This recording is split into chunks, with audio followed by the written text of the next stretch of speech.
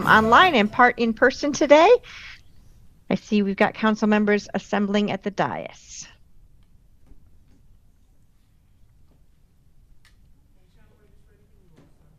Mayor, you may need to unmute. We can't hear you if you're speaking.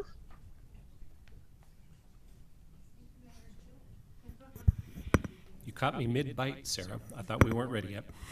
Okay, thank you. All right, are we ready to get going? Channel 8's good? And are we recording? Give me one moment. We'll hit record. We are recording. Great. All right, everyone. Well, good evening and welcome to the September 15th, 2022 meeting of the Boulder City Council. We're going to get started. Aaron, I'm sorry to interrupt. Your mic is very faint. Can you please speak into it? Yes, I can. Much better. Thank you. So, welcome to the September 15th, 2022 meeting of the Boulder City Council. We're going to get started with a couple of announcements. So if we can here we go. So COVID-19 vaccinations. For information and provider locations for free COVID-19 testing, go to boco.org/COVID testing. And the Boulder site is at 2445 Stasio Drive. It's open 7 days a week from 8 a.m. to 6 p.m. And for vaccine information and provider locations, go to boco.org/COVID vaccine. Our next announcement is return to council chambers. As you can see, council is in chambers for this meeting, and no public participation in chambers is scheduled for this meeting, but it will resume at the October 6th regular meeting. Council and staff wanted to ensure we had all the pieces in place to hold hybrid meetings before inviting the public back to chambers. With the public being invited back for the October 6th meeting, we want to remind you that we will be offering the public the opportunity to participate both virtually and in person. And you'll be asked to indicate on the open comment and public hearing forms if you'll be speaking virtually or in person. In-person speakers will speak first, and virtual speakers will follow. All speakers will be listed in the order in which they signed up, and all speakers will have the option to change their location preference if needed by contacting the City Clerk's office at cityclerksoffice@bouldercolorado.gov. Right. And with that, I will go ahead and call the meeting to order and ask for a roll call. Thank you, sir, and good evening, everyone. Councilmember Benjamin. Present. Mayor Brockett. Present. Councilmember Folkers. Present. Mayor Pro Tem Friend. Here. Councilmember Joseph is absent. Councilmember Spear. Present. Wallach. Here. Weiner. Present. And Yates. Here. Mayor, we have our quorum. Very good. All right, so we're going to start. I'm going to ask for a motion to amend the agenda. We just are looking to reorder item 8A and 8B so that 8A will now become the 2022 County and Boulder Valley School District ballot measures, and 8B will become the response to open comment on psilocybin. Second. We have a motion and a second. All in favor? Raise your hand. All right, that's unanimous. The agenda has been duly amended. All right, let's move to declarations. Elisha, do you want to walk us through this? Yes, sir. Our declarations fall under item 1 on tonight's agenda, the call to order. 1A is the Hispanic Heritage Month Declaration to be presented by Mayor Brockett. Thanks so much. It's a great honor to be presenting this declaration. I will be reading it in English and in Spanish, so get ready to hear. We're going to start with English and then do the Spanish version. So National Hispanic Heritage Month is recognized from September 15th to October 15th, and it is a time to honor the invaluable ways Hispanic and Latinx Americans have shaped our community, celebrate their diverse cultures, and work toward a stronger, more inclusive, and more prosperous society for all. The Hispanic Heritage Observance began in 1968 as Hispanic Heritage Week under President Lyndon Johnson, recognizing that 5 Central American countries, Costa Rica, El Salvador, Guatemala, Honduras, and Nicaragua, celebrate their respective Independence Days on September 15th, while Mexico celebrates it on September 16th. In 1988, the week was expanded by President Ronald Reagan to cover a 30-day period to celebrate the contributions of Hispanic and Latin people to the United States and those American citizens whose ancestors came from Spain, Mexico, the Caribbean, Central America, and South America. The 2022 observance theme is Unidos, Inclusivity for a Stronger Nation, which encourages us to ensure that all voices are represented and welcomed to help build stronger communities and a stronger nation. Hispanic and Latin people have enhanced and influenced our city's character through contributions of their talents, cultures, values, ideas, labor, as well as new and old traditions that reflect the multi-ethnic and multicultural customs of their communities, while adding their own distinct and dynamic perspectives to the story of Boulder. We recognize Hispanic and Latin community members in leadership positions throughout a myriad of organizations, including in science, education, nonprofit, business, and government. So we, the City Council of the City of Boulder, Colorado, declare September 15th through October 15th as Hispanic Heritage Month, and invite the community to share and participate in the celebration of this month and consider the great impacts that Hispanic and Latin people have had on our lives and the community at large. Okay, otra vez en español. El mes nacional de la herencia hispana se conmemora del 15 de septiembre al 15 de octubre y es un momento para rendir homenaje a la comunidad latina e hispana que ha contribuido a nuestro país. También a celebrar la diversidad de culturas y trabajar a favor de una sociedad más fuerte, inclusiva y próspera para todos. La celebración de la herencia hispana comenzó en 1968 bajo el mandato del presidente Lyndon Johnson, como Semana de la Herencia Hispana, debido a que 5 países centroamericanos, Costa Rica, El Salvador, Guatemala, Honduras y Nicaragua, festejan sus respectivos días de la independencia el 15 de septiembre, mientras que México lo hace el 16 de septiembre. En 1988, el presidente Ronald Reagan amplió la celebración de una semana a un mes, para poder así celebrar las contribuciones de la comunidad hispana y latina, y también celebrar a connacionales cuyos ancestros llegaron de España, México, el Caribe, Centroamérica o América del Sur. El tema de la celebración para este año es Unidos, inclusividad para una nación más fuerte, tema que nos anima a asegurar que todas las voces estén representadas y sean bienvenidas y así poder desarrollar comunidades más fuertes y también una nación más fuerte. Las personas hispanas y latinas han enriquecido y contribuido al carácter de nuestra ciudad por medio de su talento, cultura, valores, ideas y trabajo.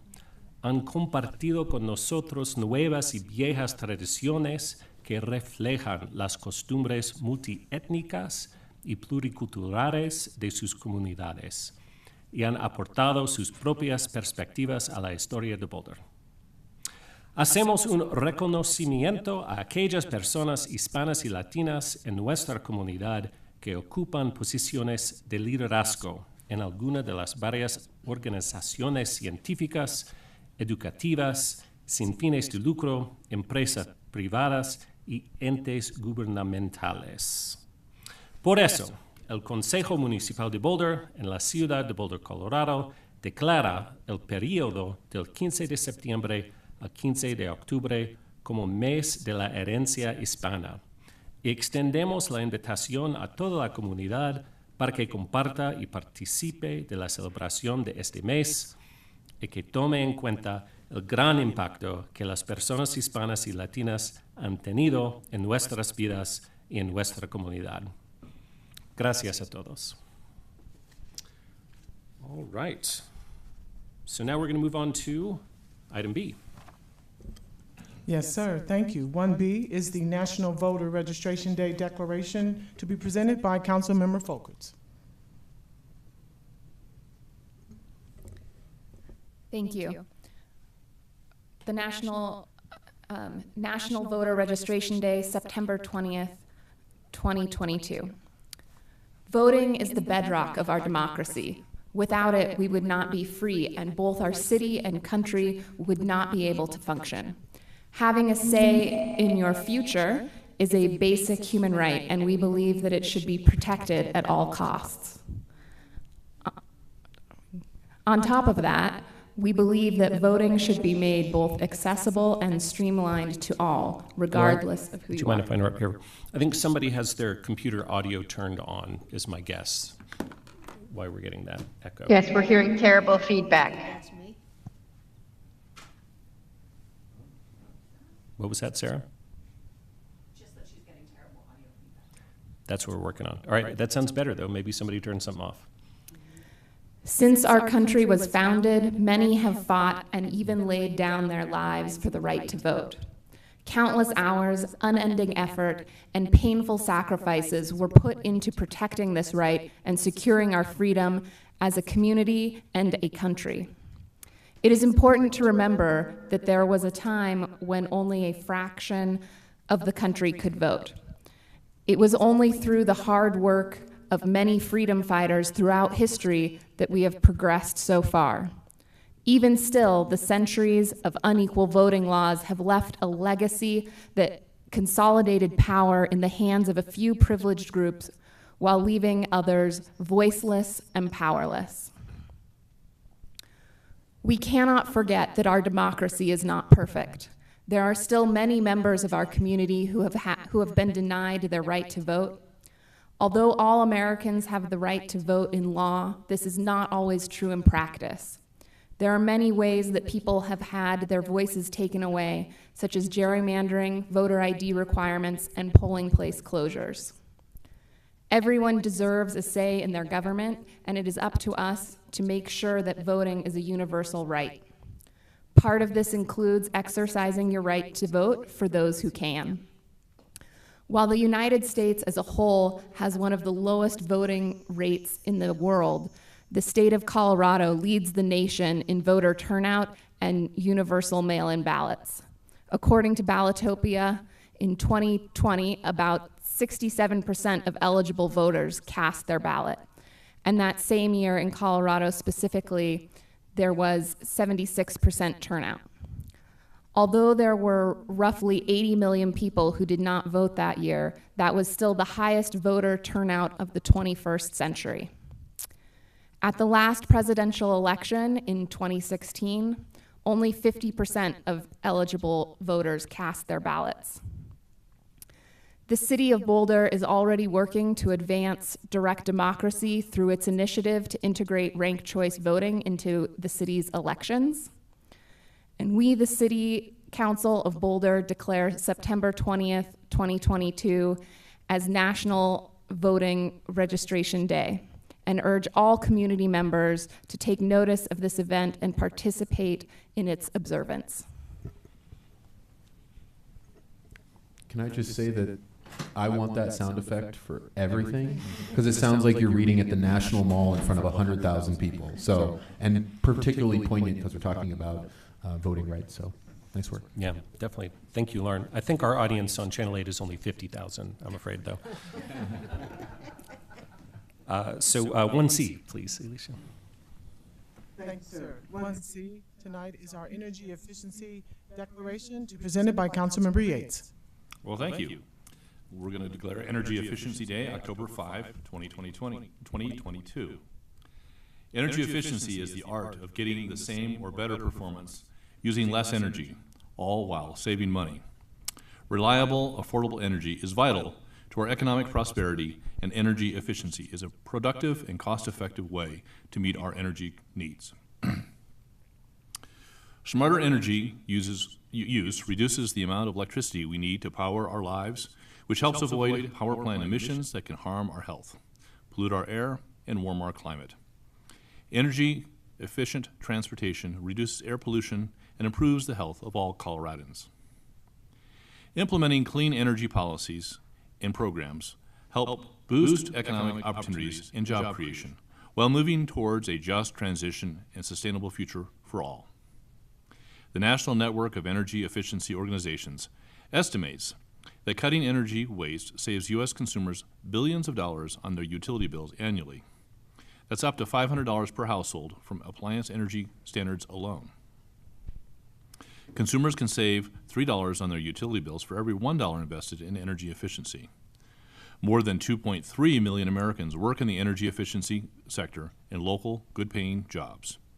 Increasing efficiency will create more of these jobs, including more than 32,000 jobs in Colorado alone. The City of Boulder has declared a climate emergency, and we are committed to acting quickly in a way that is broad-reaching, replicable, and inclusive, and that is framed around equity and resilience. The city is a leader in climate action, adopting clean energy and energy-efficient programs, and we have pledged to reduce greenhouse gases. Boulder residents and businesses can continue to contribute to energy efficiency efforts by participating in the community's climate action efforts, learning more about energy efficiency, and practicing smarter energy use in their daily lives. Our nationwide network of energy efficiency groups and partners has designated October 5, 2022 as the National Annual Energy Efficiency Day. So therefore, we, the City Council of the City of Boulder, Colorado, declare October 5, 2022 as Energy Efficiency Day, and we urge citizens to join us in supporting and implementing our clean energy goals now and in the future. Thanks for that, Bob. All right, now we're going to move into open comment, and I think Sarah's going to talk through our guidelines prior to that beginning. Thank you, Mayor and members of council. This is Sarah Huntley. I'm the Director of Communication and Engagement for the city. And we do have some members of the public who've signed up for open comment tonight. And so I'm going to just run through some quick guidelines. Emily, if you don't mind showing the slides, that would be very helpful. Okay, so the City of Boulder has engaged with community members to co-create a vision for productive, meaningful, and inclusive civic conversations. The vision is intended to support physical and emotional safety for all community members who are participating today, staff and council, as well as recognizing the value of hearing from people of all ages, identities, lived experiences, and political perspectives. More detail about this vision is available on our website on the link that you see on the screen. Next slide, please.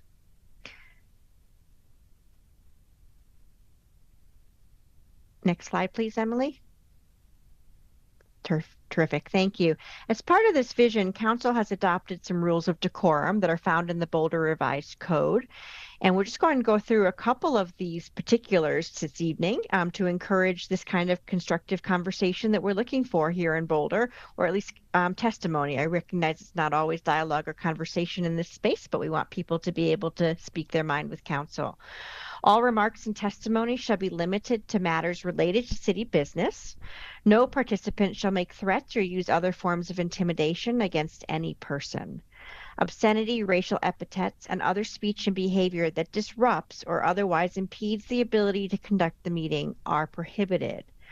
We have asked participants to sign up to speak using the name they are commonly known by, and we ask that you display your whole name before being allowed to speak online. This evening, we're able to support audio-only testimony, so when it comes time for your turn, the mayor will read your name, and I will toggle on a switch that allows you to unmute yourself and speak to council. Next slide, please.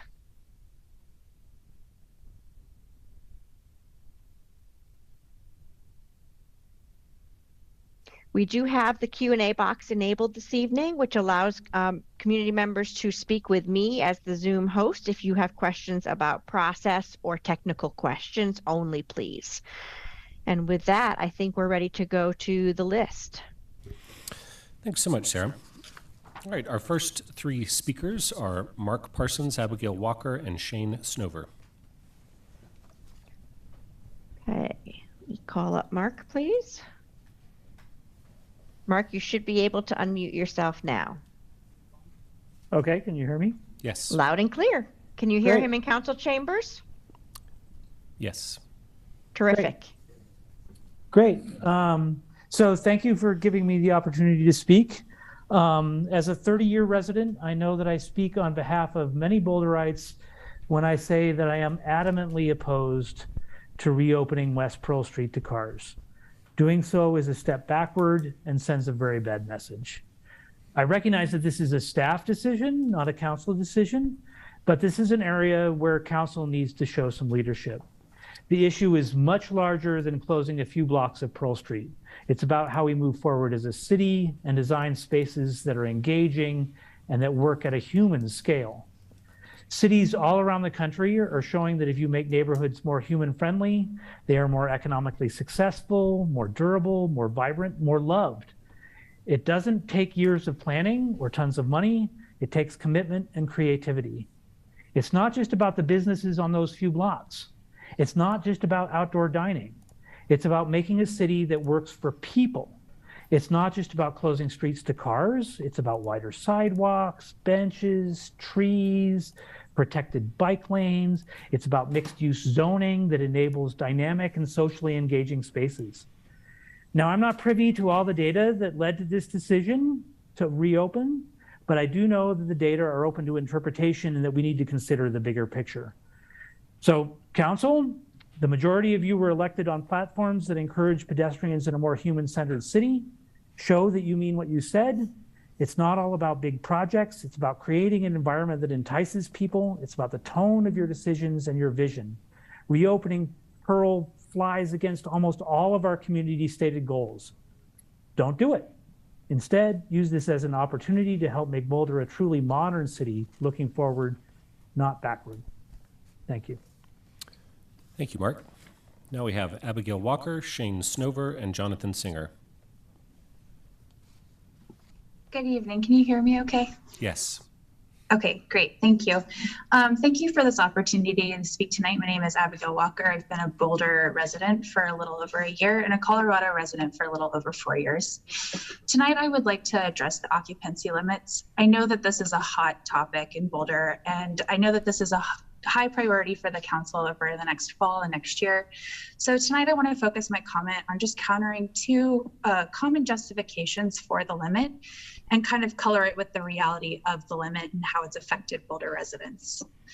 The first justification is preserving low density. And I really think that this is essentially a myth. Boulder is not a low density city anymore. And also this ordinance is often defied. In fact, it's defied quite a bit. And the enforcement measures that we see, the reports that we see on the website are a severe undercount of how often it actually occurs. The other justification is often protecting and preserving Boulder properties. And this is also a myth. The reality is that landlords enter tacit agreements or oral agreements with naive tenants who are just trying to stretch their last dollars, especially in this economy with inflation skyrocketing and it being harder and harder to fulfill your needs at the grocery store. They then ignore critical maintenance issues and employ cheap solutions that skate by the quiet enjoyment requirements that the city requires for livability. Tenants then have no recourse for substandard living conditions because they risk outing themselves to the authorities. As rents are skyrocketing and housing is becoming an increasingly large and pressing issue for most people that live in Colorado, I urge the City Council to consider these things as they go forward in redefining the occupancy limits in Boulder, as well as the zoning, and bring more equity and inclusion to their decision making. Thank you so much. Thank you, Abigail. Now we have Shane Snover, Jonathan Singer, and Paul Tuden.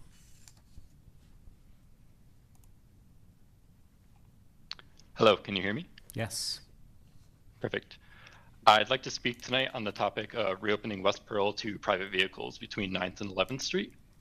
Since the environmental impact of cars downtown is known, I'd instead like to speak on the economic impact, which has been the most hotly debated piece. While I understand that the Community Vitality Department has conducted a survey of the businesses in the affected area, I'd like to note that the business owners surveyed are not data scientists. Many studies have found a positive impact on economic activity from closing streets to cars, including a recent study by Jenny Liu of Portland State University. Before implementing an additional change, it is in the interest of the city and the businesses in the area to conduct a more thorough investigation, especially given that it is at odds with the closure's popularity and Boulder's pledge to reduce emissions by 70% before 2030.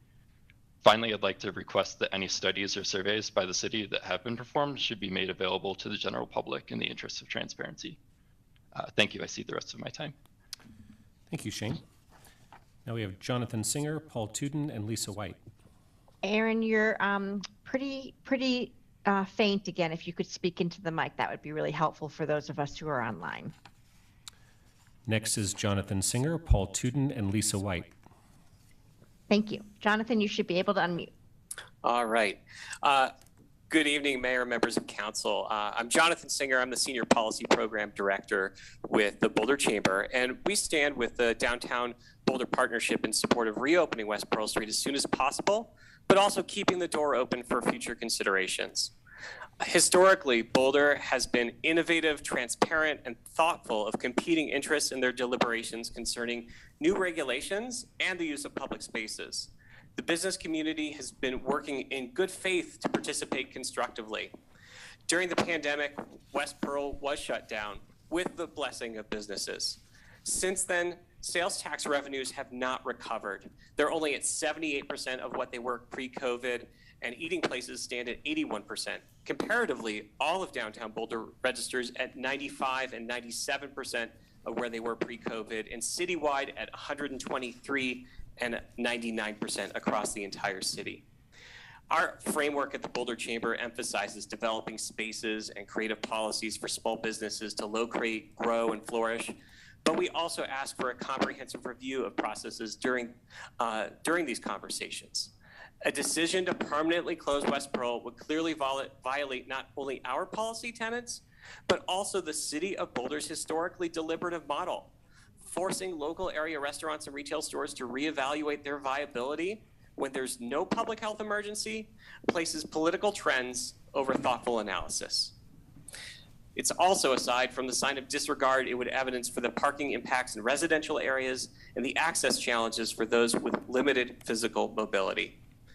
In short, now that the public health order has been lifted, let's hit the reset button, and if further exploration of options for West Pearl are desired, which I believe they are, let's commence that traditionally deliberative analysis and process. Thank you for your consideration and your time. Thank you, Jonathan. Now we have Paul Tudin, Lisa White, and Eric Budd.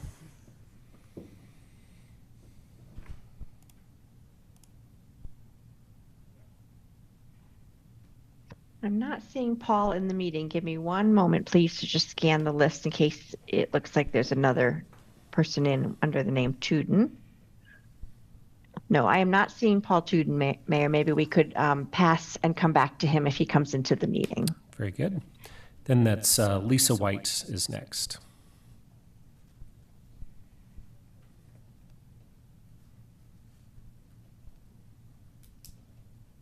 Good evening, City Council.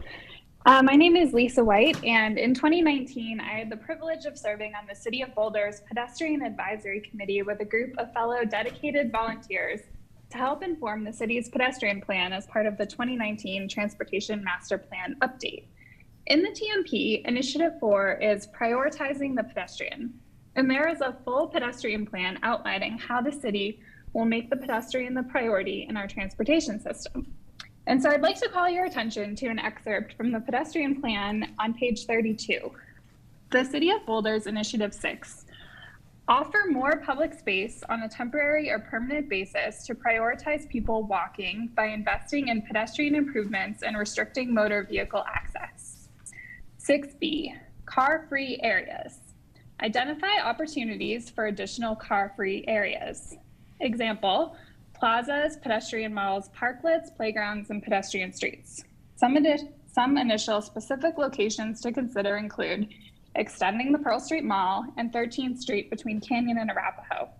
This was identified as a near-term goal to be completed in the years 2019 to 2024. So since we are already 3/5 of the way through the near-term priority timeframe of implementing car-free spaces, I hope that the city does not undo the positive momentum that it has so far by returning these 2 small blocks to motor vehicle traffic. We have so much public space in our city dedicated only to motor vehicles. But as your inboxes show, there's a lot of enthusiasm for public space dedicated to people. Instead of going backwards on West Pearl, I hope the city instead looks to improve the new car-free space on West Pearl and to determine how to repurpose more public space throughout downtown and the rest of the city to instead be dedicated to other modes such as pedestrians, people on bikes, and buses. Thank you very much. Thank you, Lisa. Now we have Eric Budd, Ryan Welsh, and Lila Hickey.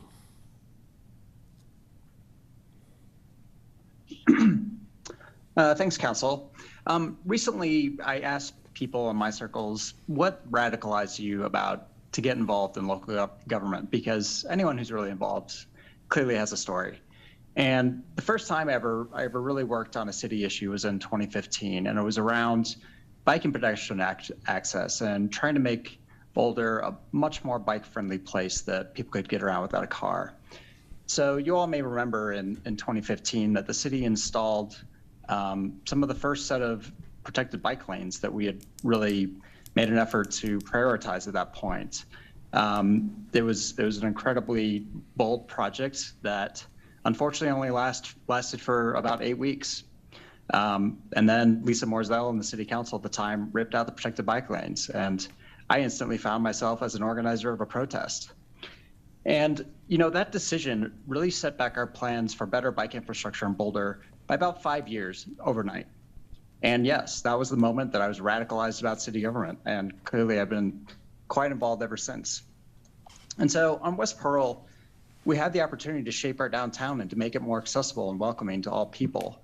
Keeping West Pearl free of cars is an issue that almost everyone in Boulder wants to see happen. Doesn't matter what social platform you go on or where people talk about it, unless you're part of the Boulder Chamber or the downtown businesses, you're definitely in favor. And I think we could bring them around too. So unless you all take action, it will not happen. Staff is going to move forward with just reopening and going back to the status quo. But in Boulder, we fight so hard, so often to maintain the status quo. And this is one case, one of many during this election that we are having, where we have to say that the status quo isn't good enough. We have to have the vision to do better, and that's exactly what we need to do in West Pearl. Thank you. Thank you, Eric. Now we have Ryan Welsh, Lila Hickey, and Dane Casterson.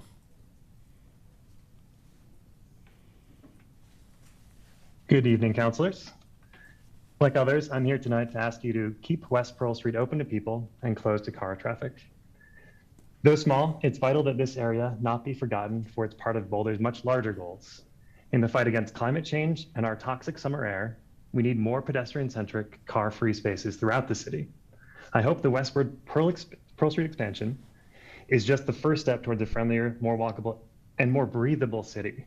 We're lucky that this change to address the pandemic also helps us address the climate crisis. Though it may be hard to commit to change in the moment, we know that these types of changes are desperately needed. From my own experience during the pandemic, I saw West Pearl become a new and interesting place where I could bike downtown and be almost guaranteed to bump into someone I know. Prior to the pandemic, this was simply a much less inviting area. When I was severely injured and couldn't walk, bike, or even drive for half a year, I still headed down to the walking mall, but the west side was too fraught for someone with a limp and a cane. Risking a fall in the tight crowds and the car-choked sidewalks was intimidating, to say the least. I appreciate that the new space for people seems to be not only well-loved as a third place, but also more accessible than in the years before COVID. Like Lisa, I'm excited for our daughter, who can't crawl yet, to have the opportunity to grow up surrounded by even more of these car-free community spaces. I would love to see Boulder with a pedestrianized core, where she can walk, explore, wander, and dance without fear of cars. I hope that West Pearl is just the start, and I hope this is something we can keep permanent into the future. To circle back to one of our other commenters tonight, I will agree with Jonathan Singer that Boulder has historically been slow and deliberative about its process with these sorts of changes. Let's not continue to make the same mistakes of the past by killing good things with process. Thank you for your time tonight. Thank you, Ryan. Now we have Lila Hickey, Dane Casterson, and Patrick Murphy.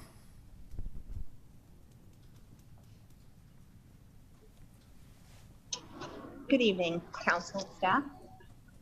Last year, I stumbled across a TED Talk in which Jason Roberts, founder of A Better Block, talks about making people-centered streets and spaces.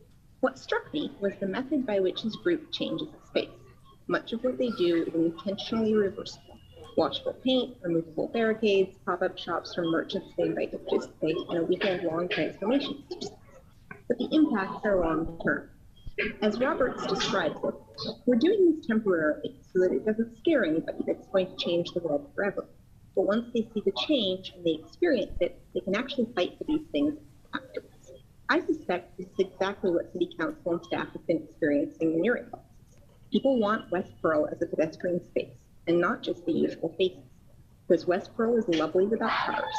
People have seen what is possible, and they want to participate in making it better. What they don't want is for staff to tear down the street with no line of sight for its next iteration, no clarity about its future, and no clarity on how residents can participate in that future. I know, too, that there have been emails asking council to support reopening the street for cars. Intensely polarized opinions are good. No one ever cares what their government's doing. The government probably isn't doing much. But I encourage council to ask whether the two opinions truly warrant equal weight in the consideration process. While one may think staff's list of reasons to reopen West Pearl cars lends support the pro-car perspective, TAB's excellent memo to council on the 14th calls many of these conclusions into question. And are we seeing complaints from residents who cannot frequent the dining they like? Or are we simply hearing from some business owners? Businesses are important, but only insofar as there is residential demand for their services. Let's keep West Pearl open to people while staff works on a proposal for enhancements. It's a clear case where a good solution is preferable to thinking about a perfect one. Thank you, Lila. Now we have Dane Casterson, Patrick Murphy, and Ramsey Abuita.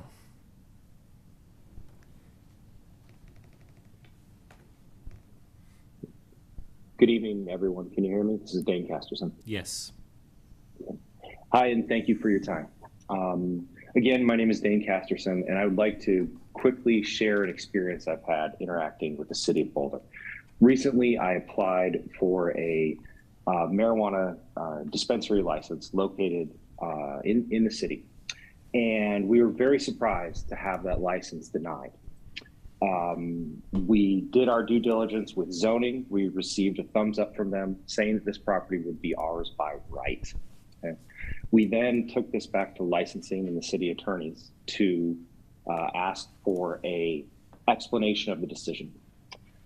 The response was not straightforward. It was contradictory in upon itself, and left us with more questions here. We then went to appeal this process, or went to appeal the decision rather, and found that there is no way to appeal.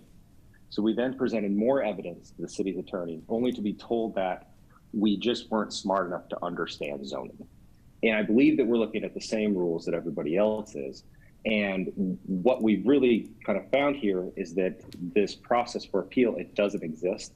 And sending emails to the city attorney has proven to be a fruitless effort. And so what we're doing here is looking for help from council to address this and have a conversation around this. And all that we're asking as a marijuana business is that the same rules that apply to all their businesses be applied to us, because this rings with a very familiar air of discrimination that we constantly face in this industry. I'm a longtime Boulder resident. I've been here for 15 years. And I'm very proud of my city, but I'm not proud of the way that I've been treated here. Thank you very much for your time. Thank you, Dane. Now we have Patrick Murphy, Ramsey Abuita, and Evan Ravitz.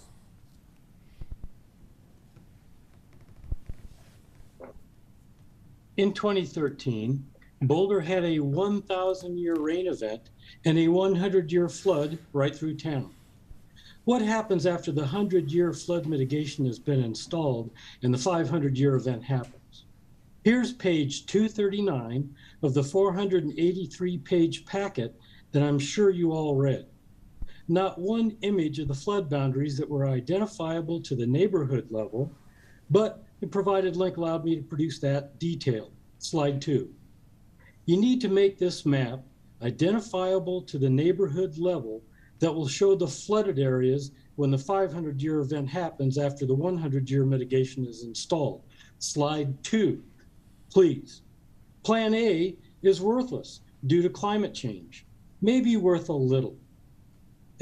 I'll just wait till you get slide 2. Is that all right? And you can give me time at the end. This is not right. Okay. We'll pretend like slide 2 is up. It may help for the more frequent smaller floods, but over time, it'll need to be redone as Plan A fails frequently due to climate change. Slide 3. Climate change is the cause of this, but Boulder's climate action is more focused on growing a bureaucracy with little cost-benefit analysis, lots of platitudes and collaboration hot air with no real audit of carbon reduction. What is our cost per ton of carbon reduction? 50% of our tax is for employees' paychecks, and that's not actual quantifiable carbon reduction. It just sounds and feels good. There's a logical sequence to Boulder climate action, and it's not increasing electric use with EVs and heat pumps, since the current transmission and generation systems are not yet adapted. Boulder needs to reduce use first and subscribe to renewables. Solar incentives, wind incentives, RECs, and energy use reduction should be our only focus now. The planet burns, floods, and dies, while Boulder fiddles with climate change. Thanks, Patrick. Gave you a few extra seconds there because the slide issues. Now we have Ramsey Abuita, Evan Ravitz, and Dan Williams.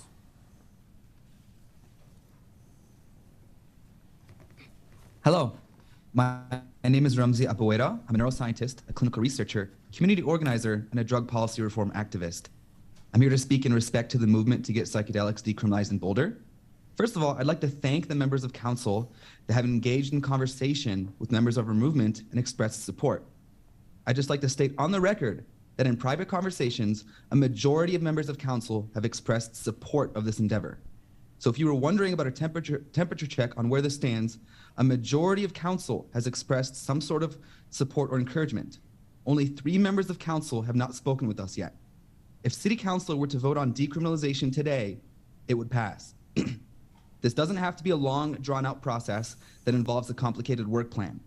15 cities across the US have passed some sort of psychedelic decriminalization, with 12 of them being done through a city council vote.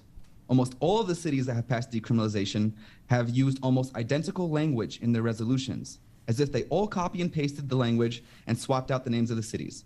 It's really that simple. The notion that Boulder has to reinvent the wheel on this and drag its feet with some complex work plan is not cogent.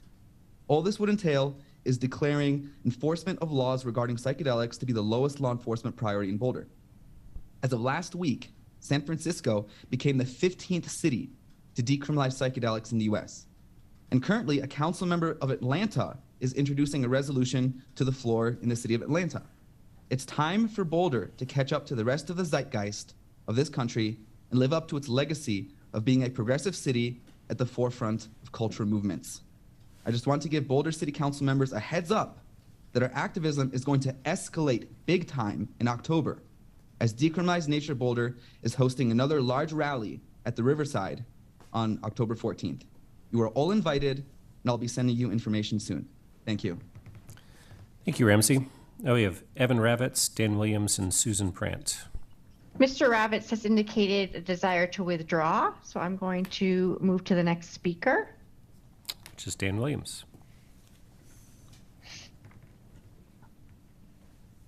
West Pearl has been closed for only 2 years, but tonight's decision on its fate has been half a decade in the making.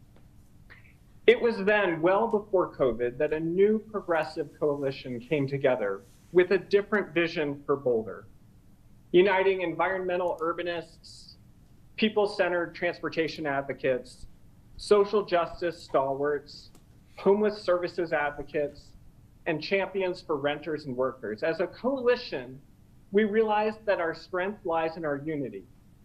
And this year, for the first time in decades, I'm delighted to see a progressive majority council on the dais, thanks to that very coalition. Tonight, you're being asked to stand in solidarity with the environmentalists and the transportation advocacy wings of the coalition. And they've been unanimous in telling us it's critical not to cede one day of the year, much less a month or a season, back to cars. On the other side of the argument are the corporate owners of fancy restaurant groups and the city's own parking department, which has opposed closing West Pearl for the last 2 years. And now some are saying that the state's Public Mall Act requires compensation for businesses if it were closed, but that's not true.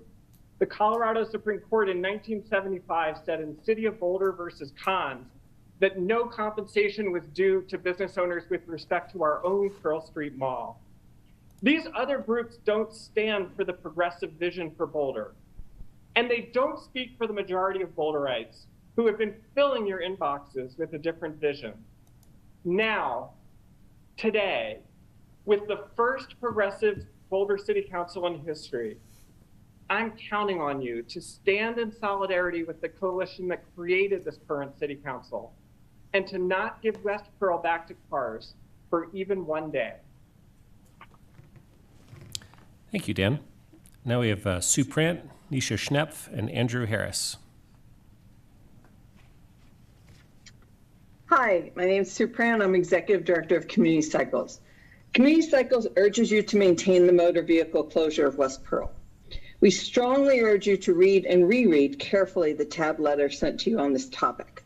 TAB lays out a clear, concise, and fact-based argument as to why the closure should be maintained and why the data provided by Community Vitality does not support the staff recommendation to reopen West Pearl to private automobiles.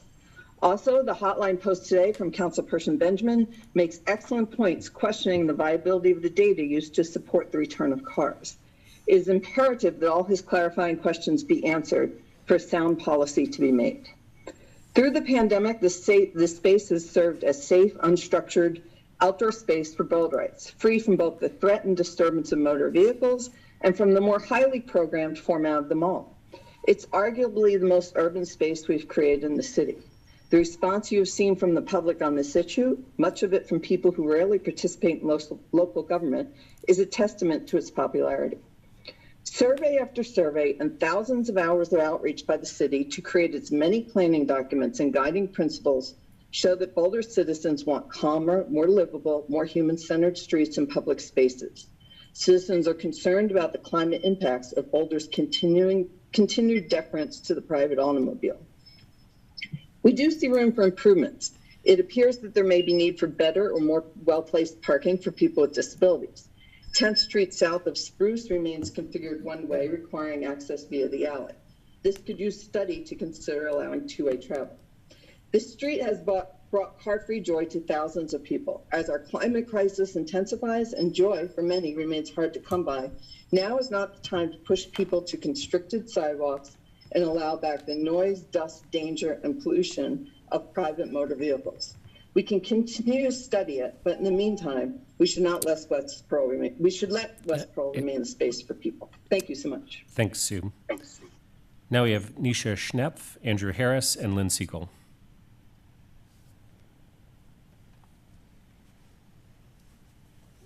Hi, can you guys hear me fine? Yes. Great. So I'm Nisha Schneck. I'm a scientist who works at CU Boulder, and I'm speaking today about West Pearl. Having the street close to traffic has been fantastic, and I urge City Council to put the brakes on reopening it to cars. It is unclear whether businesses on the street really prefer having cars return or having continued vehicle closure, but it seems like most people would prefer to have the street stay close to vehicles and open to people. I think the city should investigate this before reopening the street. After all, once the street is reopened for cars, it'll be a lot harder to close it again. Having West Pearl stay close to cars matters a lot to me. Owning a car is pretty expensive, and for a variety of reasons, it's been 2 years since I last owned a car. When I need to drive, I use the Colorado car share. Otherwise, I rely on my bicycle to get around town. When streets are closed to cars, it feels like public space isn't just being given to alternate modes of transportation, but that it's also being given back to all the people. Years ago, I remember reading a New York Times article where the journalist pointed out that cities' downtown spaces are disproportionately for the use of wealthier people. People who own a car get to use most of the city's roads, and they get to use most of the street side space on downtown streets. But when a street is closed to cars and given to pedestrians or cyclists, it becomes a space that everyone can use to walk, bike, or just sit with friends over a drink of coffee or a plate of noodles. I am asking the city to slow down its decision-making for West Pearl Street. Let's please collect more input from the local businesses and from Boulder residents, and while we do this, let's please keep the street pedestrian only. Let's think about what type of city we would like Boulder to become rather than what the status quo was that we're used to. Thank you so much. Thank you, Nisha. Now we have Andrew Harris, Lynn Siegel, and Brittany Beecher. Hi, thank you for your time. I, like many commentators, am speaking to urge the City Council to keep West Pearl closed to cars, a move which will help us meet both our climate and urban planning goals. At the beginning of the pandemic, I was ecstatic to see our normally sclerotic local government move quickly to wrest public space from the wheels of motorists and deliver it to the general public, free from air pollution, inattentive drivers, and the omnipresent noise that accompanies car traffic. As you can see in here, these closures have been enormously popular. Chamber of Commerce lobbyists be damned. I call on City Council to show leadership and not only keep West Pearl closed to cars, but also to take a more aggressive posture in building out pedestrian infrastructure and spaces in other parts of our city as well. I know that you can do it because you've shown me that you can. I think now it's time to take the leadership and execute. Thank you for your time. Thank you, Andrew. Now we have Lynn Siegel, Brittany Beecher, and Adrian Franco.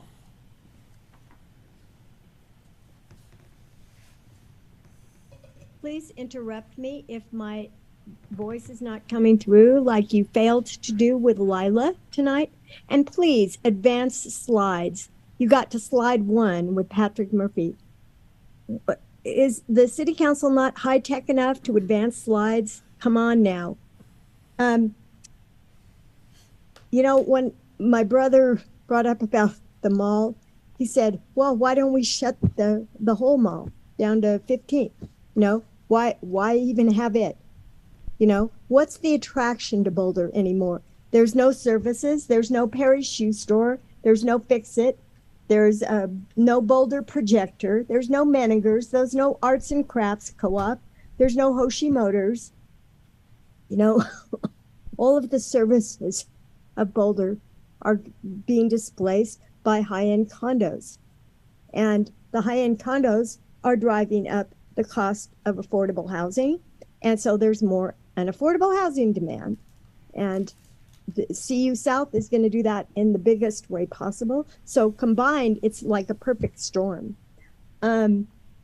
What we need to, if you want to get people into town, decades ago, we should have had a parking lot out of town. You know what parking spaces are in Boulder? $200,000 a slot. Shuttle them in on the electric vans with trailers to carry all their stuff for them. It's a lot cheaper.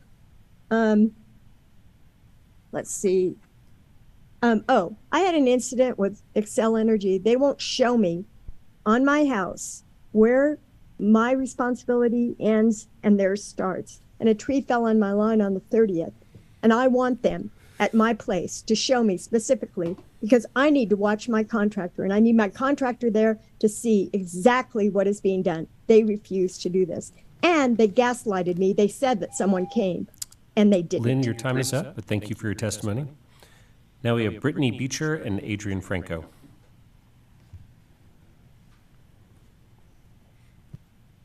Hello, can you hear me? Yes. Yes.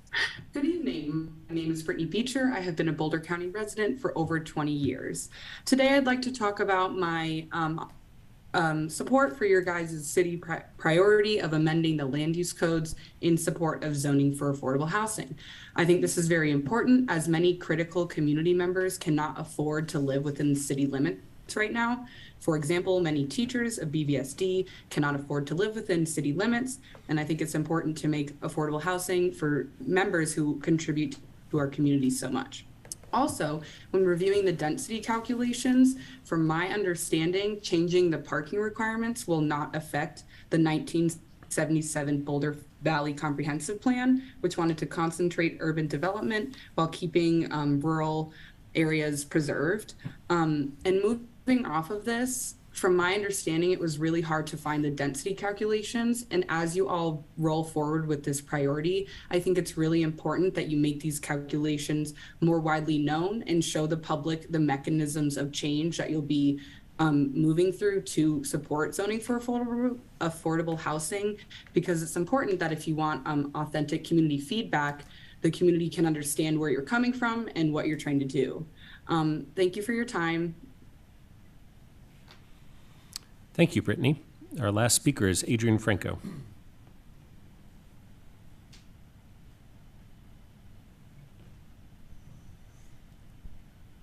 I'm not seeing Adrian Franco listed, and I'm also not seeing Paul Tuden back in the meeting. All right. Well, then I guess with that, we'll bring open comment to a close. Thanks, everyone, for speaking to us tonight. And I'll turn to staff to see if there are any staff responses. Mr. Mayor, I apologize, but you're very faint again. I'll get right up here and lick the microphone. Thank you. I'll say that the updates to the chamber cannot come too soon from what I see. I just wanted to thank everyone. I know that we're going to have a robust discussion on West Pearl and just appreciate everyone's input into what has been a really hard topic, a difficult conversation, but we will be talking about that later on in the meeting. Teresa? Thank you, Mayor. I wanted to address Mr. Casterson's comments about the marijuana business licensing and provide a little bit of context. But first, I want to say I deeply regret that Mr. Casterson had a negative experience with the city attorney's office, and I look forward to speaking with him and remedying that.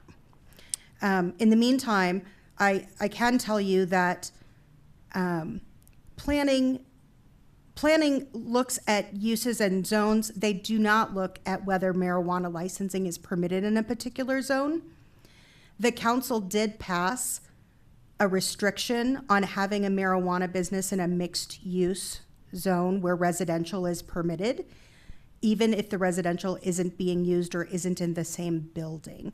So that was adopted somewhere between 2014 and 2016.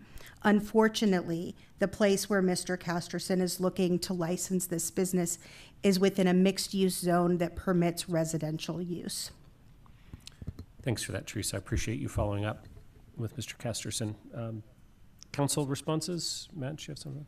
Yes, I just wanted to get maybe a response from staff, and I think we have the answer, but just wanted to clarify with Abigail Walker talking about occupancy and a lot of other folks in our community interested in occupancy limits. Just to clarify, or just so that they know, we're going to be talking about this in some great detail, I believe, at an October 13th study session. Is that correct? So in a month, we'll have a robust discussion on occupancy and other aspects. Is that correct? I invite Director Mueller to come up and speak to it, but I believe that we are going to be talking about it in general terms, but I believe that there's more conversation to be had about the timing of that conversation. Yes, Brad Mueller. Brad Mueller with Planning and Development Services. So we had initially scheduled that. We've actually moved that to a November discussion to talk about overall work priorities with council.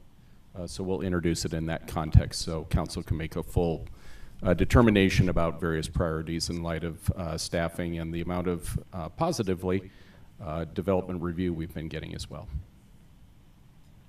Thanks for that. Right. Can somebody just summarize what Mr. Mueller said? We could not hear the podium mic at all on the Zoom feed. So what I heard from Brad was that they will be coming to us at a meeting in November to talk about occupancy and other code priorities. Thank you. We appreciate it. And if somebody could check the podium mic, because we'll probably need other people to speak at it later tonight as well. Thank you. Anything else? Seeing none, then, Elisha, if we could move to the consent agenda, please. All right, thank you, sir. Over here multitasking. Our consent agenda on tonight's agenda is item number 3, and it contains items A through E. All right, any questions or comments on the consent agenda? Aaron, I'll move the consent agenda. Second. Great, thanks. We have a motion and a second. If I don't see any further comments, then Elisha, I believe this is a roll call. Thank you, sir. We'll start this roll call with Councilmember Benjamin. Yes. Mayor Brockett. Yes. Councilmember Folkerts. Yes. Mayor Pro Tem Friend. Yes. Councilmember Spear. Yes.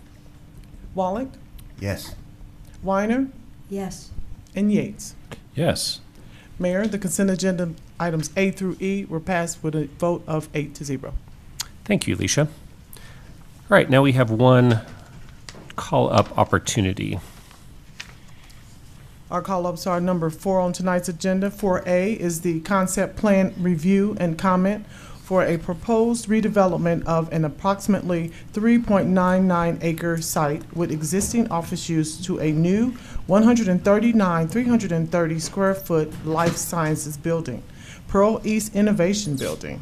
The property is located in the Pearl East Business Park at 4845 and 4875 Pearl East Circle. Site improvements are proposed for the entire campus, referenced under case number LUR 2022-00010. Thank you. And I believe we have a short presentation on this item.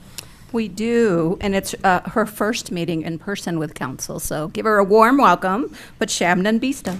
Shamnon, welcome. Thank you. I assume this is clear. Okay. Coming through good for me.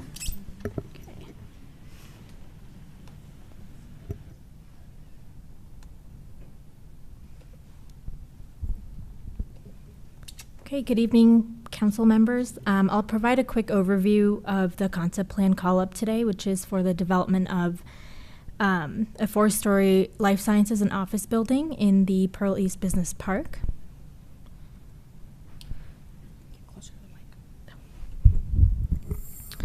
The purpose is to determine the purpose of a concept plan is to determine the general development plan for a particular site and help identify key issues in advance. City Council has the authority to refer concept plan review proposals to Design Advisory Board and the Transportation Advisory Board as well. This particular concept plan was brought to Planning Board at a public hearing on August 23rd, and staff had identified a couple of key issues for the board's discussion, which I will be summarizing towards the end of the presentation. The project site is located in East Boulder. It's east of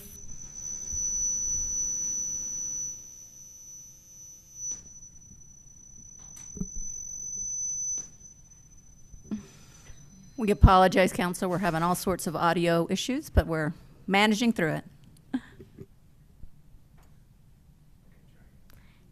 It's located, oh, I think it's off. Okay. It's located east of Foothills Parkway and south of Pearl Parkway. The site is designated as light industrial on the Boulder Valley Comprehensive Plan, with uses concentrated primarily in industrial parks. The uses consist of light manufacturing, assembly, and research and development. The project site is zoned industrial general. This is consistent with the Boulder Valley Comprehensive Land Use Designation, since the IG zoning is also intended for light industrial uses and manufacturing operations. As mentioned earlier, the project is located within the Pearl East Business Park planned unit development. The PUD approval from 1989 allows shared parking and open space, as well as lot area throughout the site. This particular proposal impacts lots 4 and 5. I'll go through the proposed project briefly. The building will be located on the surface parking between 4845 and 4875 Pearl East Circle. The plan proposes a cohesive building design with brick and glass building materials. The north elevation that you see there is located along the Pearl Parkway right-of-way. The applicant is requesting a height modification. The allowed height in the IG zone district is 40 feet and 3 stories. The proposed height of the building is at 55 feet and it's 4 stories without including the rooftop mechanical, which is about 16 feet. The applicant is subject to community benefit requirements, and they intend to pay in the form of capital impact fees towards affordable housing. In terms of the stats of the projects, the building is proposed to be 139,330 square feet. There's 143 parking spaces provided in the below grade parking. That's 2 levels. There is a rooftop patio amenity, and the building's also located in the 100-year floodplain. Moving on to the planning board discussion. The board had discussions around the key issues in the proposal in general. In terms of the height modification, the board agreed that better justification for the height is required at this time. Based on the proposal, the board had concerns that the principal use would be professional offices rather than the life sciences and lab. The applicant should provide more information and a better understanding of how the tenant spaces will be used and who the tenants might be occupying the space. There was also some discussion around the concept of life science uses, which we're seeing more of in Boulder, and planning board wanted just a general understanding of what the impacts of life science uses might be. Maybe try speaking up a little too. Okay. Sorry. No problem. In terms of the design advisory board, planning board decided 5-2 to not refer the project to DAB. At the some of the board members felt that this was still at a pretty concept level plan and wasn't completely fleshed out. Comments were related more so to the performance of the building, the uses of the building rather than the aesthetics.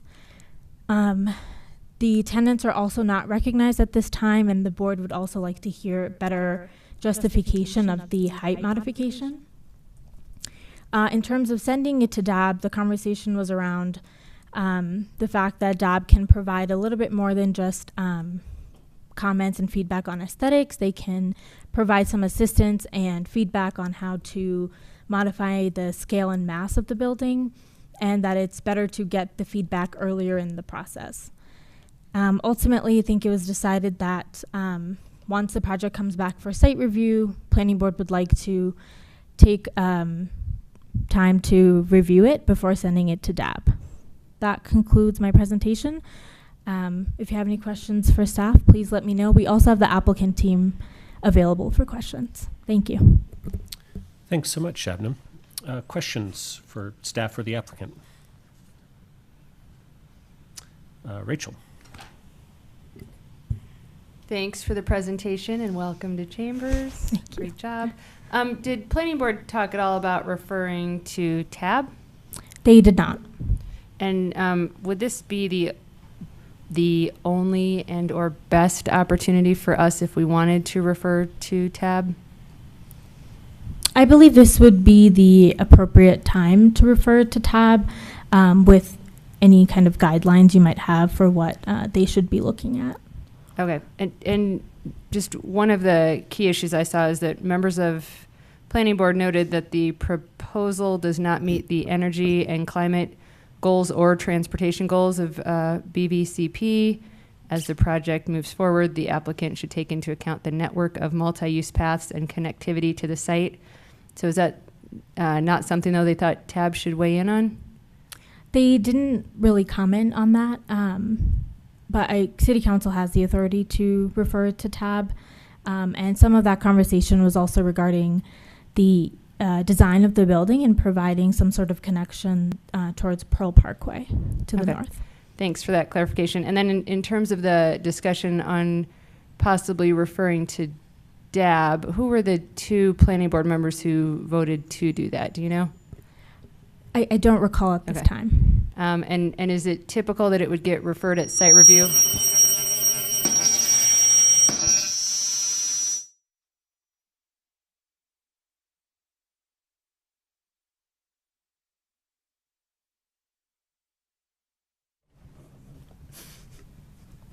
I'm afraid.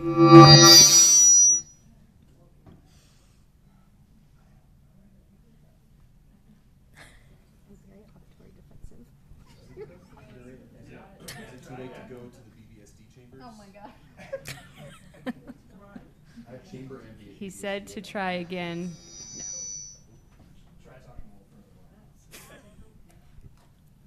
I'm going to sit back and see if Sarah Huntley likes me okay from back here online. What if I like yell? Should I use Aaron's microphone? Like, what are the good options here?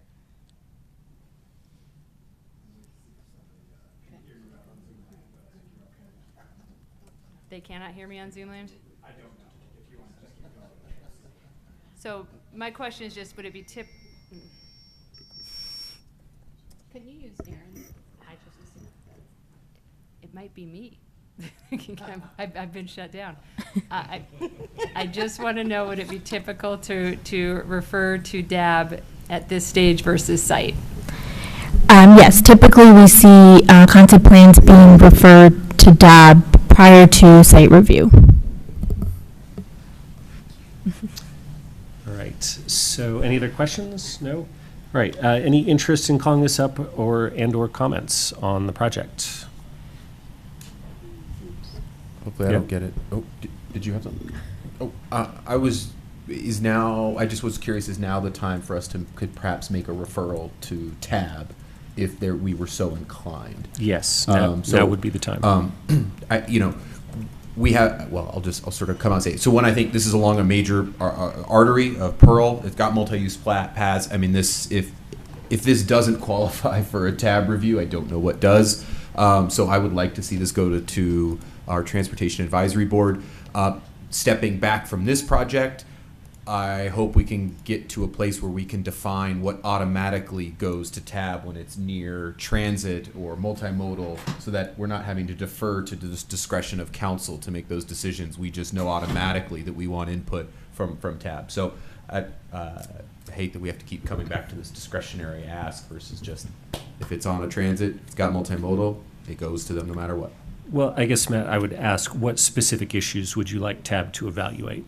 Well, quite honestly, I want to just know, does the concept of this plan meet some of our transportation goals, right? I mean, we have a transportation master plan. Does this project meet that? Clearly, it seemed from planning board's perspective that it didn't necessarily meet our transportation goals in the comp plan. Well, does it meet our regular cities, TMP? So, I mean, these are fundamental questions that I think we have a board of TAB to specifically answer. And along a main arterial like Pearl, and with a lot of multimodal in its vicinity, this is teed up quite perfectly for their input on such matters. Great. And did you have any interest in calling it up in general, or just not calling it up? I just want to send it to TAB and see what gets worked on by our other boards, and then if it comes back at site, perhaps if it makes it that far, then we get to have that discussion. But I'd like their input. Very good. Maybe we could address that specific issue. Teresa. Yes, I wanted to respond that indeed it's in the code that it is council's authority to direct something to TAB. And so certainly there's the opportunity for that to happen at planning. But it's also this council's authority to direct that work. Yes, we are allowed to do that. Yes. Mark, do you want to address this issue? Yeah, I would be supportive of the referral both to TAB and DAB. And I assume if we do not call this up, the applicant will still have to be responsive to planning board's concerns. Well, I mean, it's at their discretion, but if they don't address them, they may not get an approval, right? So I would support both the referrals and ask the applicant to be responsive to planning board as they move forward. Very good. Other thoughts? Lauren? Yes, I would also support sending this to TAB. I also want to comment in support of some of the comments planning board made. I think, bringing the height limit to 55 feet and then doing an additional 16-foot tall mechanical space on a large portion of the roof, along with what seems to be a fairly high, more parking than is even required, which typically we're seeing, 50% parking reductions on lots of projects. So between those two things, I would really encourage the applicant to look at how they can make the building more sustainable, both through the reduction of the mechanical systems to try and reduce that rooftop area that they have, and then also think more heavily about what kind of parking they're providing through this building. Great. Other thoughts? Then I'll weigh in myself here. So I am perfectly fine sending this to TAB. I would ask them to focus in on a couple specific things, and that this building would be infilling a parking lot, and so it's, I think, mostly the same transportation network that serves the site currently would serve this building. But I would ask TAB's consideration of the access to the building from Pearl Parkway, like specifically people traveling not via car, because it did seem like the frontage on Pearl was a bit monolithic and I don't believe it had a public entrance. So I thought that would be a good thing for the transportation folks to look at. And then also I believe that the applicant is talking about making some site-wide improvements, not just this building, but to the area of the entire PUD. And it did seem to me like the eastern side where there is a path connection over there, that's could use improvements to the connections over there and some better signage. So those are specific issues I'd love to get TAB's thoughts on. In terms of DAB, I also support that, although I would say I might encourage that to happen after the applicant has maybe had a chance to make some revisions, because I believe they may well make some revisions, pretty substantial ones, based on planning board comments and perhaps what we're saying. So I thought planning board's point that at the moment the design is fairly conceptual was a reasonable one, but I think having DAB weigh in before it gets to the fully baked point of site review could be helpful. So I'd encourage it to not come right away, but after the applicant had a chance to do a little bit more work. And then the one other comment I'll make while I've got the floor is I did not have any issues with the height modification request. It seemed a pretty reasonable place to me to have a four-story building. That PUD has other four-story buildings, and I don't think there are major view corridors that would be affected. And I also personally didn't have concerns about the potential uses on the site. So I'll just throw those comments out there. Any further thoughts? Or I think the referrals would need a motion. Yes, but Just one quick comment, but it can wait until after your motion. so anybody? I mean, Matt, you led the way on the first one. I wouldn't take credit for leadership. Rachel was the spawn on that one. We're not letting Rachel talk because of her microphone. Just kidding. So speak up whenever you're ready. Yeah, so from basically what I'm heard, I'll go ahead and just make the motion to refer this to both TAB and DAB. That's TAB with a T and DAB with a D for further review. Good. Teresa's one motion, okay?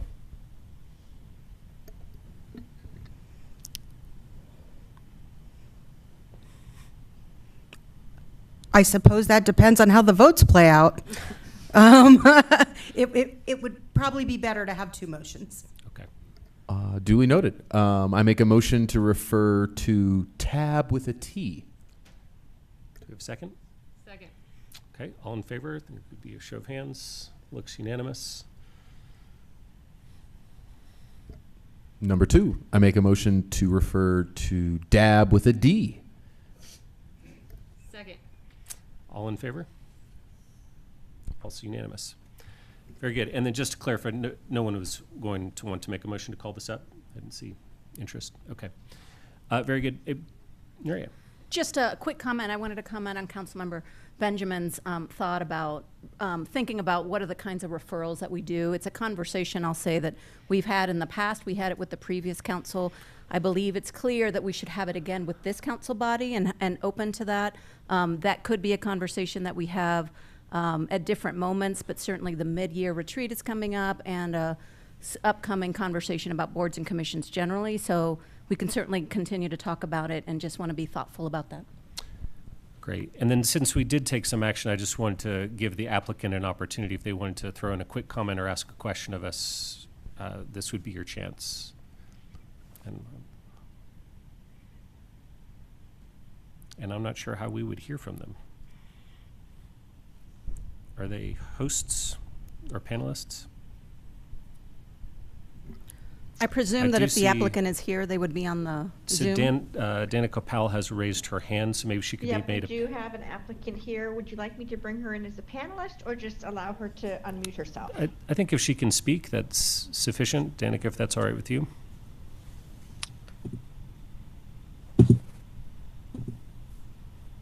Oh, sure. Sorry. No. I think we're all here. We just it's all weren't good. promoted. So, Go ahead. no, this was great feedback. Thank you so much. We don't have anything to offer, but sorry we weren't in the Zoom. But our team is here. Thank you. Very good. All right, thanks very much. I think that closes that item out. So we can move to our public hearing of the evening. Yes, sir. Our public hearings are number 5 on tonight's agenda. 5A is the consideration of a motion to approve the updated comprehensive flood and stormwater master plan. Very good. And while folks are coming up, I'll just thank Shabnam again for that first presentation here in Chambers. That was fantastic. Thanks for your help. Thank you, Mayor. And we're going to start with Joe Tadeucci at the podium. And hopefully, I believe the podium mic is working. Yeah, let's maybe start with a mic check. And can you all hear me? Sarah, can you? And online? Let us know. Very clear. Thank you. Great. All right. Well, it'll take a minute for the team to get set up here. And good evening, Mayor and members of Council. I'm Joe Tadeucci. I'm the Director of the Utilities Department. And I'd like to make a few introductory comments tonight on our comprehensive flood and stormwater master plan. But before I do that, I'd like to introduce the team that is here. Sitting at the dais, we have Joanna Bloom, who is our Deputy Director of Policy and Planning in Utilities. She's been leading this master plan effort for the last couple of years and will lead our presentation tonight. We also have Amy Murdoch. She's our project technical lead with our consulting firm Tetra Tech, and she did a lot of the authoring of the master plan document. Here with me in the audience is Brandon Coleman, who you probably recognize from a lot of our South Boulder Creek presentations, and he now oversees our flood and stormwater engineering team. And we're also very pleased to have Tricia Oath with us tonight. Tricia is the chair of the Water Resources Advisory Board, and we'll hear a few comments from her at the end of our presentation. In terms of the process for this, we were originally looking to have a water resilience study session with council, and finding a spot on the agenda for that was difficult. Normally for a master plan like this, we would do a study session first, but given the agenda difficulties, we did an information packet memo on September 1st for water resilience. And I just say that this flood master plan is really foundational to our resilience work across the city and critically important.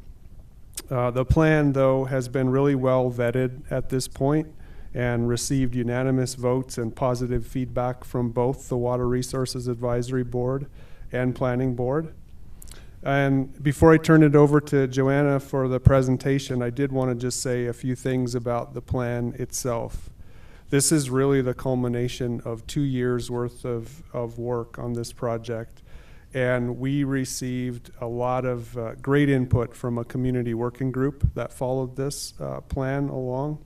It included our community connectors, who had a lot of influence on the outreach and engagement part of the plan.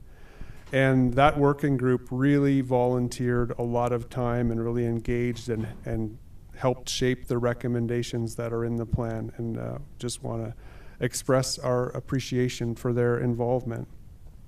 And Joanna has a really nice summary of the highlights of the plan that I don't want to duplicate.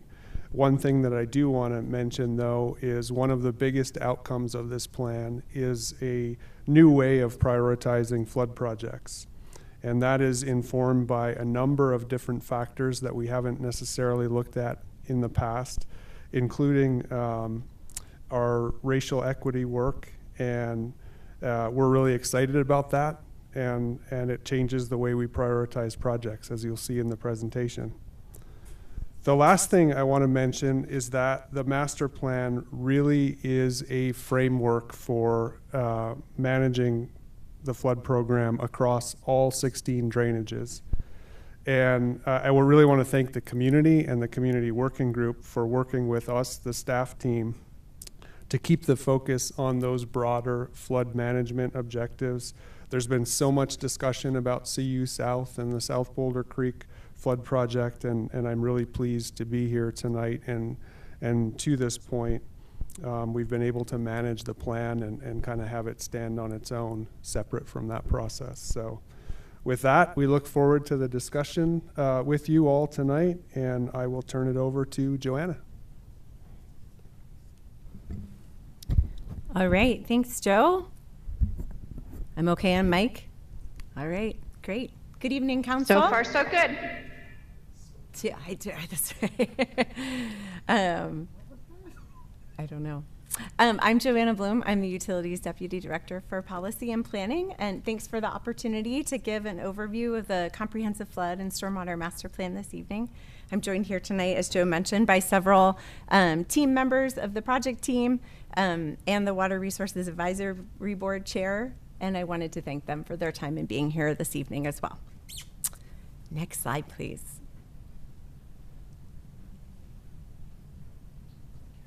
I did. It's not working.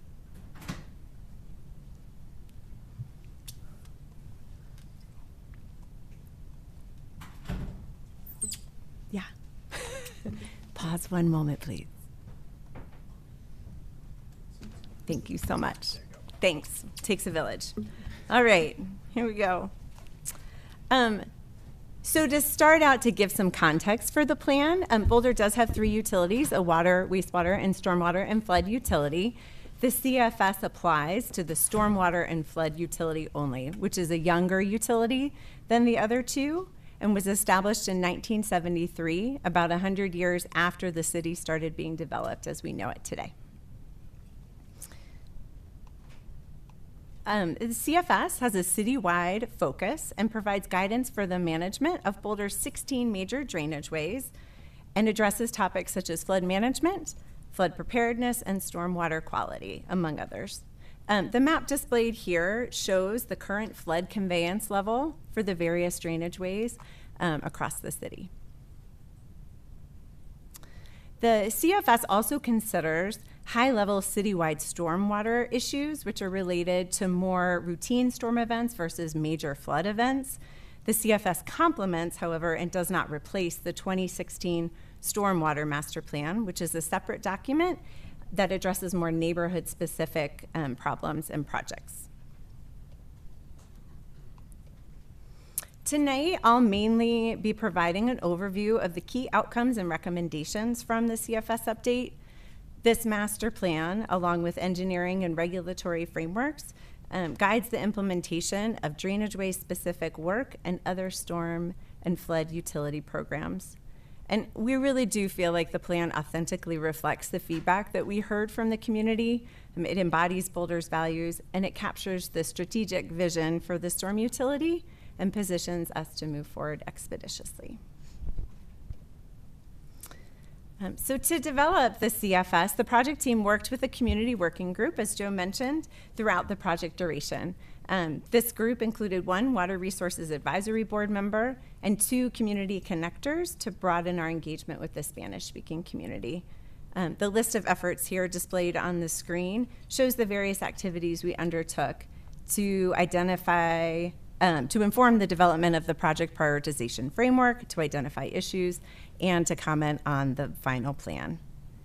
The CWG did author a findings report, which is attached as an appendix to the plan, and it echoes many of the highlights that I'll talk about today.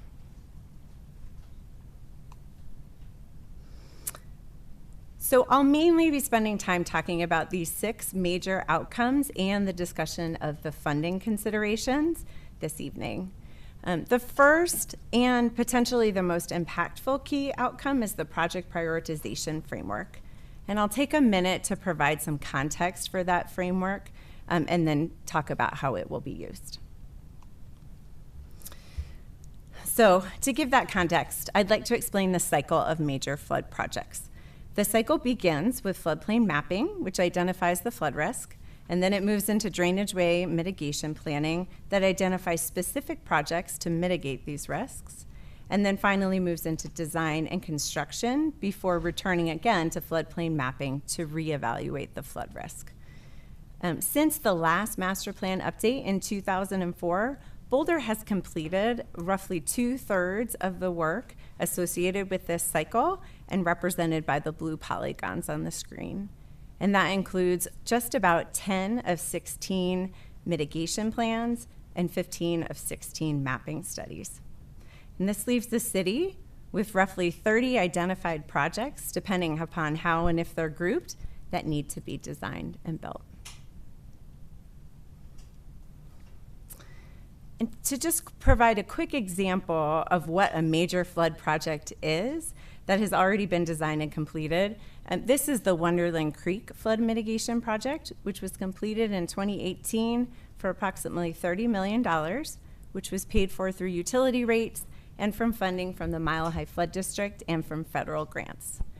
Here you see before and after pictures of the project. And the right picture, the after project, shows some of the environmental features included in these types of projects. Here's that same project just from a different vantage point that gives an idea of the magnitude of the projects that we're talking about. So to tie those types of projects back to the CFS, the project prioritization framework that both Joe and I talk about will take these 30 plus identified projects left to be built and help determine which of them should be built when. This framework was developed with the data we received from an online voting exercise that was completed by RAB members, community members, and the CWG in the fall of 2021. And in this voting exercise, we asked participants to weigh in on which of the project's benefits mattered most to them. And then we use this information to inform the development of the project prioritization framework, which will rank major flood projects in a way that's consistent with community values, provides an objective way to compare projects against one another, and depoliticizes which projects go next. Meaning that projects that do the greatest good go to the top of the list. And this last point is particularly important because establishing a framework will support faster completion of projects, since public engagement can have a major impact on how quickly projects can be implemented. I know this next slide is busy. I don't expect you to read the whole thing. However, I do want to point out how the project prioritization framework criteria have associated metrics, the majority of which are quantitative, with a couple that are qualitative, such as multiple benefits. These metrics are used to assign a weighted value to each project. The framework will then be used to develop a 20-year capital improvement plan, beginning with the 2024 budget cycle. I'd really like to highlight that an important component of the project prioritization framework and the overall plan is the inclusion of racial equity considerations. Project prioritization has historically relied heavily on cost-benefit analyses and avoided damages, which results in prioritizing property protection in affluent areas. By including racial equity considerations, using metrics such as the Social Vulnerability Index, the project prioritization framework prioritizes projects in areas where people need them the most. So for example, you'll see here on the slide that Project A has a large equity benefit. It's that dark navy line that's really long, and therefore that project ranks higher in priority than it might otherwise. And I'll show you that here again. When we look at strictly benefit cost ratio versus project prioritization framework, that same Project A moves from 6th on the list up to 3rd on the list. This really highlights that the inclusion of racial equity considerations has a tangible impact on how the city approaches its work. Okay, so shifting gears, another major outcome of the plan is related to climate change. The plan recommends that Boulder continue to be a leader in this area and recognizes that even though there's inherent uncertainty related to specific climate change impacts, that there is a clear need to act now. To do that, the plan recommends that the city continue to actively incorporate adaptive measures into flood features, to design elements into flood projects for maximum flood protection, and also to incorporate natural elements that support our climate goals. Another major focus area was related to emergency preparedness. The plan clarifies both city and community member roles in emergency situations, including those related to insurance, emergency alert systems, and personal response plans. So we received a lot of great feedback from our community connectors about ways to enhance emergency communications to reach Spanish-speaking residents going forward that are included as recommendations in the plan. Along these same lines, the plan makes recommendations to enhance outreach with a particular focus on targeting traditionally hard-to-reach populations. This is an area of continual improvement, and the plan recommends a focus on tailoring messaging to reach specific audiences. Focus on maintenance of existing systems was a continuous theme throughout the master plan development process, going way back to the first online survey that we did with the community. The plan recommends measures to support enhanced maintenance through 3 primary approaches. The first approach is ensuring adequate staffing and easements. Access to open drainage ways is sporadic along the drainage ways, and ensuring contiguous access is essential to effective maintenance.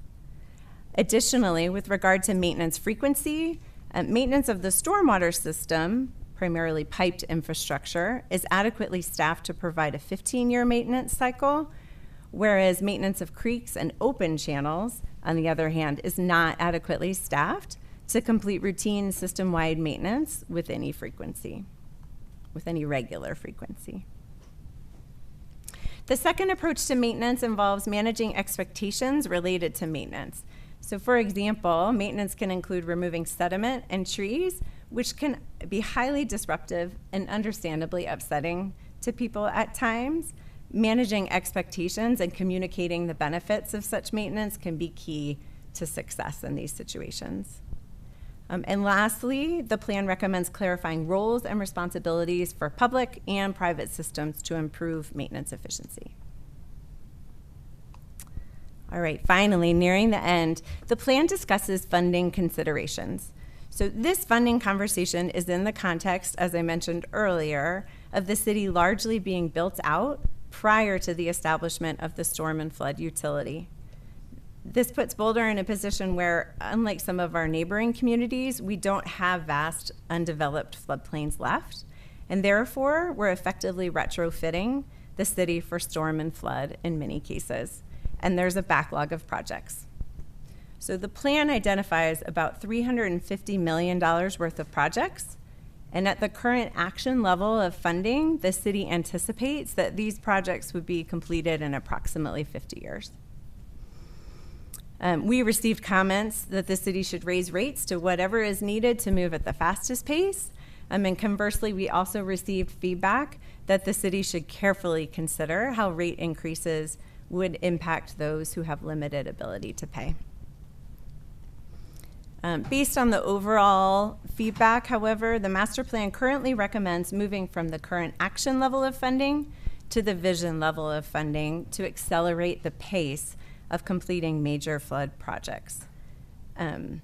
It's important to note that not only funding, but also increased staffing levels and community and political support would be key also to moving into this vision level.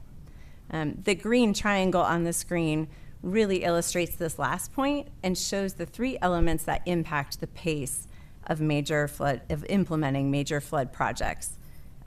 There tends to be a persistent thought that funding is the main limiting factor associated with the pace of implementation. However, from our experience, we run into staffing and engagement-related constraints well before we experience funding limitations. All right, so should council accept the master plan, the next step will be to apply the project prioritization framework to the currently identified major flood projects and develop the 20-year CIP. Projects will then be addressed in the department's annual work planning efforts, and boards and council will have the opportunity to consider proposed projects as part of the annual budget cycle beginning with the 2024 budget cycle. In terms of process, we received unanimous recommendations for plan acceptance from both the Water Resources Advisory Board and the Planning Board. And I have the opportunity to invite Tricia Oath up to the mic. I believe she's able to say a couple words. Council requested that Tricia, who's the Water Resources Advisory Board Chair, speak on the matter. Thanks, Tricia. Thanks, Joanna. Is this mic okay? Okay, good.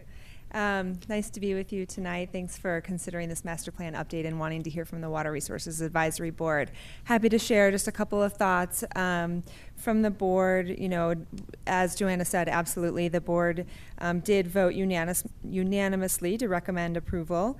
And we had several touch points along the way with the project.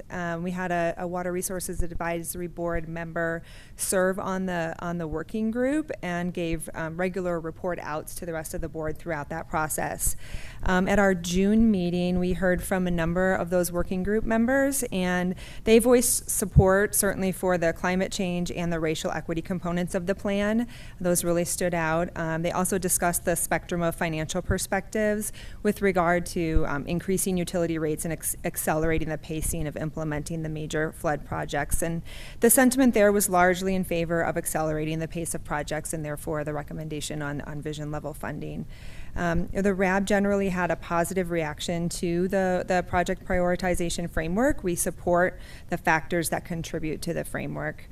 And then for transparency, the RAB requested that all projects, even those that are currently in design and construction, be prioritized with the framework so that the community can see where the various projects land in terms of relative priority to each other.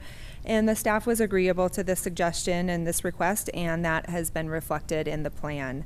We'll get to weigh in on future proposed projects in the CIP budget schedule, and that concludes my remarks. Well, Tricia, thanks so much for those thoughts, and just so much appreciate the work of RAB on this and all the other important utilities matters you contribute to. So really appreciate you and the board works. Well, we appreciate that. Thank you. Yeah, thank you. Joanna, is that it? I believe that is it. Yes, thank you. That's it. We can take any questions, and we do have we did post on Hotline yesterday that there was an addendum to the memo. It's really just the BVCP summary language. So I do have a slide with that on there if you need it, and the motion language, but we're ready for questions if you need them. It'd be good to get that slide up for when we're ready for it. Great. But thanks so much for the presentation and all the hard work to get us to this point. Really appreciate it. Council questions? Nicole.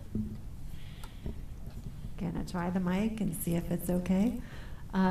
Is this the time for comments too, or just questions? Just questions, then we'll go to the public hearing, and then we'll come back to for comments. Then my question is just, and I know that you've already thought about this given what's in the plan, but what are the measures that will help those who will struggle with the bigger and faster rate increases? What are we planning to do as a city to help the folks who are going to be most affected by the increases?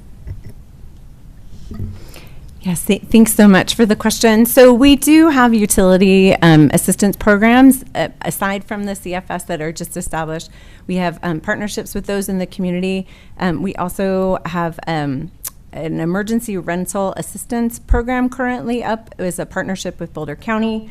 We have it's called LEAP is the acronym, through the state that we provide assistance through. And then currently for those who have experienced a COVID hardship, we do have American Rescue Plan Act funds available in addition to our kind of ongoing programs. So those are available and will continue to be as we go forward. Just one follow-up there. Thank you. Where do people go to find out information about these programs? Thank you for asking. So I'm going to quit hitting the button. There is a financial, if you go to, I think I'll look it up, but it's the utility billing website, and it does have a financial hardship link to it, and it's available to the public. Good. Other questions? I got Mark and then Matt. Just a couple of questions. I assume at some point in time, infrastructure funds will be available under the Biden Infrastructure Act. Are we going to be prepared to access those funds for this purpose? For sure, and maybe Joe can speak specifically to it, but I will say just more specifically, the plan does talk about accessing grant funding when available, and we currently do that. Please go ahead. Yeah, what Joanna said is correct, and actually we have several things in the works right now, various funding and grant programs that we're have good leads on for utilities projects, and we'll continue to look at that and prioritize it. Okay, thank you. With respect to the vision level of funding that we're talking about, at some point we need to get a little more concrete and understand what the real impact in dollar terms is going to be on the average consumer. And do we have any information on this? I mean, $350 million is going to require a good deal of bonding capacity and a great deal of increase in stormwater rates, and it would be nice for the community to understand exactly what they're signing up for. Yeah, so generally speaking, the difference between the action and vision levels of funding, the rate increases would be within striking distance of rate increases that we've already implemented. It would be that if we move to the vision level of funding, that they would just be more sustained over time. And those have roughly ranged from 8% to 12% in the last about 5 years. Is that 8% per annum, or is that 8% total? It is 8% per annum. Per annual, yeah. Okay. Says my team. All right, thank you. Can I colloquy on something that Mark? Okay, I'm done. It's you, Rachel. I think it's my voice and not the microphone. I'm gonna be way back here and see if that's better. But just wondering, as we think about moving to vision, and Mark was asking about federal infrastructure dollars, does that make it a particularly great time to move to vision? Because there might be, we might be able to get extra dollars right now that if we waited to increase what is going to be inevitably required to do, we won't have that availability. I'm just wondering, is this like a golden moment? I might invite Joe to come up to speak. I do think that construction does get more expensive the longer you wait, and so I don't know that there's a lot of benefit to waiting. However, it's not the only factor, and so I think you have to weigh that among the whole consideration. But please add, Joe. Yeah, and I would add to that, for master plans, common feedback that I think staff hears just in general is that there can be frustration that the vision plan are really lofty goals, but they're so far out of reach that it's just challenging. In our case, the action plan and the vision really are attainable. And I think you're going to be making decisions, the council will, every year on rates. And so the first step, as Joanna said, we'll be putting together a 20-year plan. And we'll have options for how fast we go on that, and we'll make a recommendation next year and each year as staff. So I don't know that you necessarily have to commit to a huge decision that we're locked into forevermore. There's still a year-to-year budget process. One follow-up though I don't think I totally answered your question. Is this moment a golden opportunity?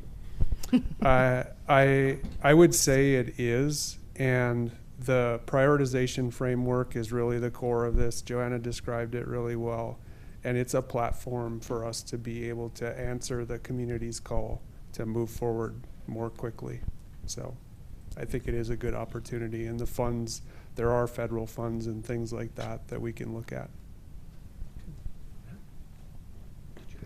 Thank you. I've got a couple questions. For one, awesome, great work. I know we'll get to more comments later, so we'll gush a little bit later, I promise.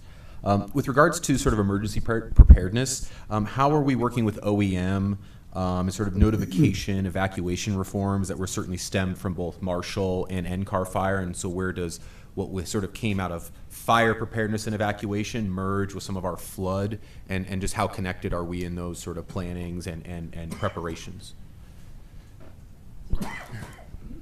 You can start if you want, but I thought I'd just stand here for a second to see what was next. Really, for utilities staff, the connection with Mike Chard and the emergency operations is strong, and we get a lot of support from Mike and his team. One of the things with regard to resilience and what we do in utilities is dam safety, and we do exercises, and Mike helps us with those.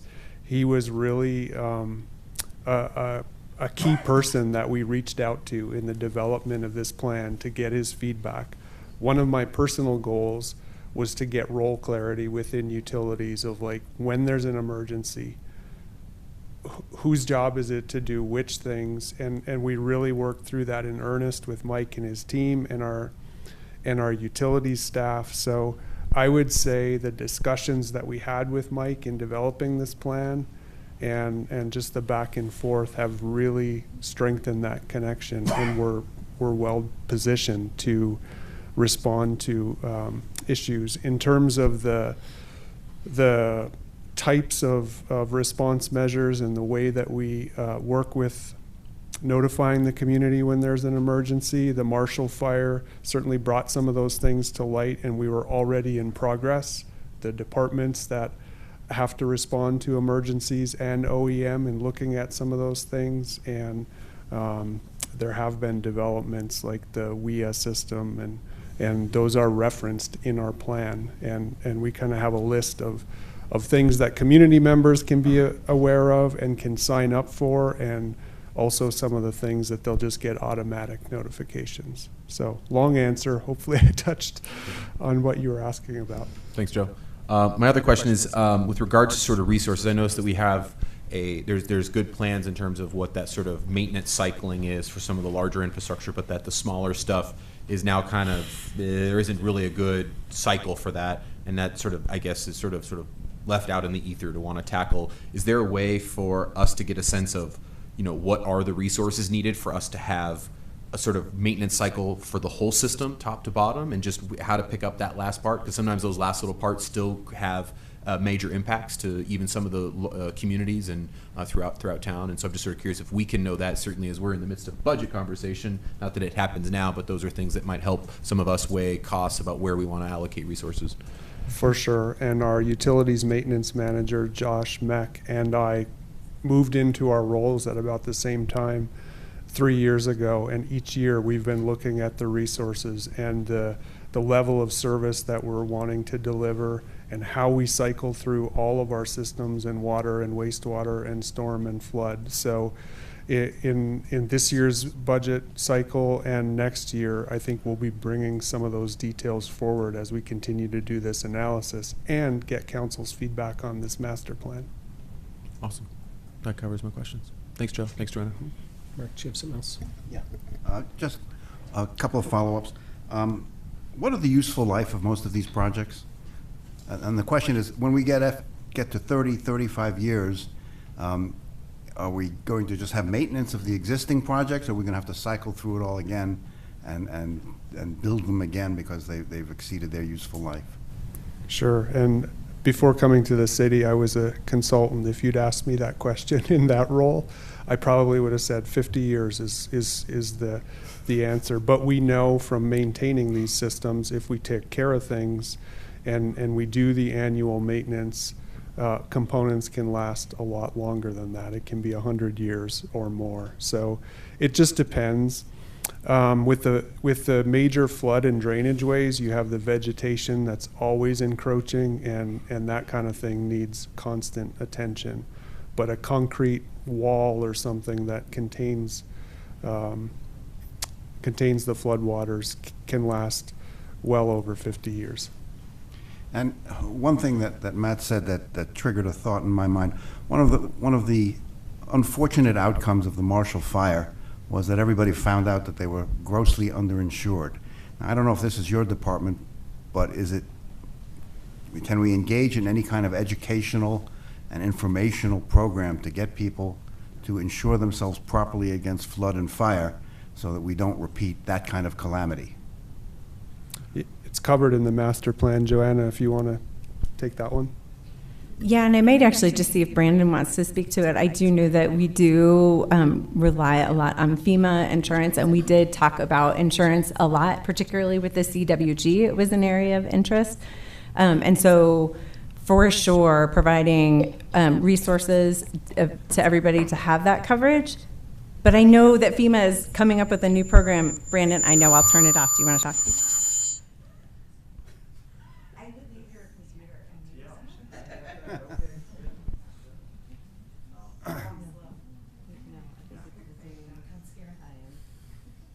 So I'm sorry, but we can't hear anything in Zoom. Okay. Yeah, Joanna's correct. And FEMA. if you could just introduce yourself, please. Oh, I'm Brandon Coleman, the engineering manager in the storm flood utility.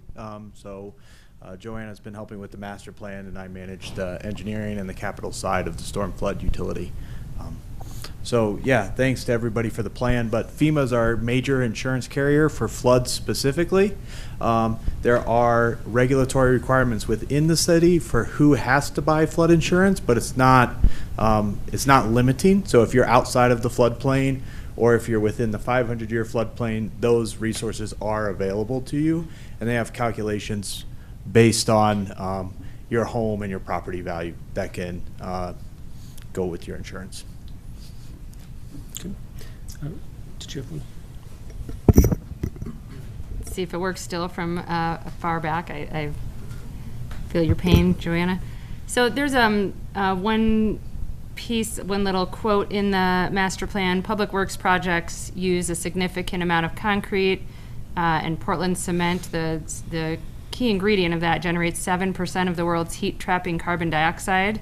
And then the plan points to alternatives, carbon storing concrete, which incorporates limestone aggregates, etc. So it can actually become the cement and the concrete become a net carbon sink, which is awesome. And I'm just wondering, are we doing that? Is this plan saying we want to do that? Where are we at in going with that? Because it's awesome. Thank you. Well,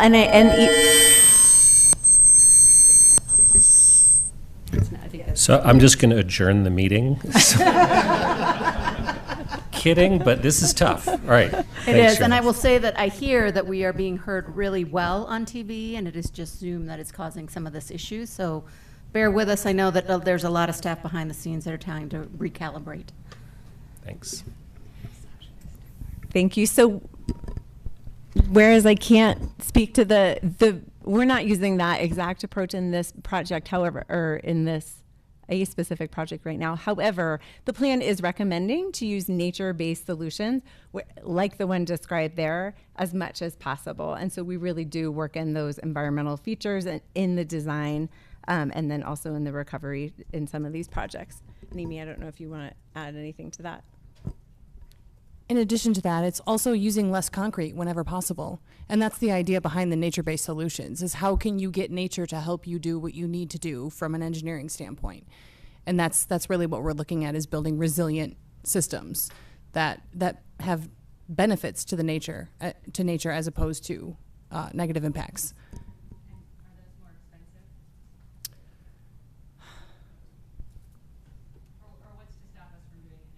We do it now. And when you saw the Wonderland Creek, that was a really good example of using nature-based solutions. So for example, in the 70s, it was very common to just do a concrete line channel.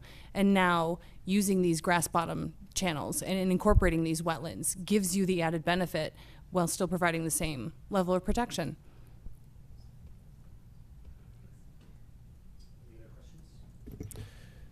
All right, not seeing any. If we can move to the public hearing, please. And I understand we have one person signed up to speak. So Lynn Siegel, if you're there, you get 3 minutes.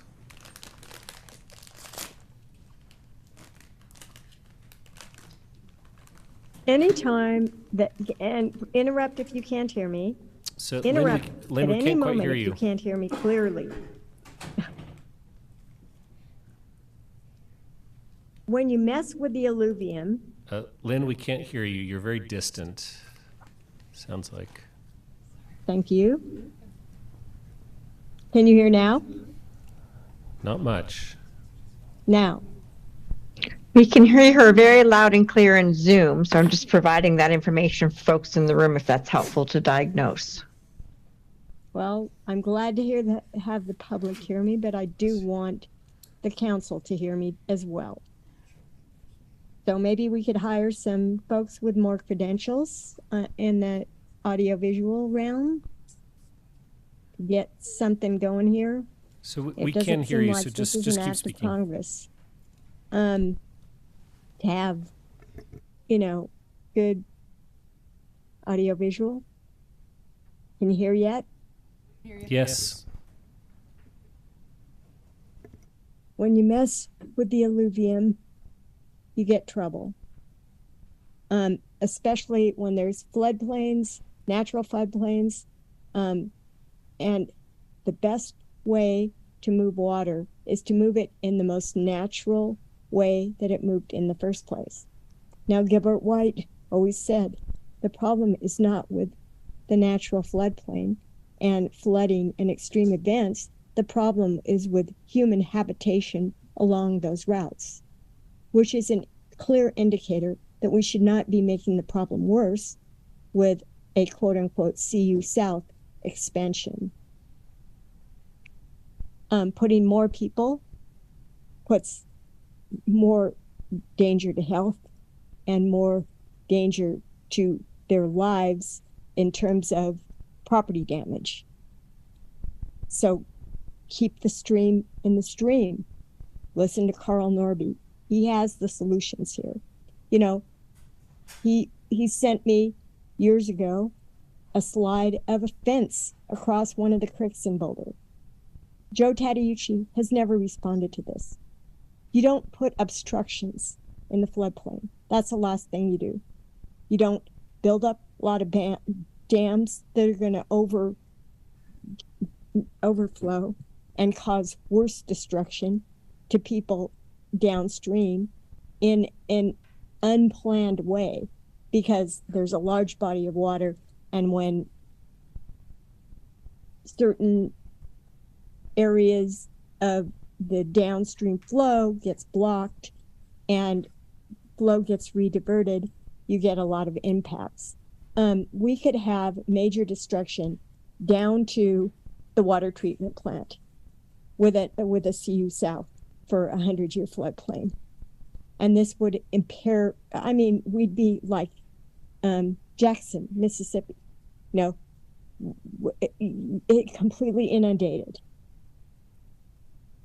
So let's think about this and do the most, the most aggressive kind of mitigation we can do, which I think is keeping the stream in the stream. Let the flow go out, increase all the alluvium. And the expense of this is really, really horrendous when you're actually making the problem worse and the expense higher for all the people that live in Boulder already by increasing the population. Thank you, Lynn. All right, so that's the end of the public testimony. So we'll bring the public hearing to a close, come back to council. So if people would like to start off with some comments. Yes, Rachel. Getting cozy tonight with Mayor Brockett. Thank you for letting me use your microphone again. I just wanted to respond quickly that I see staff really hustling tonight to fix the audio visual stuff in here, and we have top-notch staff on the job, and I appreciate it, and do not appreciate people maligning the hard work that they're doing. And then that's all I have on that. Thanks. Fair. Matt? Well, for one, thanks to the Utilities Department. This is great work. I actually was fortunate enough to serve on this working group for quite a bit before I got elected to council. And so what I can say is I wish I was able to stick with this team to finish the work, because I saw the potential and I saw the wide spectrum and diverse perspectives that this working group had. And so to see the finished product in the manner that it is, and those early concepts that I was at least a part of come to fruition, it's fantastic. And I appreciate staff's work massaging the very different but really important perspectives from that working group into the final product. So just great job to especially you, Joanna, for sticking with the working group for as long as you did, and the rest of staff. So it was just great work, and so it's nice to see it on both sides, being a part of it in the work and now seeing it on the final product here at the dais. So great job to the whole team. Cool. Tara? Me Go first? for go. I think it's great news that the racial equity tool was used, and what a great outcome. Because when it comes to storm water and floods, the most vulnerable, the most marginalized suffer the most. So I want to really thank you for that. Bet you were going to say that, weren't you, Nicole? Thank you. I go back and forth with the rate hike versus this is probably of all emergencies the most important emergency. So if you, this and fire. So if you say, and this is what I think I've heard you say, Joe, right, that this vision plan is not so far out of reach that we can actually do it, that means a lot to me. And that's what you're saying, isn't it? Okay, that's all. Yes, Tara, you're exactly right. That was what I was coming in to praise. I just really want to thank you all for this really incredibly great work. The note that you put in there about prioritizing the projects that do the most good first, I just love that saying. It's such a simple but a powerful framework for all of our decision making. I really appreciate calling out the bias in prior project prioritization methods that provided more protection in affluent areas rather than places where life and safety risks are greatest. I also really appreciate the objectivity in having a way to prioritize projects that align with our core values and minimize debate about what projects will go next. This is exactly what I want to see with all our work across all departments and all of our decisions as a governing body. And incorporating racial and social equity as a primary consideration, working explicitly to repair the systemic and institutional racial inequities we have in our city. That's how we act on our racial equity goals. So kudos, this is wonderful, and we need to do more of this. It's really an excellent example for all of us on how the city can prioritize our work based on social vulnerability and equity. My only issue is with the quote on page 10 of the memo about Boulder being next to the word community in the dictionary. We're not quite there yet, but I think with more focus and work like what you've done here in this master plan, we can get there.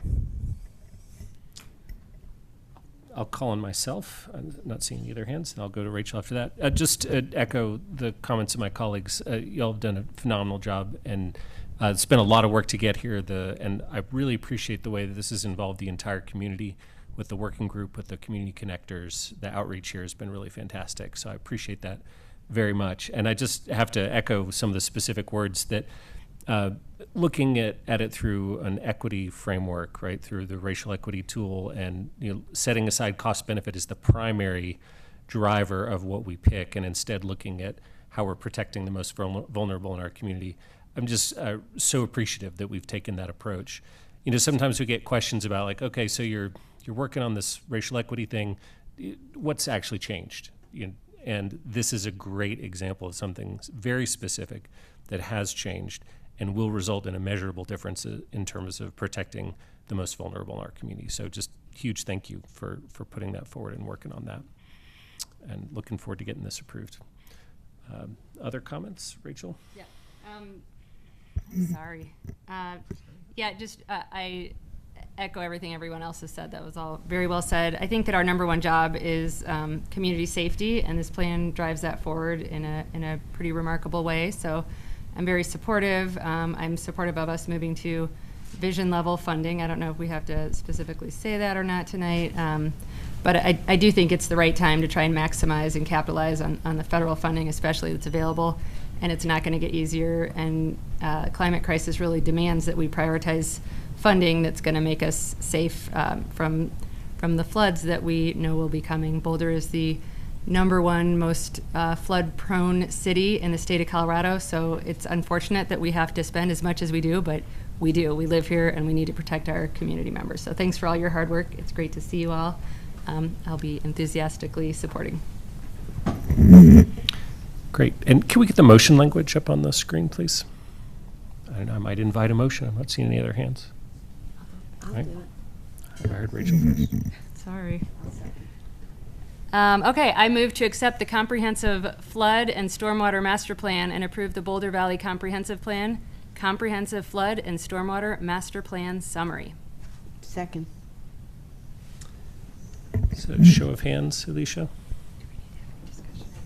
Yes, sir, that'll be fine. Yeah, any final thoughts before we get to a vote? All right, I guess we'll, woohoo. We can all agree on that. All right. Duly noted. All right, all in favor? That's unanimous. Well, Thanks so much. Appreciate all your kind words. and with that,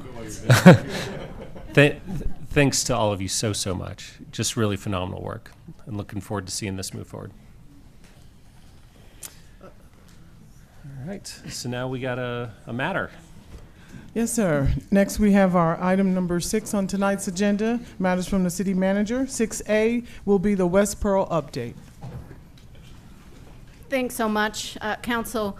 We appreciate the opportunity to discuss the topic tonight, and as staff gets ready, I just wanted to offer perhaps some framing and some reflections as well. We know this has generated a lot of conversation in community and want to acknowledge from the outset that this has been a really hard decision all around. However folks feel about the reopening of West Pearl, I want to just say that staff has truly been working hard on the issue since we last heard from you, has been listening to a multitude of perspectives, and has come to their recommendations from a space of balance and a recognition that we just have more work to do before we just decide what the permanent future of West Pearl Street will look like. In the meantime, we need to move forward. I know many of you will recall vividly the initial reason this closure started, to support our local business community's recovery from the financial impacts of COVID. And as with any temporary closure, we move forward resetting streets to their former use once the need for the temporary closure has ended. One of the major differences here, I'll say, is that we did learn some great things about this longer-term temporary closure. We learned how much we all enjoyed what this new, more pedestrianized open space plaza feel felt like, and that we're probably like to expand this to different areas in the city. We also learned that there are some accessibility challenge to this type of open space, multi-programmed area, and that existing streets perhaps need further work to attend to some of the pavement grade issues and curb cuts to better accommodate those in wheelchairs and who have low vision. We also learned that we need to anticipate and try to measure what the financial impact may be to nearby businesses on any street that is closed, and whether we can find other ways to support our businesses while still incentivizing alternative modes of transportation across the city. The silver lining, I hope, and the takeaway is not that we want to see one section of one street remain closed, but rather that we love this concept and want staff to move towards increasing this across the entire city, where perhaps smaller businesses can thrive and neighborhoods have an additional and closer space that encourages a sense of community and belonging. This takes some time and engagement, though, to do it right and to make sure we're not running afoul of some legal concerns we have as we hear about either permanent closure or extending the mall that may trigger some potential legal concerns. I know that CAO needs additional time to review pertaining to the Public Mall Act of 1970. And frankly, we have learned that there are more steps required for any permanent street closure than we initially anticipated. We are open to all of these conversations and mindful that there has been a tremendous outpouring of support for more pedestrianized streets, while also conscious of the impact and voices of concern expressed by many in our business community that have been most directly impacted by the current temporary closure. To address existing safety, accessibility, and financial impact concerns in the short term, coupled with the fact that emergency orders have now expired, I support staff's recommendation coming from Community Vitality, Transportation and Mobility, and Planning and Development Services to mobilize resources and reopen West Pearl as early as planned, and we want to continue the conversation about the West End to include a more robust engagement and ensure future decisions on street closure actually have some more robust analytics and alignment with all of our city goals versus being then the rightful reaction and response to a global pandemic. That's a lot from me on the topic, so I'm going to turn it over to staff for more detail, but I hope you and everyone listening, everyone who expressed their thoughts at the beginning of the meeting, and everyone who shared with us their emails as we came into today's conversation, I really hope that you hear that we too say we want to explore more multimodal places. We too appreciate the need to work with community members to find increased ways to support our climate goals. We too believe that it's important to support our local businesses who help us create a thriving economy that frankly benefits us all. And we too want to make sure that these opportunities for new innovations and change are happening all across the city and not just in our downtown core. So with that, I'll turn it over to Chris. Thank you, Nuria. Good evening. It's one of the cursed microphones. Oh, maybe. I'll try this one. All right. Hi, Natalie. Thank you, Nuria. Good evening, City Council. I'm Chris Jones, the Interim Director of Community Vitality. I am joined on my very close left by Natalie Stifler, the Interim Director of Transportation and Mobility.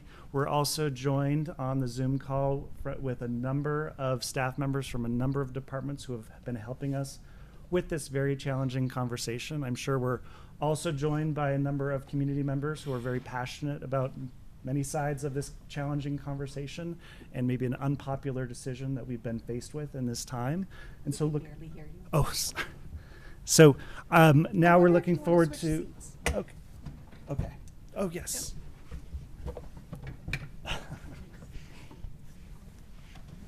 The question, do you mind driving? I can. Okay. I just need to be able to see it so I can, I'll speak to my slides up here. All right, better. And then we'll switch back. All right, so this evening I'm going to share a little bit of background about how we got to this point with our COVID-related temporary closure and the decisions and the goals that drove those decisions. Then talk about some of the key considerations that we've taken into account as we've been seeking a path forward in this conversation. Then I'll hand it over to Natalie, who's going to share some upcoming and proposed work items to help continue this conversation, some of the elements that Nuria mentioned, and she'll share some of our planned proposed next steps. And then we'll have time for questions and council discussion. Next slide. So I think it's really important that we remind ourselves that all of the work that we do in all of the departments of the city are guided by the sustainability, equity, and resilience framework, whether it's a long-term master planning process or responding to a global pandemic and emergency orders, that we are charged with trying to figure things out very rapidly in ways to serve the community.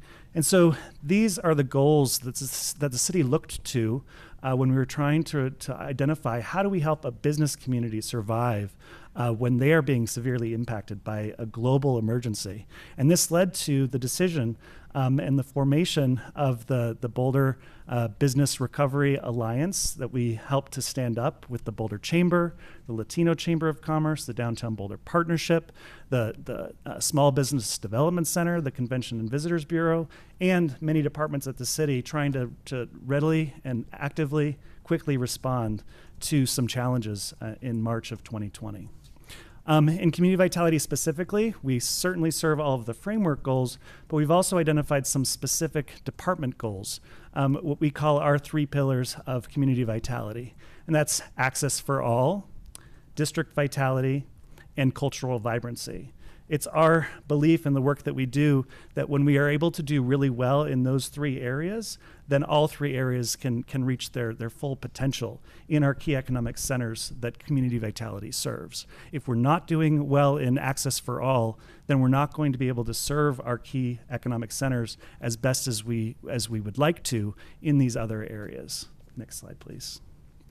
I think it's really important to remind ourselves that 50 years ago, this community was facing some very significant challenges when it came to the vibrancy of our downtown. And many community leaders came together, as we all probably know a lot of the history, to take a look at what we are going to do, how are we going to respond to the challenges of that day. And the 4 blocks of our existing pedestrian mall were looked to as a place for transformation. But our community and our leaders knew that what we do on those 4 blocks also has implications for all of the other blocks of the downtown. Next slide, please.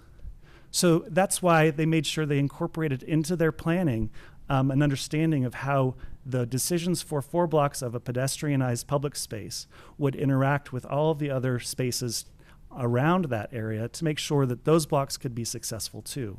And largely now, 50 years later, 45 years later, since the mall opened, we have seen the fruits of those decisions in a very vibrant, one of the most vibrant towns in the country. Next slide, please. So looking to, again, a global pandemic in March of 2020 and the steps that we took to shut down West Pearl to allow businesses to rapidly expand out into the public right-of-way. We rerouted the hop to Walnut to make sure that spaces on Pearl could be a little bit more pleasant. We also worked to implement curbside pickup zones for restaurants that wanted to provide for outdoor or takeout. In October of 2020, as the pandemic continued, we extended our emergency orders. We created new winter provisions that led to a lot of the Jersey barriers that you saw that went up around the outdoor dining areas. We extended those emergency orders again the following year. And it's about that time that we knew we needed to start planning for what are the good things that have come out of this event, and how do we start transitioning and anticipating when these emergency orders end, how are we going to respond and transform? And that's when we got direction from council to look at a downtown Boulder outdoor dining pilot. We revisited that with you in late winter of this year. We pivoted and decided that we wanted to focus on a citywide outdoor dining program. And so we talked about that last April. We also touched on decisions around West Pearl, knowing that eventually emergency orders were going to end and we needed to figure out what our path forward was going to be. We figured that out. We got clear direction for outdoor dining. We came back to you in June with ordinance changes that allowed for that program to exist outside of emergency orders. We didn't get the clear, straightforward. There's mixed feelings and sentiments on council when we talked about West Pearl in April. So now here we are again checking with you, letting you know what steps we've taken since then, and now approaching you with this conversation about planning processes that we would propose for our work plan in the future. Next slide. So in hearing from the community, we know we've gotten just over 300 emails by count from what I've heard on our end. Maybe you've gotten individual emails that we have not received. But we know that we have some images here that represent the way that a lot of people are thinking about their experience of West Pearl over the past 2.5 years. A lot of active, lively, fun spaces, outdoor dining, great sunny weather. You get to meet your neighbors on the street. This is not necessarily the experience every day on West Pearl. Next slide. The business owners who are operating in this space 24 hours, 7 days a week, 365 days a year are seeing a lot different experience. And I think it's important to consider now that a lot of the outdoor dining equipment by choice has been removed out of the public right-of-way. There are a lot of times now that the space is very vacant. It's not as lively as it had been during the height of the pandemic. And so this is having an impact on how people are experiencing the space. And I think it's really important that we appreciate those juxtapositions of people's perception versus sometimes what reality is in that space. Next slide. This is a collection of just not comprehensive images of some other issues that have been identified throughout the closure. We've got 2 unused, highly developed, designed bus stops for the hop that are ADA accessible. They have shelter, they've got landscaping and bike racks, and they were well designed to serve that transit service. We've had issues with snow removal and ADA accessibility in the wintertime. And then, of course, freight has been a huge challenge, and folks have been using the crosswalks on either end at 11th and Pearl and 9th and Pearl for pickup, drop-off, for delivery of freight, which leads to some challenging interactions between pedestrians and cyclists at those conflict points. Next slide, please. So these are 5 of the consideration areas that we included in the memo. I'm not going to read through all of these, and it's not intended to be exhaustive, but wanted council to be aware of some of the issues that staff was looking at when we were recognizing that we needed to make a decision on how to move forward on West Pearl. Most importantly, though, recognizing that the decisions that we made to quickly close West Pearl temporarily as a result of a global pandemic were related primarily to economic vitality. And so I want to just touch on a few slides. Next slide. We did survey the broader business community and visitors and others who were interested in what's going on with outdoor dining and West Pearl. We got over 800 responses to that survey. This particular survey was targeted specifically at West Pearl businesses, and we had about 54 responses and a mix of different types of businesses and mixed results. We heard that about 50% of restaurants on West Pearl did report that during the closure they've seen increased foot traffic. These are things that we would expect to see. They also reported more activity in the area. But they also reported that there were increased challenges for parking and access. And other types of businesses reported decreased visibility as a result of the closure. Next slide, please. We've also taken a look at sales tax data. We brought some of this data to you back in April. We've gotten updated numbers through June of 2022. Sales tax data is typically the data that the city uses. It's data that we have readily available to us to indicate the health of a major component of our economy in the support of the services of the city. And what this data is telling us is that West Pearl is recovering slower than almost every other commercial area in the city. I can't see the numbers from here, but so this is retail sales tax for all retail sales tax on West Pearl. Currently, as of June, was at 78% of 2019 levels, whereas the total Boulder sales tax receipts were at 123% of 2019 pre-pandemic levels. Next slide. When we look at eating places specifically, this is the industry that was probably hurt one of the most hardest by the global pandemic. We can see that in 2020, all areas, with the exception of maybe East downtown, were impacted about equally. They all had the same reduction and impact of the initial COVID reductions. But over time, we're seeing a lot of areas of the city are recovering more rapidly than the West Pearl area. So for instance, the downtown Pearl Street Mall right now, as of June, is at 115% of 2019 sales tax receipts pre-COVID, whereas West Pearl right now, as of June, is at 81% of 2019 sales tax receipts for eating places. Next slide. I think it's also important, again, to take a look at how we are looking at the downtown comprehensively and all the curbside uses and the uses of the public right-of-way, trying to balance all the different needs. In this map, there's an indication on the west end. That's where we had the closure, where parklets were out in the street. There are many different uses of the right-of-way and the curb throughout the downtown, and they all do work together. And any decisions that we make on these two blocks are going to have implications for the curbside uses in the surrounding areas. Just to note, there are about 66 parking spaces in the West Pearl closure area. We currently have 5 businesses that have applied and are continuing their outdoor dining extensions. In some of those parking spaces, about 8 parking spaces are currently dedicated to outdoor dining extensions. There were 17 businesses participating in the program during the height of the pandemic. We are anticipating that some of those businesses are going to reapply in February to participate in the program next year. There are 6 ADA parking spaces in this area. That is the highest concentration of ADA parking spaces in our whole on-street parking system. There are 2 loading zones to help accommodate some of our ongoing loading needs. And that leaves about 52 spaces in this area when it's closed, not currently allocated for of a specific use currently. Next slide. Oh, handing it over now to Natalie. We're going to switch seats.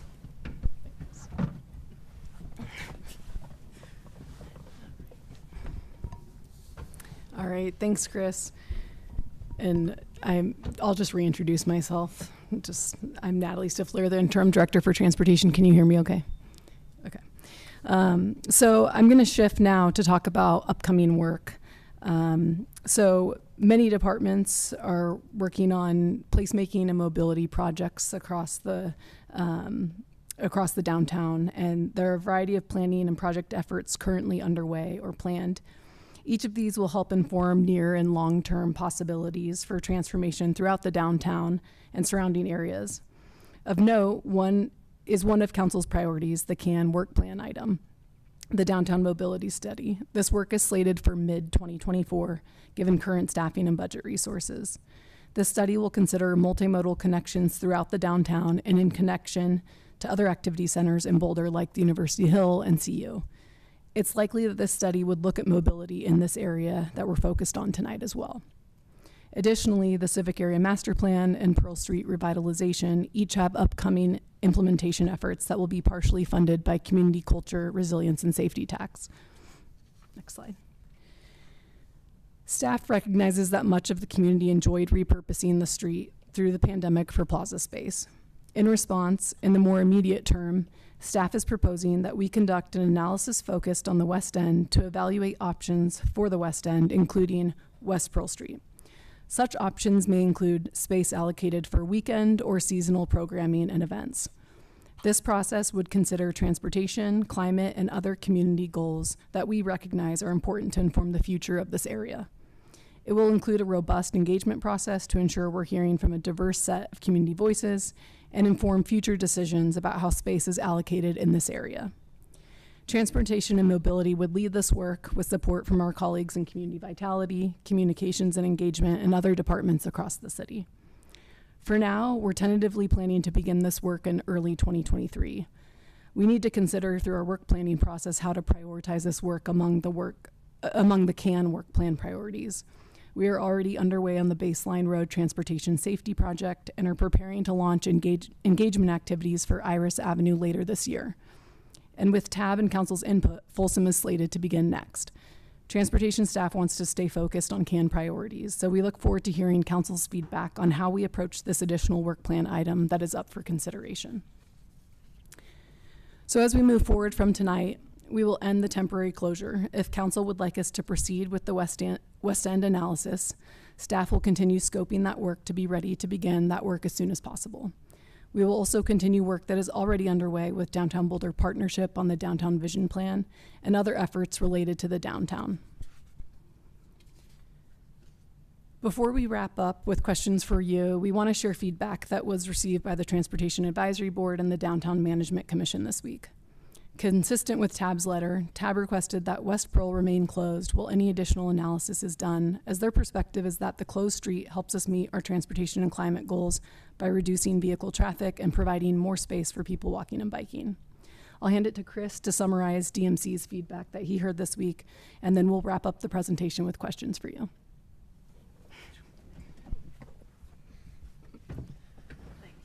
Thank you, Natalie. So from DMC, conversely, we heard that they think that West Pearl should be reopened by the end of October, while staff is able to take the time to consider other possible reconfigurations of West Pearl or other streets in the downtown area. They do believe that there is reconfiguration possibilities for West Pearl, but it needs to be studied further and to include that input from the public and businesses and other stakeholders. They believe that keeping West Pearl closed, as is in its current form, presents many issues and impedes business recovery, particularly during the slower weekdays, extremely hot days, and during the winter months. So that takes us to our questions for council, and I'm sure questions for staff.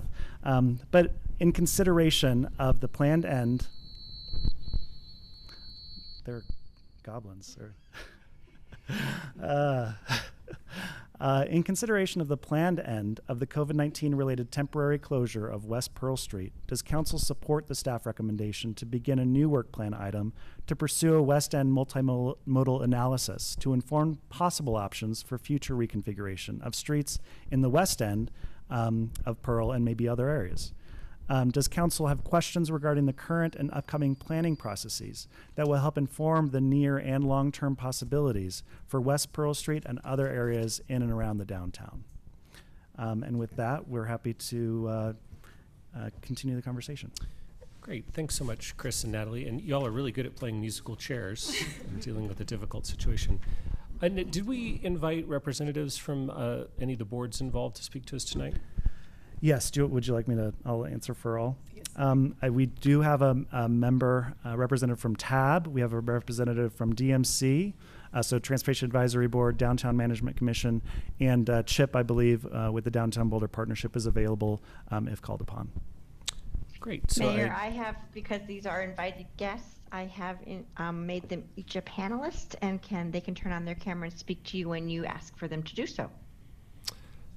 Okay, great. Well, it looks like we have Tila Duhame from TAB and Dawn Poe from the DMC. I'll just say I saw Tila first, so maybe I'll let her start off with maybe a couple of minutes of thoughts from each of you. I'm so glad to have you here. Thanks for joining us. Thank you, Mr. Mayor. Thank you, Council. It's a delight to be with you this evening. I'm hopeful that you were able to read TAB's letter. I think that really encapsulated a lot of the discussion that we had and a lot of the consensus that we had. It was fairly unanimous opinion among the members of TAB that sort of the binary choice you've been presented with, open it entirely or keep it entirely closed, is maybe a false one. And we feel that COVID in particular gave us as a city, as a community, the kind of impetus to capitalize on a chance to realize some long held desires. During the meeting, I referred to about 10 years of planning documents that the city had published that repeatedly, as Lisa White this evening in public comment had referred to, expressed a desire by the community to have this kind of public space. So we were so pleased when Community Vitality did open up Pearl Street to people, but we think that the option of changing it entirely back is not necessarily the only option to go. So for a 90-second summary of our letter, I would say the first point was that the business revenue and experience relative to the closure of Pearl Street to private vehicles should not be the controlling consideration. And even if it were the controlling consideration, our second point was basically that the data based on the business experience and feedback that Community Vitality sought and received doesn't weigh either way toward a full return to what was there before or to maintaining a full closure. What it does seem to show is that there's a consensus, about a 65% consensus of West End businesses, to not end it right this second. And that can actually give us some room to think about how we might want to modify a full closure versus a full opening. And I would really invite council to encourage staff to be creative and capitalize on the gains and the popularity and what we have learned that is positive about this, this project and this pilot. Our third point basically was that returning motor vehicles to those streets actually frustrates a number of other community goals. And I think if you look at the slides and the considerations that Chris set out that Community Vitality was including, safety, equity, accessibility, operations, and economic vitality, this is leaving out a whole bunch of stuff that is in our transportation master plan, including climate impacts, sustainability, mode shift, induced demand, reducing vehicle miles traveled, things that this closure really actually helps advance. And that we would be backpedaling and actually undoing a lot of damage, undoing a lot of progress that we've made by allowing motor vehicles to return to business as normal on here. Our last point basically is about our last recommendation. But we're kind of in this impasse and at this moment, partly because we as TAB haven't had as much input and interaction with Community Vitality that we think would be essential and helpful. We've been talking about it for years, but on the one hand, TAB and the public are not able to integrate and interface with Community Vitality and the business community. And that's Community Vitality's core mission, right? So we need to recognize that Community Vitality doesn't internalize the goals that are set out in our transportation master plan, that equity piece, the safety piece. Those things are not really treated with the same kind of priorities that we as TAB help staff to keep front of mind and at the core of their mission. And so if there were better coordination, I think, between Community Vitality when thinking about things like parking management, access, pricing, and transportation advisory board or transportation staff, I think we might not be in this kind of false dichotomy and situation where you have a really difficult decision to make and the city manager, Nuri, has a really difficult decision to make. I think if we had been a little bit more on the same page this whole time, from the beginning of the closure to how is it going to now what do we do that the emergency orders are over, we might actually be in less of a hard spot and a rock place. Great. Well, thanks so much, Tila, for representing TAB and for your words and your thoughts. Really appreciate the work y'all have done on this. And so I'll now turn to Don Poe from the Downtown Management Commission. Don, if you want to share the thoughts of your board, please. Happy to do so, and thank you for having me tonight. My name's Don Poe. I am the chair of the Downtown Management Commission, and we appreciate all the work that Chris Jones, Nuria, Natalie, and the staff have provided to you, to everyone, and to us on this topic. And I agree it's not a binary issue. I think more research needs to be done on the long-term decision around what to do with West Pearl. For now, we support the opening of West Pearl until more research has been done. This planned multimodal analysis is a really wise first step to do that. So opening West Pearl now does not mean it will never close again.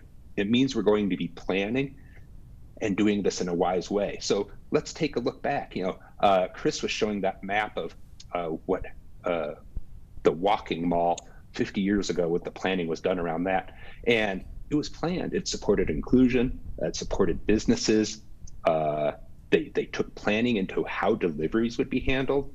They actually had one part of that, there's a 3-tier tax system where the businesses downtown actually tax themselves to make that all happen. And so right now, with the immediate closure of Pearl, that was understood why we need to do it for COVID issues, but it also had ADA issues.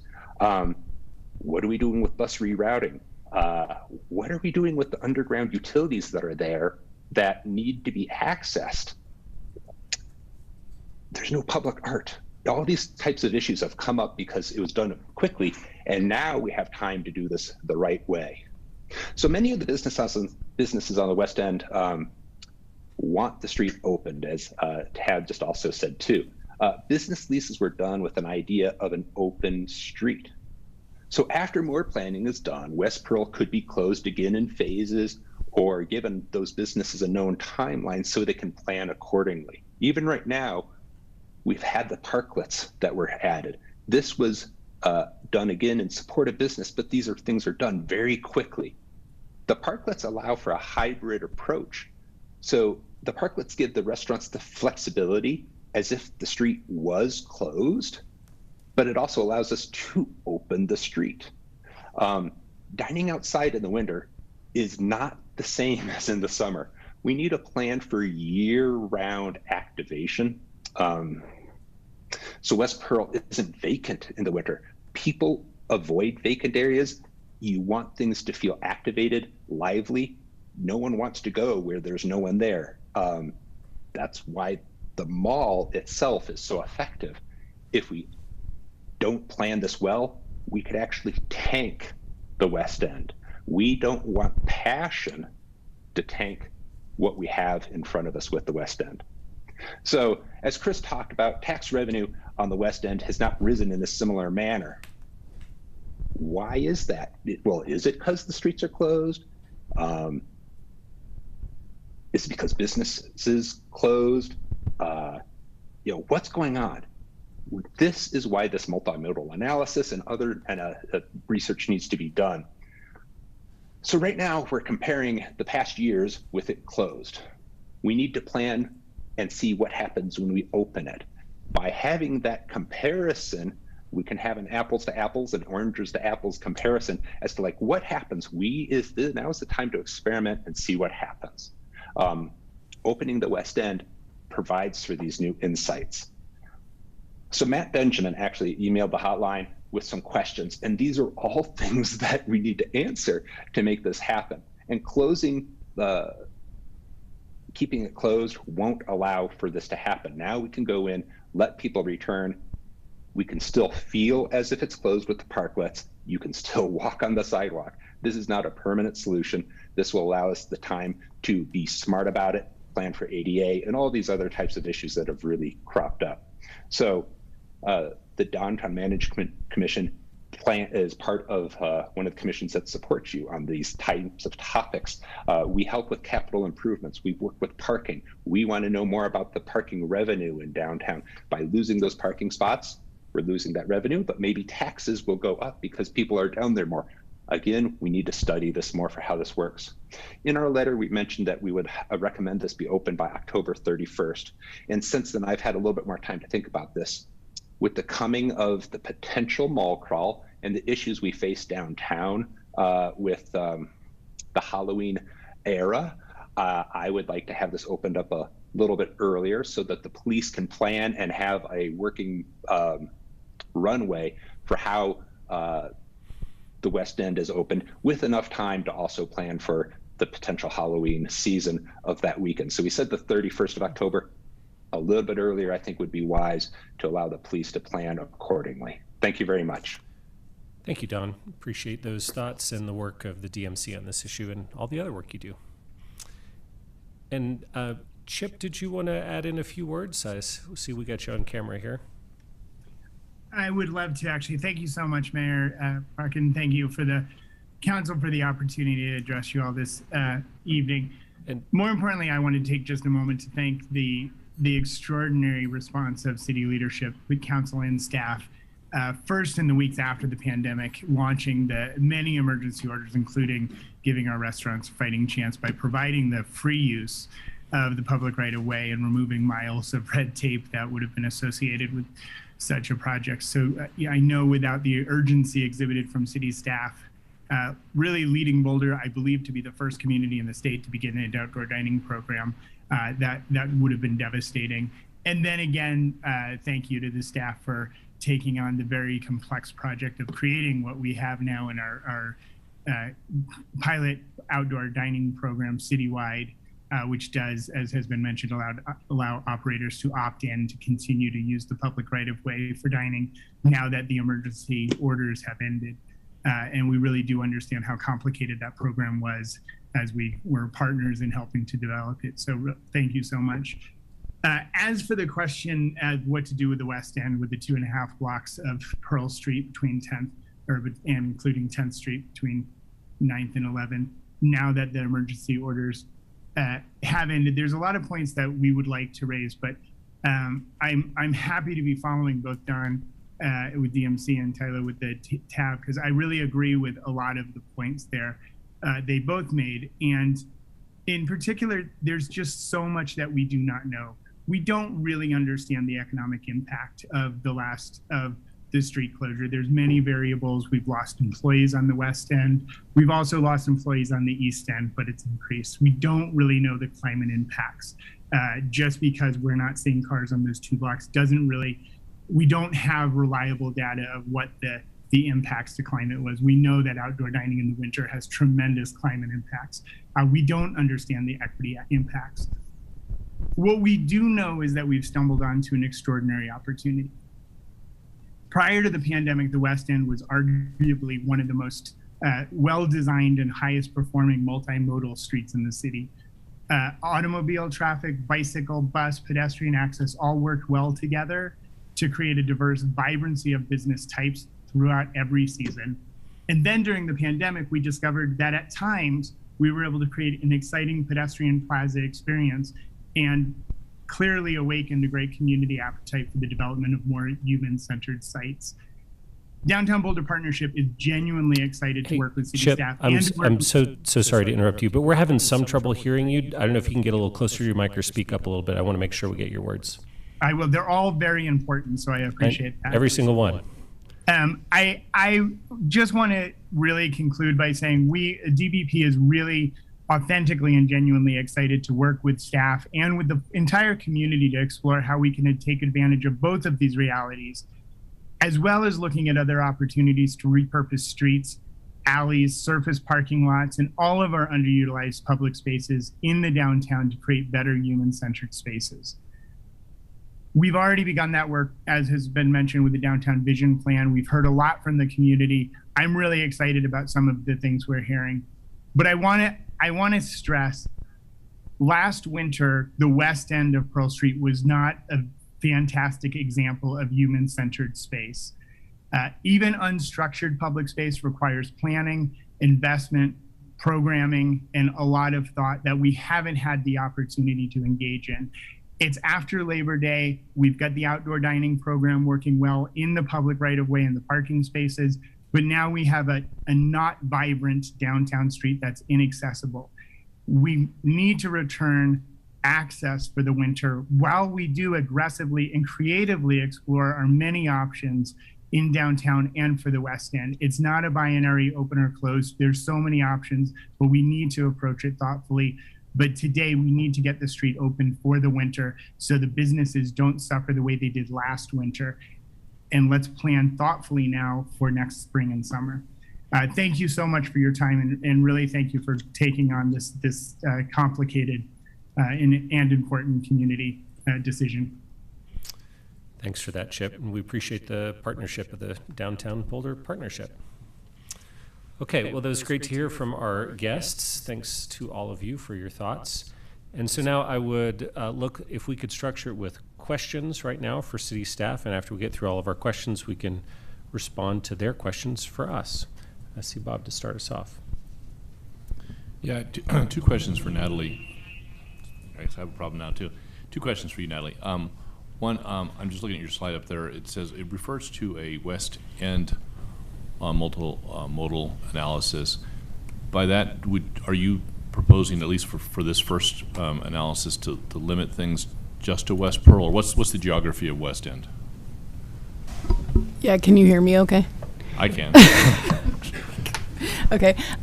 Yeah, I think so. We're thinking of it as we haven't delineated, a box around a certain area, but it would extend beyond. We would look at more than just the West Pearl. We would look at kind of the West End and the 9th, 10th, 11th as part of that. It wouldn't just be West Pearl 13th. By itself. How far east does West go? Well, I think that's open to consideration. Well, let me ask the question this way. Would it take, if the geography was a little bit bigger, I'm not talking about the whole city or even all of downtown, but if the geography was a little bit bigger, would that add time to your work, or is that something you could kind of throw in? So I think we do want to stay pretty focused. We don't want to expand it to all of downtown because, well, my thought is that we are planning to do that work through the CAN downtown mobility study, and we would have to seriously shift work planning efforts if we were going to consider mobility and access across downtown. I don't know if that's you or me. Okay. It's both of us. So I guess I'll be interested to know when we get to comments about or your thoughts on maybe 13th Street. It doesn't have to be contiguous from 9th to 13th, but 13th I know has been on everyone's list for a long time, so I'm just curious about that, but I will save that for the comments. Second question of my two questions is, you said start the work on this West End multimodal analysis at the beginning of the year. When do you think you'd be able to come back to check in with us on how that's going?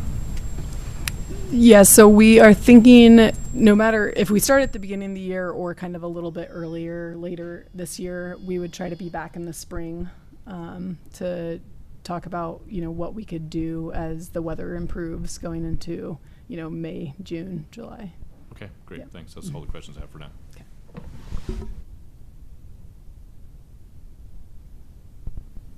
I'm going to get into a potentially difficult question out of the gate here, but the questions presented to us are number one, in consideration of the planned end of the closure, and I just wonder, why is the first question not whether council supports reopening the street?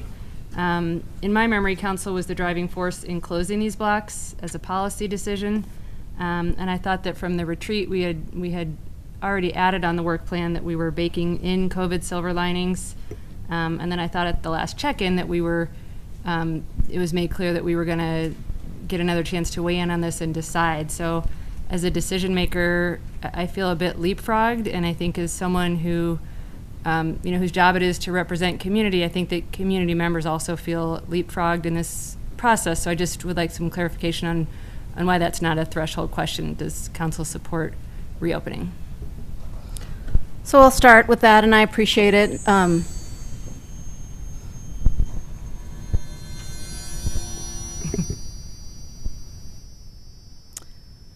And again, appreciate everyone's patience as we continue to deal with our audio.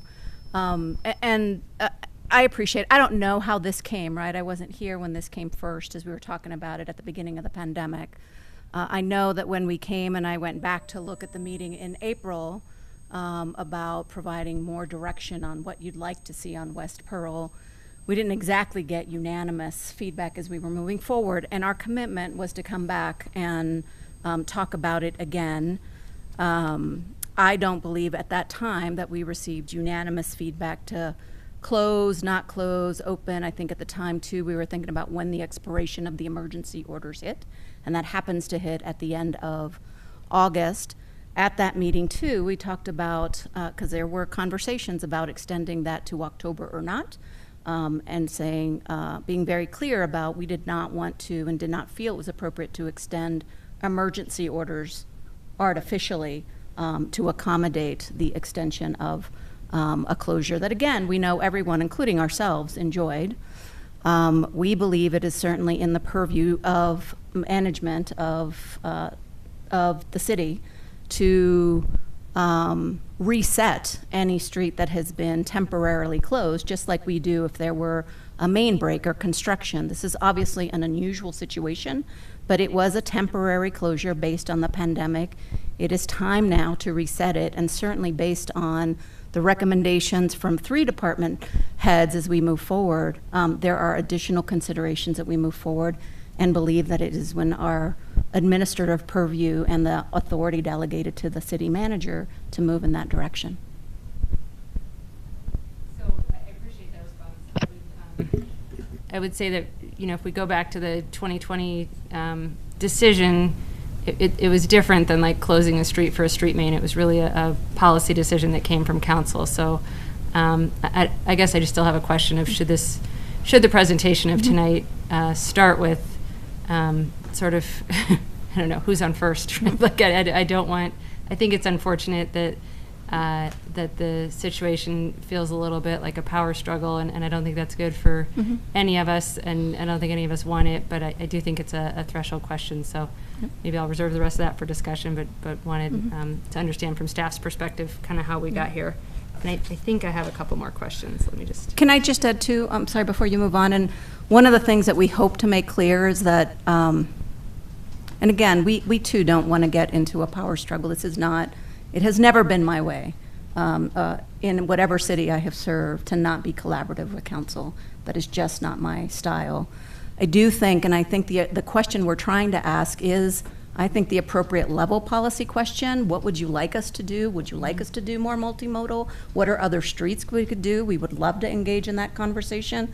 Because frankly, I'll say that I don't know that West Pearl is the one street I would have started with as we move forward. It happens to be the street that was closed, and now it is time with the emergency orders being ending to go back to when we didn't have emergency orders. And really, that is more, in my estimation, an immediate administrative decision, but I get that it is wrapped up in a larger conversation this community has had in the past.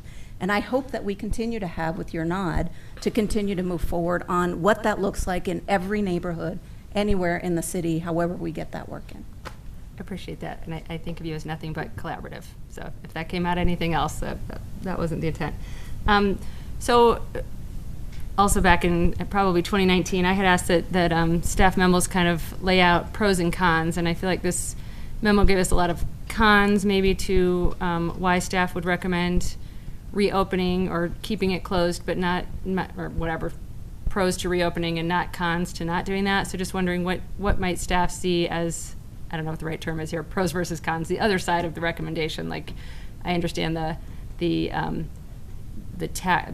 we'll have some questions on business impacts, but I understand what was laid out as the rationale for staff recommendation, but does staff see other side to whether to close it? Like, what would be the silver linings to going the other way with it? Thank you for the question. And I'll start, but I think there are different perspectives from different interests. So when you think about the three pillars of community vitality, I'd say the energy that's behind the folks who want to keep West Pearl closed, we want to have those conversations, and we want to have spaces, appropriate spaces to activate and connect with the community where everybody has access, inclusive access to that space. And maybe West Pearl will prove to be that space. There are things that we could do that make it, all those cons that we mentioned in the memo. There could be interventions that we can take to mitigate those so that it can become that space that folks are excited about and they want to activate. And these are things, we've seen it all over the world. Prior to the pandemic, you think about Times Square and how it's evolved in New York City. But right now, the actions that we took in May of 2020 were in response to a pandemic. Staff really does believe that we did the right thing. And now, as the pandemic is going behind us, the opportunity now is to learn from that, not necessarily presuming that just because we did what we did on West Pearl means that is the place where we need to have this conversation with the community. Maybe more appropriate spaces will reveal themselves. We'll have less hurdles when it comes to a lot of the challenges that we presented in the memo.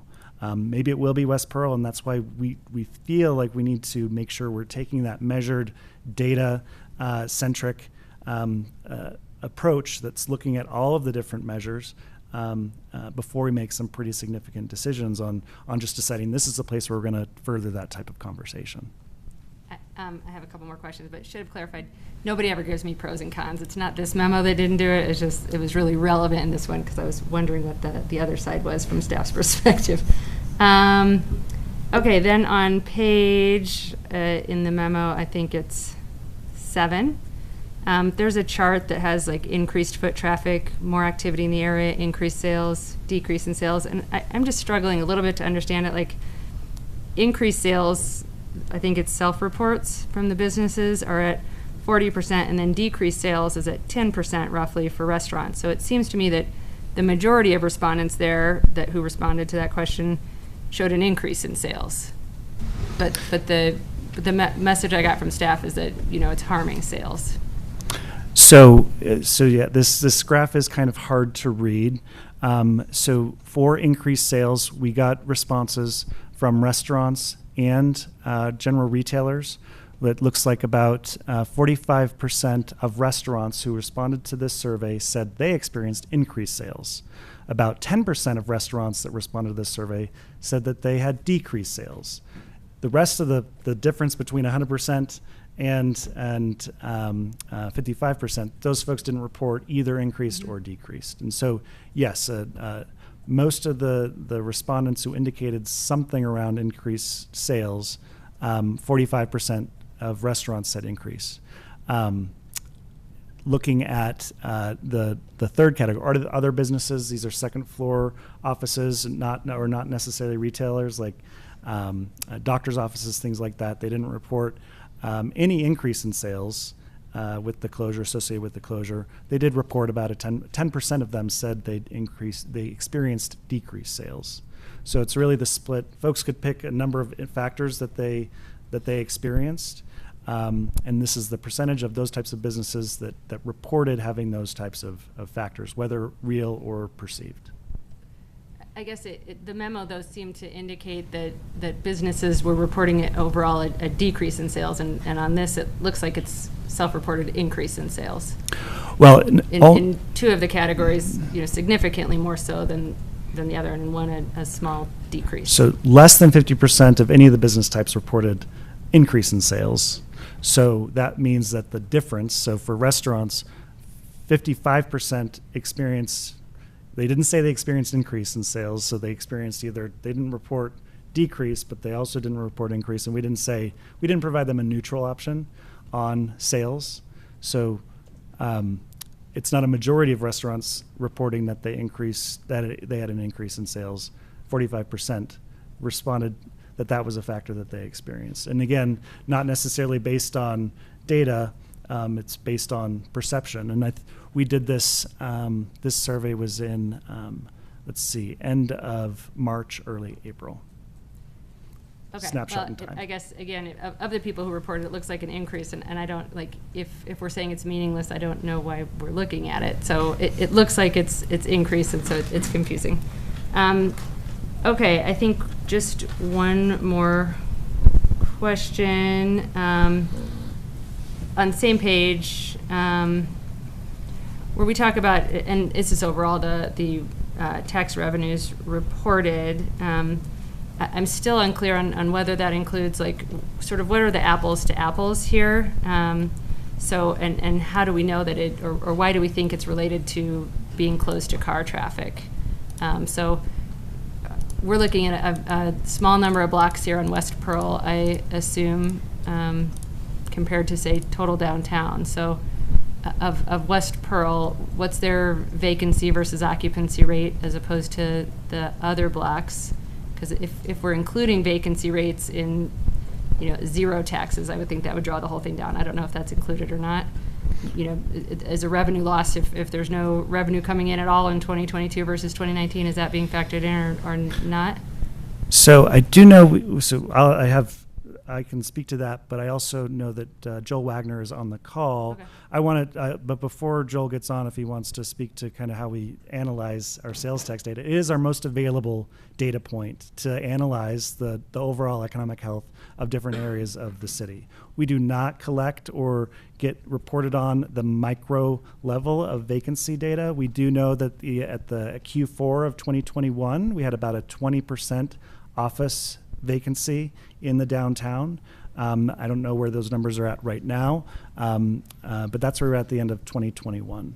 The thing with our, when we think about all the different departments have interactions with the business community, our goal is to make sure that we're trying to treat all businesses in all areas of the city as equally as possible.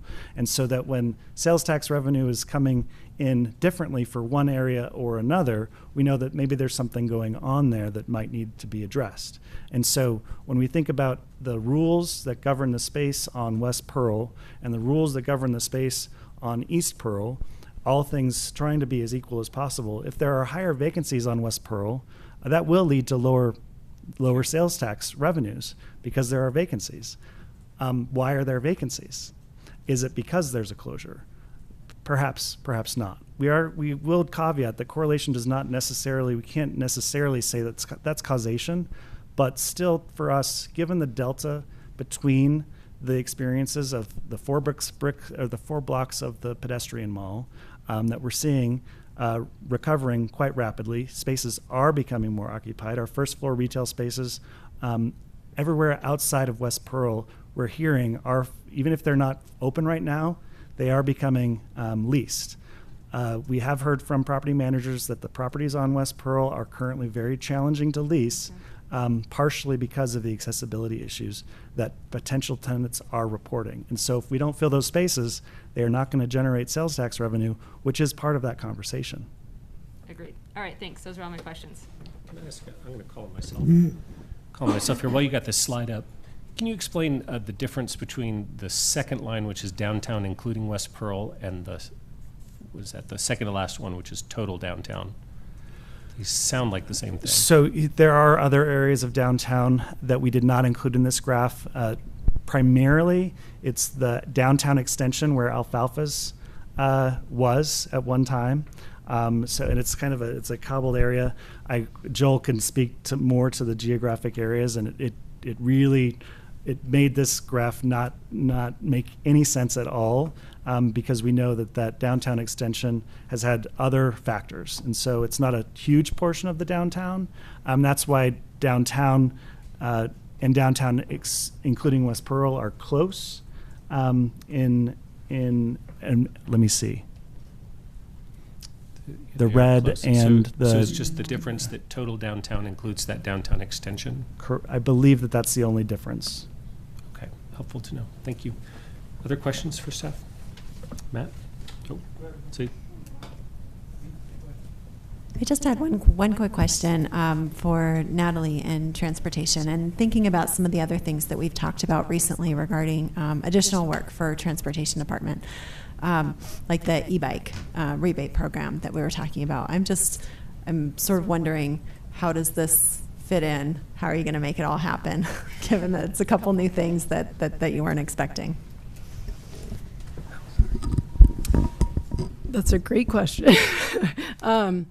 No, I think we've been, it's been a few months now that we've been thinking about the e-bike rebate program and the analysis, and really what I'm trying to do is think about the West End analysis to be a pretty light scope, right?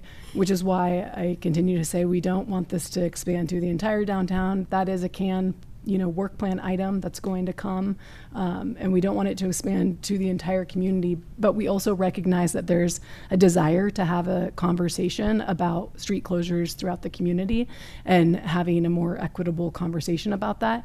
And that's something, we've talked to our colleagues across the organization about, that we can start to think about through the comp plan update, and Brad can certainly chime in more there if there's more questions there, but there's opportunities in the work plan coming forward, and this is all, Tila spoke to the TMP and the pedestrian action plan. All of that is supported in the plans, and so we can certainly think about future work items to do that work. But really, for the West End analysis, we want to have a light touch and think about how can we re-envision this space on a more long-term basis that is, either seasonal or weekend, and it's not something that, is going to be, that's going to take us 3 years to plan. It's something that we can do hopefully in just a few months, and still have a really robust engagement process. So that's, I think, how we're thinking about it, and certainly, open to hearing your feedback. Matt? Thank you. Got more than a few questions. And I know I put out a hotline, and Chris, I saw you multiple times today, so I know we were all out and about. So I know that you certainly did not maybe have time to respond to those. I hope I'm going to trim some of those back, which I think are probably information that you probably know, and then the others hopefully we can get a response to, which probably take a little more digging. One question that jumps out is, I'm trying to really settle on what really is the motivation here, because I've heard kind of two things: that it's a default answer to an emergency order that when it expires, hands tied, reopen, no questions asked. I've also heard that this is being driven because of the perceived harm to some of the businesses down in West Pearl. And so I guess I'll just sort of flip this in an interesting hypothetical.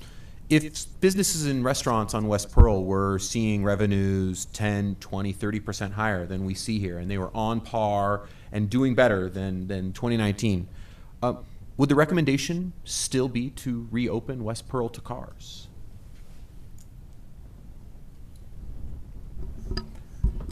Well, I can't speak to hypotheticals, and I'm seeing Teresa nod her head. I think there are other considerations beyond how folks are feeling about the space or how businesses are performing in the space. While they are very compelling to help us in our speed at which we are trying to make sure we move forward with this conversation, I know that there are other considerations that would likely come up even if the businesses were performing better in this space outside of emergency orders. So, I'm loath to give legal advice in public, as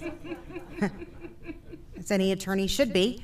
But what I'll say is that there are a number, and we've only done a preliminary look at this because, from my perspective, we did not have clear direction from council to proceed on this. And so, though we've spent a lot of time and resources in the last 2 weeks looking into this, it's still just scratched the surface. What I can tell you is that there are a variety of municipal code and charter provisions that are implicated in a street closure. And so the authority to close the street really was from the city manager's ability under emergency orders and under 2-2-11. But looking at a more permanent closure of a street or an ongoing closure of a street, we'd need to both look at that. We'd need to look at Charter Section 78, which requires planning and development services to weigh in. it would require an amendment to the Boulder Valley Comprehensive Plan, an amendment to the Transportation Master Plan, and that's after just some initial research. And so we have not, as a city, taken the proper steps to move forward with a closure that is under anything but the emergency orders. I appreciate Can I that. ask a follow-up on that? Go ahead. I was going to follow up too, but go for it, Lauren. So I appreciate what you're saying. Would that also be true of a seasonal or temporary closure, or would that have different legal ramifications? Thanks for the question. I don't know that we've specifically analyzed a temporary or seasonal closure to see if those provisions are implicated in the same way. We'd certainly be happy to do that work if council directs that this is a priority that we should be pursuing. Thank you. I think that answer is helpful, Teresa, a lot, and it certainly adds clarity that this is a decision that had pure inevitability built into it. That's exactly the information we should have known in March. We should have known that this was going to happen independent of any review or thought from council, versus it was given to us as, we'll seek your direction on what to do, but in hindsight, it seems like that decision was made independent of any review or discussion. So that's why I'm really confused about how we got to this place. We'll maybe come back to that in comments. Another question I have is, do we have, and maybe it just hasn't been sussed out, seasonal revenue numbers for our businesses in terms of, right? I think if there's any question that in the summer months, things were banging down on West Pearl. And I think we can all admit in the winter, less so. And so do we know seasonal variability in revenue? We're even though we might see the aggregation or the average being, below maybe their 2019 average, but did we see them at 150% revenue in the summer months, but maybe way down at like 30%, which then still pulled their average down? And so I'm wondering, do we have seasonal data, or are we sort of stuck with long-term aggregation in terms of just the data? I mean, can it be sussed out, or do we just not have that? Thanks for the question. We do get sales tax data updated on a monthly basis. If this concept, if the development of a West Pearl conversation into reconfiguration warranted the level of time and energy to analyze that as one data point that we wanted to make sure we are keeping track of in that decision-making process, I know that we can do that. We do get monthly sales tax data. We have not had the staff capacity and resources to take on every data point that we would want to explore in a long-term decision for this space at this time. Thank you, Chris. Speaking for myself, I would love that, because I don't know how we could evaluate any sort of seasonality approach without knowing that information. Hopefully we can get that when we get going. On key considerations for community vitality, a question I have is why isn't there a community engagement aspect to that seeks input from the broader community? Because it seems like every other department in any decision has almost a mandatory community engagement component that seeks the broader community, not necessarily a subset or a particular niche to which that department is focused on. And so I'm kind of wondering why that's not in there to, again, provide that sort of balanced input in decision making. Thanks for the question. I guess I'd want to push back a little bit to reiterate that we do a ton of community engagement on our work plan items that we have been charged by council and the city manager to be moving forward with. Community vitality has the very important but maybe unfortunate duty of being the folks who are leading the charge on trying to put Humpty Dumpty back together again on some really quick actions that were taken during a global pandemic that did not afford us the opportunity to check in with the community on a lot of decisions that were made to make these things happen. And so we've been needing to then, anticipating the end of emergency orders, having to put the pieces back together without the resources and the time that we typically have when we're pursuing a typical work plan item to do that level of community engagement. I think we would all love to be able to do that, but given the timeline that we have been trying to get all of these different changes across the finish line in anticipation of, we think the pandemic's ending. In March, we didn't know for sure. I mean, we were targeting August 31st. We'd extended emergency orders about a half a dozen times since they started in 2020. And so it's been really hard with a moving target constantly to be able to anticipate and understand how are we going to effectively map out the path forward until we actually are at that point. And so here we are. The emergency orders have ended. We fully intend to partner really close with transportation and mobility on this conversation that would include all of the appropriate community engagement for a decision-making process in the community. I appreciate that. And so with sort of those limits of time and resources, how many surveys were provided for the business community and sort of West Pearl throughout the pandemic? So our economic vitality team, I believe, did 2 or 3 business-oriented surveys throughout the duration of the pandemic. It was more higher level about asking questions about how COVID has impacted your business, and that is tied to our work in the community or in the economic vitality sector. We did 1 targeted survey of West End businesses associated with the West End closure. That was the one that we've mentioned that was performed in late March, early April. And then we did 1 community broader survey related to outdoor dining to understand people's hopes and expectations as we're trying to quickly stand up a pilot program. We got 800 and some responses to that survey, and that largely served our building of that pilot program. So we did 1 targeted West Pearl West Pearl businesses associated with the closure. I know that the Downtown Boulder Partnership also did 1 associated specifically with West Pearl businesses and the closure. Okay, that's helpful. And just so for clarity, I'm still on. Okay, good.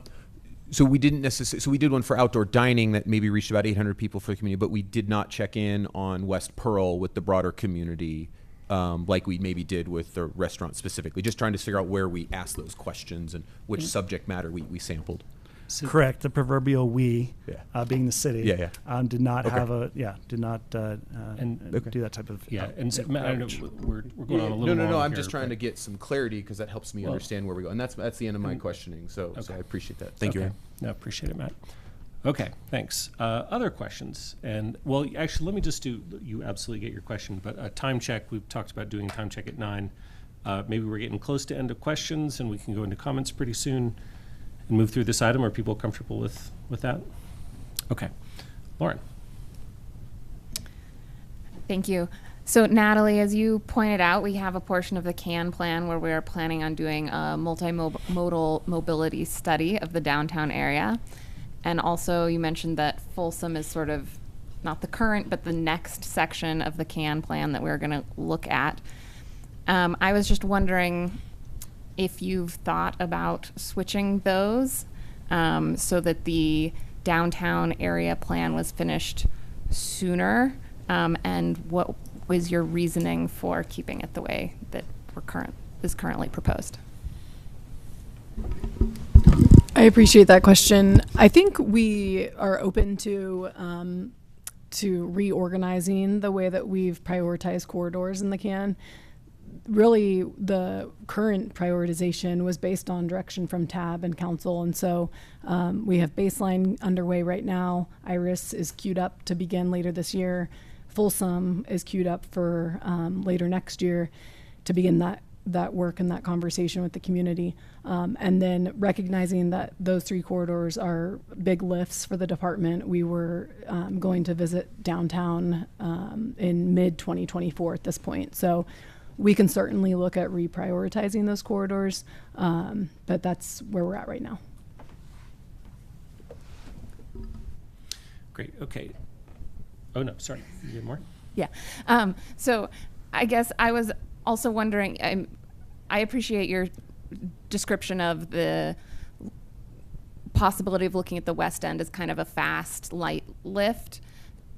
Would adding like the hill to that dramatically change how big of a lift that is? Just, it's a similar closure that we've kind of had experience with, and I would just love to hear your thoughts on that.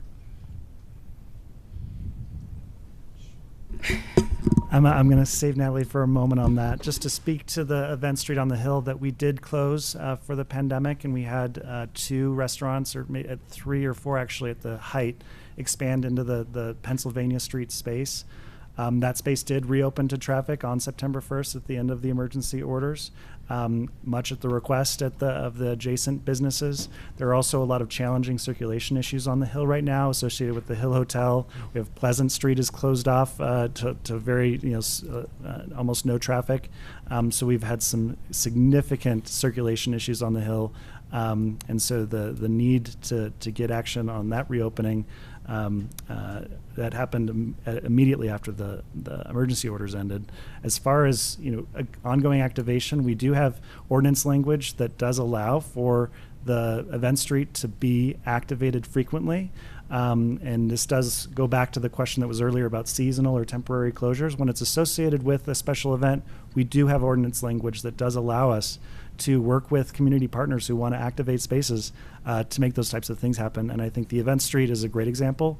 While we reopened it on September 1st, it closed right again the weekend after for the Hill CU's block party on the Hill, and there have been a number of things going on. And so I think it can be a good example if we activate it appropriately and work with community partners who want to do things in those spaces, that we are doing those types of things, and it is built for that type of activity. Thank you. I'll just follow up. Oh, go ahead. Do you mind if I follow up on that? So would we have the ability then to, on an ongoing basis for special events, to implement closures? Theoretically, yes. That is a capability within ordinance. And is that something that we would have the capacity to do from kind of a staffing kind of standpoint? I think it's a resource question. Mm-hmm. So if we were able to identify some resources that we wanted to work with a contractor, there are folks who put on events in streets and other public spaces all the time. We are in the process in Community Vitality of exploring that at Boulder Junction right now. We have some dollars that are identified in order to activate spaces over there, because those are big public spaces that are not really active, that have some of the similar challenges. And so it is possible we could go back to staff if resources were allocated to add on possibly to that contract to make some things happen in warmer times during the year when we want to see activation. Okay. And I'll add that because they're too far away to kick me, that certainly that is something that we want to be thoughtful about, right? Like, I think it's about both the financial resources and then who could put this event on, because that is not something we usually do with staff. And DPD has certainly told us that they don't have capacity to do that. But to Chris's point, there is a contract, there are possibilities that we can externalize that. I want to be open to the possibility of being able to do this just like we've done on the Hill, because I do think it's important to demonstrate that we can be agile just as the way that we can be planful. Very good. I will note that we do have some talented staff. Chris Meschuk, as a former professional DJ, could probably run a pretty good party all by himself. I just want to say, right? Okay, great. Are done with questions? Okay, great. So if we can come back to the questions you have for us. So, and then I just want, before we get started, I just want to say, obviously there's a great deal of community interest in this. This is something that we all care about as well. So let's give staff our feedback, but I encourage us to be on the concise side. It's getting late, so it's important to give the feedback, but let's try to stay focused. Bob. I think I stay focused. In response to question number one, I guess I'd like to see two things. One is if we could make west go a little bit farther east, if it's not too much work, Natalie, because I'd love to see your analysis on 13th Street as well, and maybe Lauren wants to add on for the Hill. So I know the list gets a little longer, and then the time gets a little bit longer. But at minimum, I'd love to see 13th Street in addition to some of the stuff you're looking at the west end. And the second, it'd be great if you guys could put a kind of a stake in the ground now about when you'll come back to us. Your analysis may not be fully baked, but I'd love to just say, all right, we're all going to sit down on March 15th and see where we are. And maybe you're done, which would be great, or maybe you're 3/4 of the way done and you think you'll need another few weeks. I just love to have a date, because one of the things I worry about is things slip and they slip, not because of you guys, but just because time passes and other priorities come along. And I think if we could now in September say, hey, we're all going to get back on the second meeting in March and just see where we are. that would be really, really great now. And I think that would give the community some comfort that this is really going to happen. And again, understand that you may not be completely done by then, but I think it would be really great to know now and be able to say to the community now, the study is going on, these are the parameters, these are the things we're looking at, and we're going to check back in with each other. Yeah, I'm throwing March out there. Maybe it's February, maybe it's April, I don't know. But just if we could pick a date now, that would be really, really comforting to, I think, a lot of people. Those are my 2 comments. Thanks. Next. I know people have comments. Nicole. I can go next. I learned after my noise ordinance vote that it's good if I explain myself. Well, while we're up here, so I'm gonna do that. I've saved so I didn't speak too much earlier, so I can speak a little here. So I'm really excited, first of all, to see all the energy that our community has for reclaiming spaces from cars and investing in social infrastructure that supports people. And I'm thrilled that our boards are so interested in this issue, because I hope we can empower boards like TAB and the Human Relations Commission to help us find more places all over the city where we can transform our neighborhoods into pedestrian-friendly community gathering spaces, especially in the neighborhoods that are currently lacking social infrastructure. As everyone here knows by now, my North Star is social justice, and that's why I support staff's decision. In our racial equity plan, we committed to applying a racial equity lens to our big decisions. We haven't done that here. And what I've heard from some marginalized community members, especially some of our lower income community members, is a sadness that we didn't look at our outdoor dining investment with that equity lens, and that we haven't considered it in our West Pearl discussions either. Downtown isn't a place where people in marginalized groups always feel welcomed or safe. I'm not comfortable investing a lot more resources in more social infrastructure downtown without input from already marginalized groups that report feeling excluded. Personally, I would prefer to use our limited resources in areas that are more in need of social infrastructure than the downtown area, to get to question number 1. I think that ship has probably already sailed, given the extensive time that's already been spent on West Pearl. But I hope after West Pearl, we can think about street closures and reclaiming spaces for people on a much broader scale, as you mentioned, Natalie, considering street and alleyway closures all across the city. And I hope when we do that, we can prioritize the neighborhoods that are the most in need of social infrastructure first, like we're doing with the Flood and Stormwater Master Plan. I hope TAB and HRC can help us with identifying these spaces to reclaim from cars and prioritizing neighborhoods that most need social infrastructure. If we move forward with the West Pearl analysis, I hope we'll make sure we're getting feedback from our community connectors and using our racial equity tool to make downtown a more welcoming community space for more people in our community. Taking some time to be intentional about inclusion will make sure that more of us benefit from street closures downtown and elsewhere around town. We all recognize that this is a once-in-a-lifetime opportunity to begin transforming our neighborhoods. And I know some will be frustrated by my unwillingness to rush into a permanent street closure on West Pearl. I'm also frustrated that we aren't focusing our street closure efforts in the neighborhoods we've most neglected, where social infrastructure will do the most good. So maybe starting with West Pearl is a middle ground. I think it's really important for us to recognize that inequity comes out not just in the work we choose to do, but in how we prioritize our work. And I hope we can quickly pivot after the West Pearl analysis to focus on other areas of town, especially some of our lower income areas. Everyone in our community deserves people-centered gathering spaces that get us out of our cars and into welcoming, joyful, inclusive community spaces. I don't want us to stop with West Pearl. I want us to keep going and transform our whole city for all of us, but especially for the people in neighborhoods that this governing body has historically neglected. Thank you. Thanks for that, Nicole. Let's go next, Mark. First, I want to thank my colleague Nicole for those comments. They were really excellent and very thoughtful, and it's given me a lot to think about. Thank you.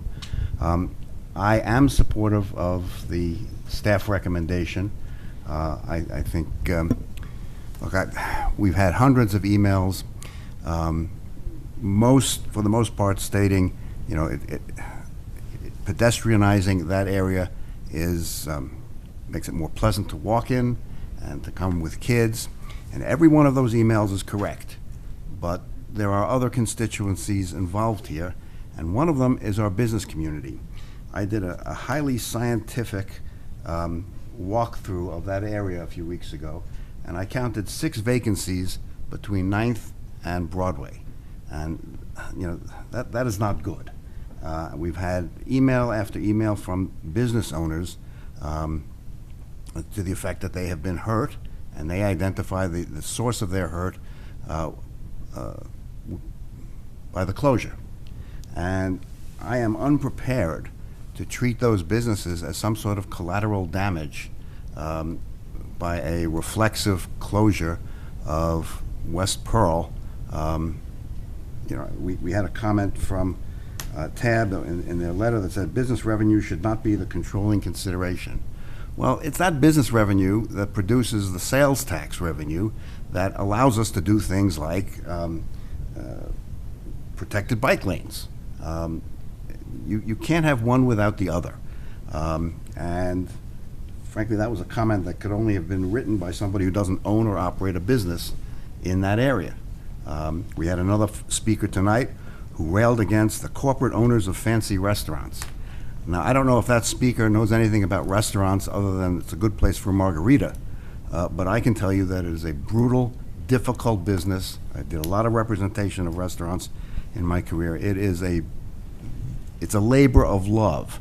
Occasionally you can make a lot of money at it, but most of the time you're working on thin margins, you're working day and night to make it better, and these businesses are important constituents of our community. They add to our community, and I think they're entitled to some degree of consideration as we move forward. I'm supportive of finding ways of identifying streets where we can create pedestrian areas and close the streets off. I'm happy to have a thoughtful consideration of what we can do with West Pearl. You know, to some extent, there may be limited closures that are easily available to us, but we need to do it in a thoughtful way and in a way that doesn't simply cast aside the interests of people who have committed their capital, their efforts, and their souls to running businesses, and some of them are on the edge. So I appreciate the enthusiasm that we received from the hundreds of people who emailed us, but that is not the only consideration that involved. You know, whether it's nicer to walk there or not. I think we have to be respectful and mindful of the people who are trying to make a living down there as well. Thank you. Thanks, Mark. Matt? Well, so to question number 1. So I'll maybe start. Yeah, so with question 1, yes, I'm happy to see staff go study this. I think this is, we got just about 600 emails, 90% of which said, we want pedestrianization. So this is pretty much the minimum we can do as a city to acknowledge that outcry. It's the minimum. There's more we can do, there's more we should do. I might get to that in comments, but that's a minimum. So I'm glad that there's an acknowledgement that that's where we should at least start. You know, I'm not happy with where the recommendation is. I get that that's a foregone conclusion in terms of where we had to be with emergency orders. I'll just sort of point out in just a little bit here.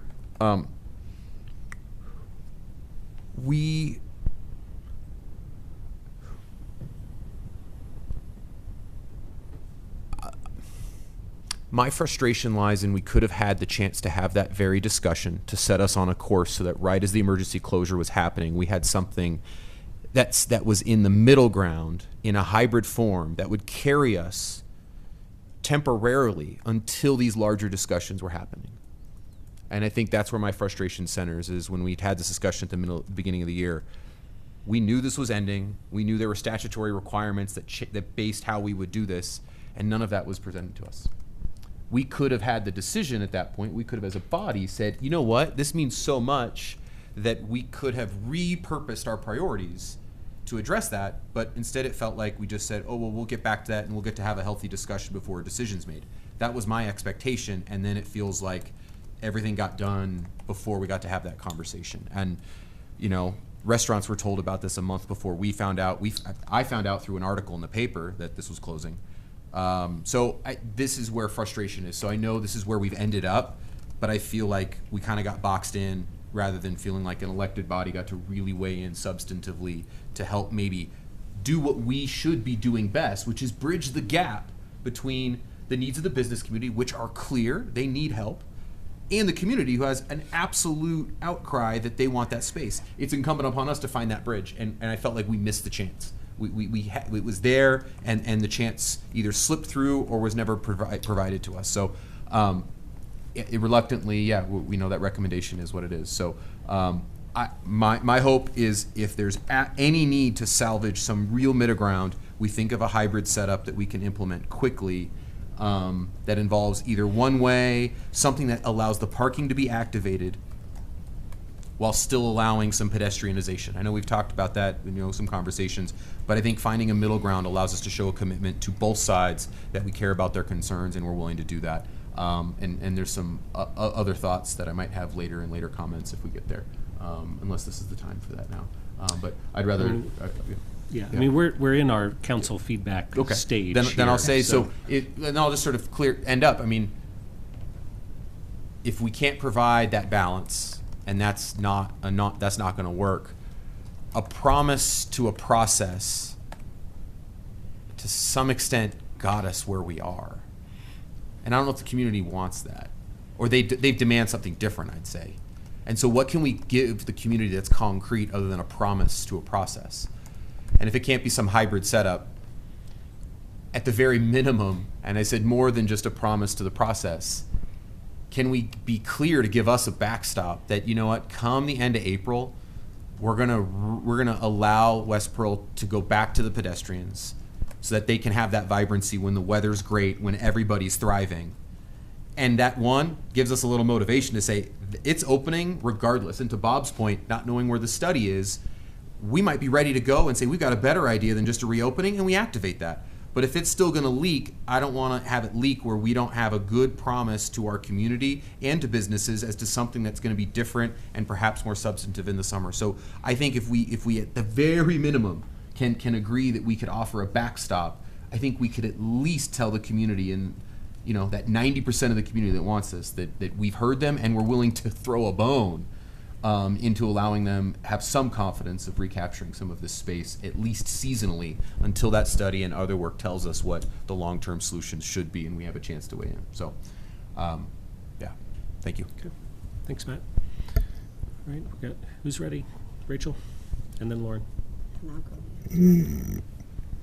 Tara likes to go last these days. I like to think. Well, I will say that it's been disappointing, as I said, in the last few weeks, to find out that that we felt like at a cross purposes with staff on this.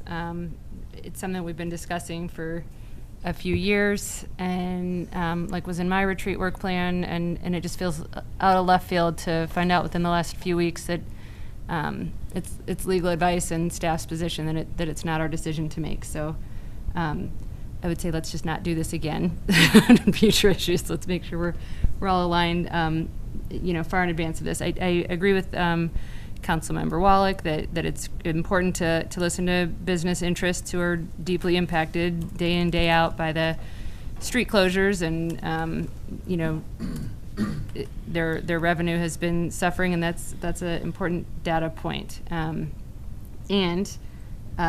I think one thing that came through loud and clear in the hundreds of emails that we've received in the last few weeks on this is that this is a beloved couple blocks by locals specifically. Like, there is something special about West Pearl that people who live in Boulder are gravitating to and have gravitated to for the last few years. And I mean, I can vouch for that anecdotally, that it's the place that my family has wanted to go for occasions, and as soon as it closed down, my sister said, why would we ever go anywhere else? Like, this is awesome, this is new, and there was something sort of eclectic and funky and low-key about it, and I'm worried that we might over-process whatever's coming next and make it shiny and polished, and there's something about West Pearl that I think is beloved because it's easy and it's low key, and so I just want to put that out there, that whatever's next, let's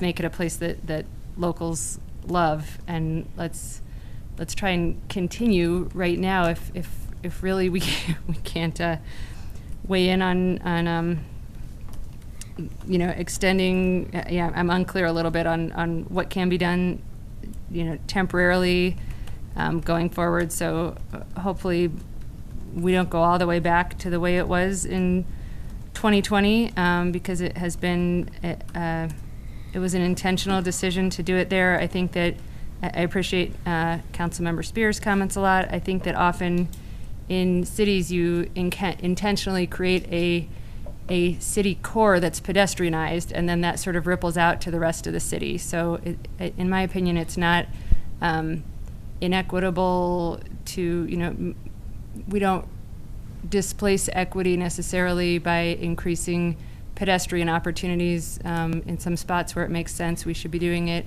in a lot of places, and I think that increasing downtown's pedestrian core is helpful at helping that to radiate throughout the community and creating more spaces where people are safe and kids are free to run around, safe from auto accidents. So just want to make sure that we're not, it's not thought of as an either or. This should be a win-win for businesses, for people who want to dine outside, for downtown, for East Boulder, for North Boulder. So I think that we can have a lot of win-wins here, and I am fearful that if we really just reopen the street and have a lengthy discussion on this, the moment is lost, because we are often pretty reluctant to change, and right now the change is going back, and once we go back, the change will be to close to cars again, and that's going to be hard. So I think that's why it will be helpful to have the deadlines that Bob suggested. And along those lines, I wonder if it might be helpful or possible to have a council process subcommittee on this, just to keep us. Tara's on it. we got one volunteer. We just, I remember when we were creating that for CU South process subcommittee, it was to make sure that we were staying on deadline that council wanted to be on, and we weren't maybe having some of the extensions or glitches in communication, and we all had eyes on it, and we're working together. So just wonder if that might be helpful for this, and I know we might expand it to more areas, and we want to look, citywide. So might it be a helpful new subcommittee? And then in terms of question one, I honestly thought this was on the work plan. So yes, I want it on the work plan.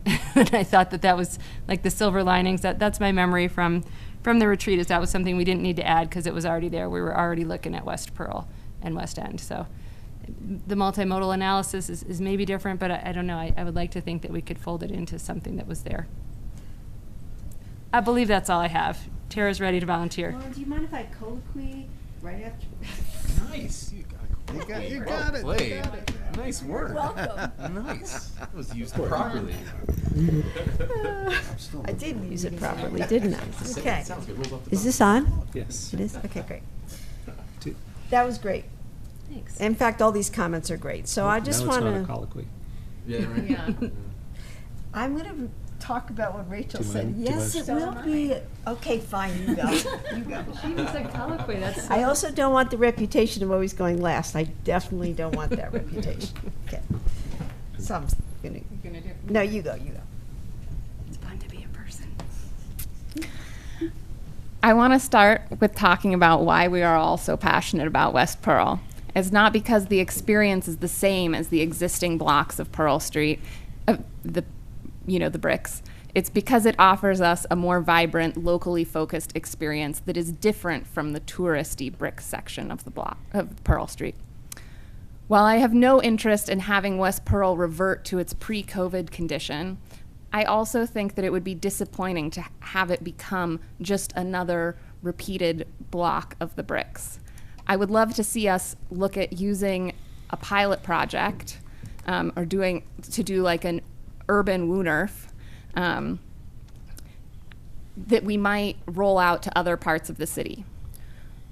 Whether part of it is a one-way street, a street for bikes, a street for buses but not cars, I think we have an opportunity to try a new type of design solution.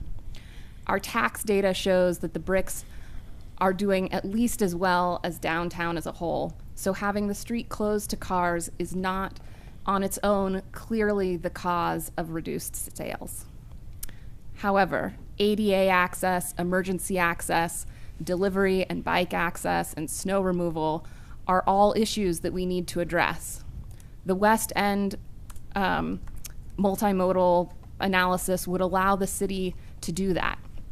I support moving forward with a truly light and fast planning effort that aims to solve some of these biggest issues, but isn't necessarily attempting to create the final form of the street. In the meantime, I would like to see a seasonal closure of the West End to balance the desires of the business community while building trust with our community at large that we are taking this pedestrianization seriously. I also think that while we have a number of planning and revitalization efforts planned for the downtown and civic area that will largely take place in the street right-of-way, we need to look at moving up the portion of the CAN plan that looks at the downtown area.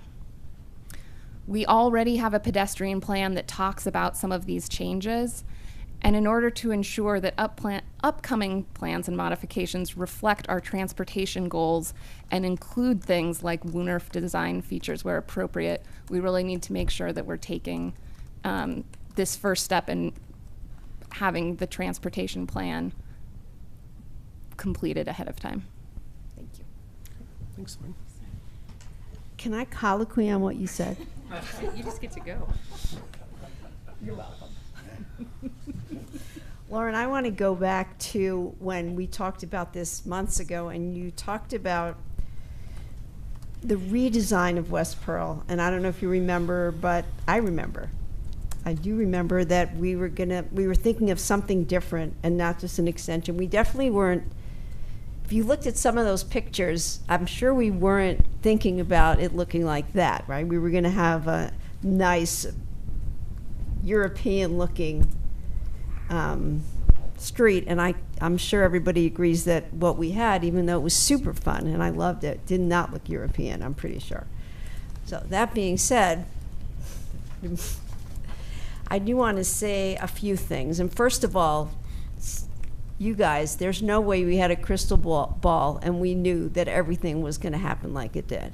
There's no way we knew that we were going to have inflation problems, supply chain problems, a pandemic. I mean, everything happened at once and it was all so new. So I'm going to stick up for you and say that considering everything that we went through, we did our best, and you guys did your very best to quickly move when cities are notorious for being slow. I think you did pretty good.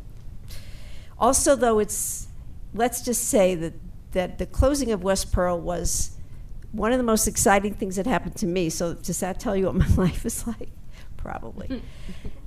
It was a much needed lift. It wasn't even just a silver lining for me going to West Pearl. Was, oh my gosh, this is going to be so much fun. And downtown should be about fun. And let's just say that, I'm not going to say that the Pearl Street Mall got a little stale, but this, okay, maybe I am saying that. This really livened it up. So I'm going to agree with Laura that now is the time, well, actually spring, to do something really fun and exciting that isn't difficult. I have some really fun ideas, so that's why I want to be on the subcommittee. I have some really good ideas. I'm not kidding. That being said, I just want to talk about the businesses for a second. I know we got some emails from people and they said, well, we shouldn't listen to the businesses, we should listen to the people, but our local businesses are actually made up of people. And they are just trying to make it, really, honestly, just like all of us. And so in the winter, when I used to go to West Pearl a few times a week, even in the winter, because my husband would never eat inside and I didn't want to cook. So there we were on West Pearl, and it was empty, and it was cold, and it was icy, and it was not fun. So that being said, as much as I don't want to lose the momentum, I also don't, West Pearl is the businesses. Also, it would just be a regular old block, wouldn't it? So all those businesses, we do have to listen to them. That's what it is, West Pearl. That's what makes West Pearl great.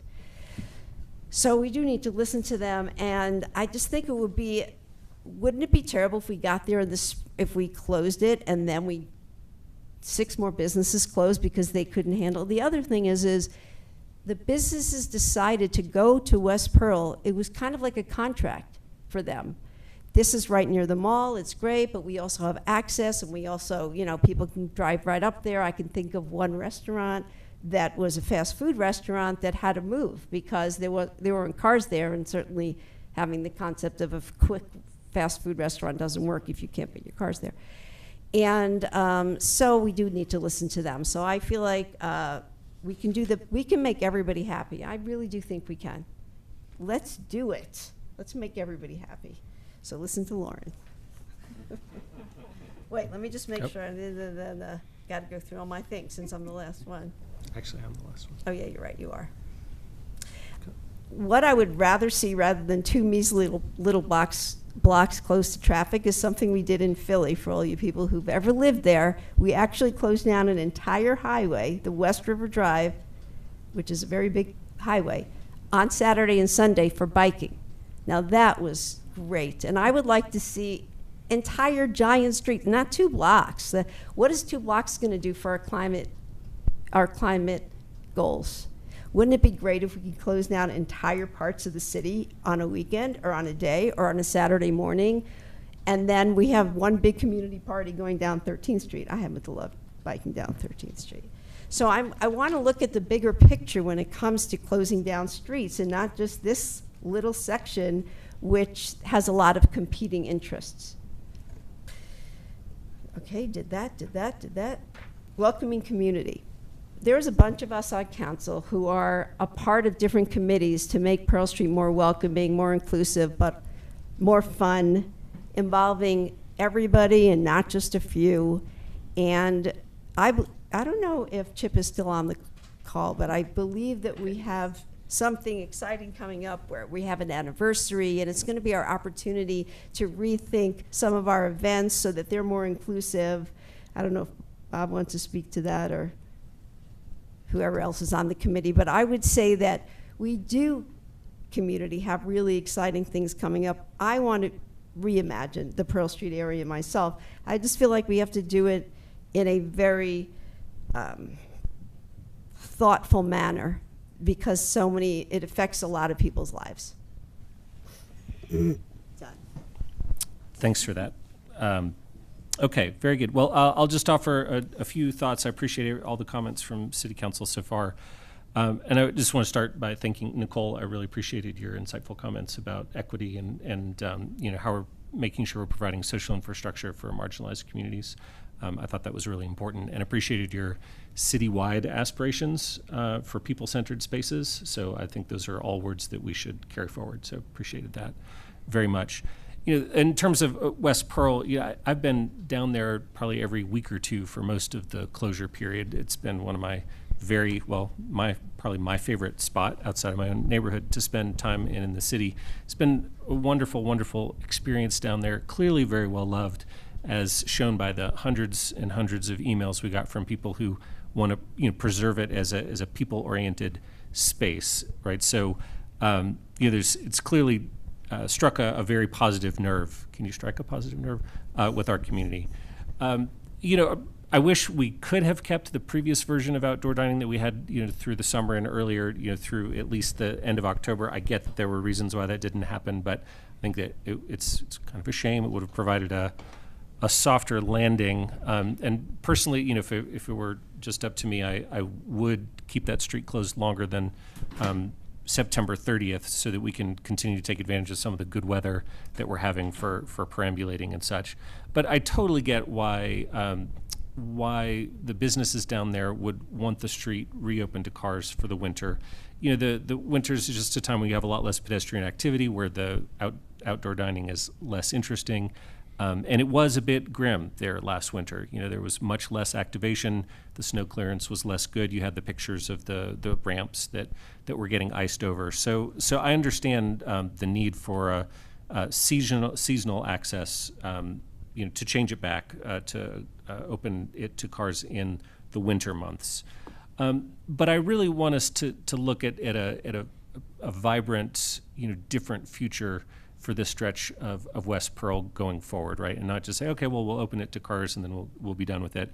And so I do support your question number one about working on this on the West End multimodal analysis. I do definitely support that, and I agree with Bob and Matt's comments about figuring out a time frame soon about when y'all could come back with at least a preliminary assessment of what the next steps could be that could determine a unique future for West Pearl that continues to prioritize access for people over primarily cars, while still, of course, allowing for good disability access, because we have heard that from some members in the community who have struggled with access to that stretch of street in its current configuration because of mobility challenges. So that's important for us to keep in mind.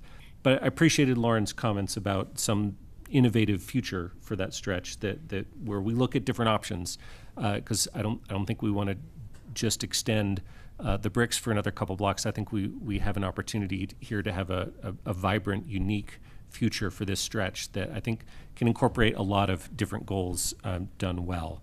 So I look forward to that discussion and figuring out that kind of brilliant and innovative future together.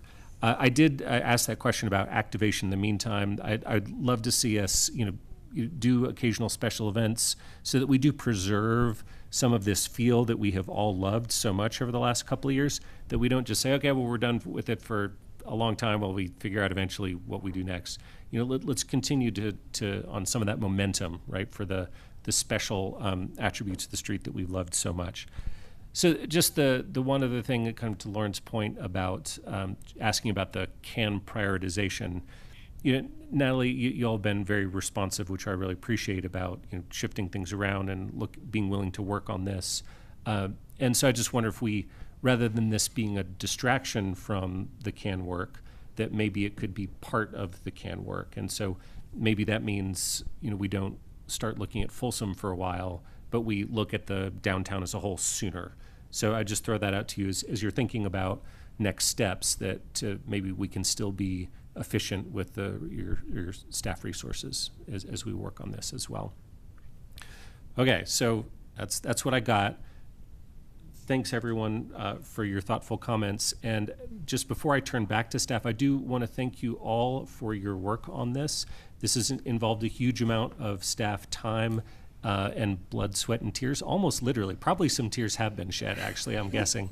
So I appreciate you all working with us in the community. Obviously, this is an area of great community interest. So, thanks so much. And I won't take much of your time, but just wanted to say a couple things in response. And I just want to thank you for your thoughtfulness, right? I know this is a hard conversation to have. And I know that in hindsight, perhaps we could have all done things differently as we're talking about this difficult work, right? Our commitment continues to be to work with you, right? Our commitment continues to be collaborative. Our commitment continues to be to work with our boards and commissions and our community. And while we may differ on the path to get there, I actually think we're aligned on the back end that we want more of these spaces. And it's a conversation of where and how and what's it going to look like, and can it be funkier, and doesn't have to be planned to death, right? Like the journey to get there, I think we are much more aligned than we are not. And so I just appreciate that coming forward. I also just want to say too that I don't believe we knew in March that the path was inevitable. I honestly don't. I don't know that we knew then some of the stuff that we have uncovered now. I also believe that part of that is we have been super busy trying to build back and trying to work on, I don't know that we knew outdoor dining would take us as much time and effort as it did, because the very same people that were working on that needed to then transition to West Pearl. So I just want to be thoughtful and mindful that it is never our intention as staff to not be upfront with council on what trade-offs will be, to not be upfront with council on what decisions or determinations would be. And that commitment continues to this day. So this conversation has been hard, not just with community, but frankly, it has been hard between staff and council. And that is never a place that we want to find ourselves in. And I hope that when we find areas of disagreement, that it is on genuine pathways and differences of opinion, but certainly not because there is a thought that staff is not bringing to you the right information at the right time. Thanks for that. Appreciate it, Nuria. Rachel, you had a couple of follow-up questions, maybe brief. Maybe brief indeed. Just with the can reprioritization, it seemed to me that when that was lifted up by a TAB member, they were pretty intentional about like there would be some funding streams coming at certain times and like, you know, designating in order partly because of, I don't know, transportation funding cycles and things like that. So maybe just check in with them before, like, I think they should weigh in before we say, please reprioritize that. Yeah, And can I just totally agree yes. with that? I'm not saying just do that just because I said that, right? Obviously, you got to go. There are probably reasons, you know. So consider it. Talk to TAB. Talk to TAB. And then I just wanted to know if maybe we could form a subcommittee on process on this. I was going to say, too, that would be very welcome by staff. Done. I mean, council, what do you think? Does a majority of We got a strong mayor. Man, I can start ruling by fiat here.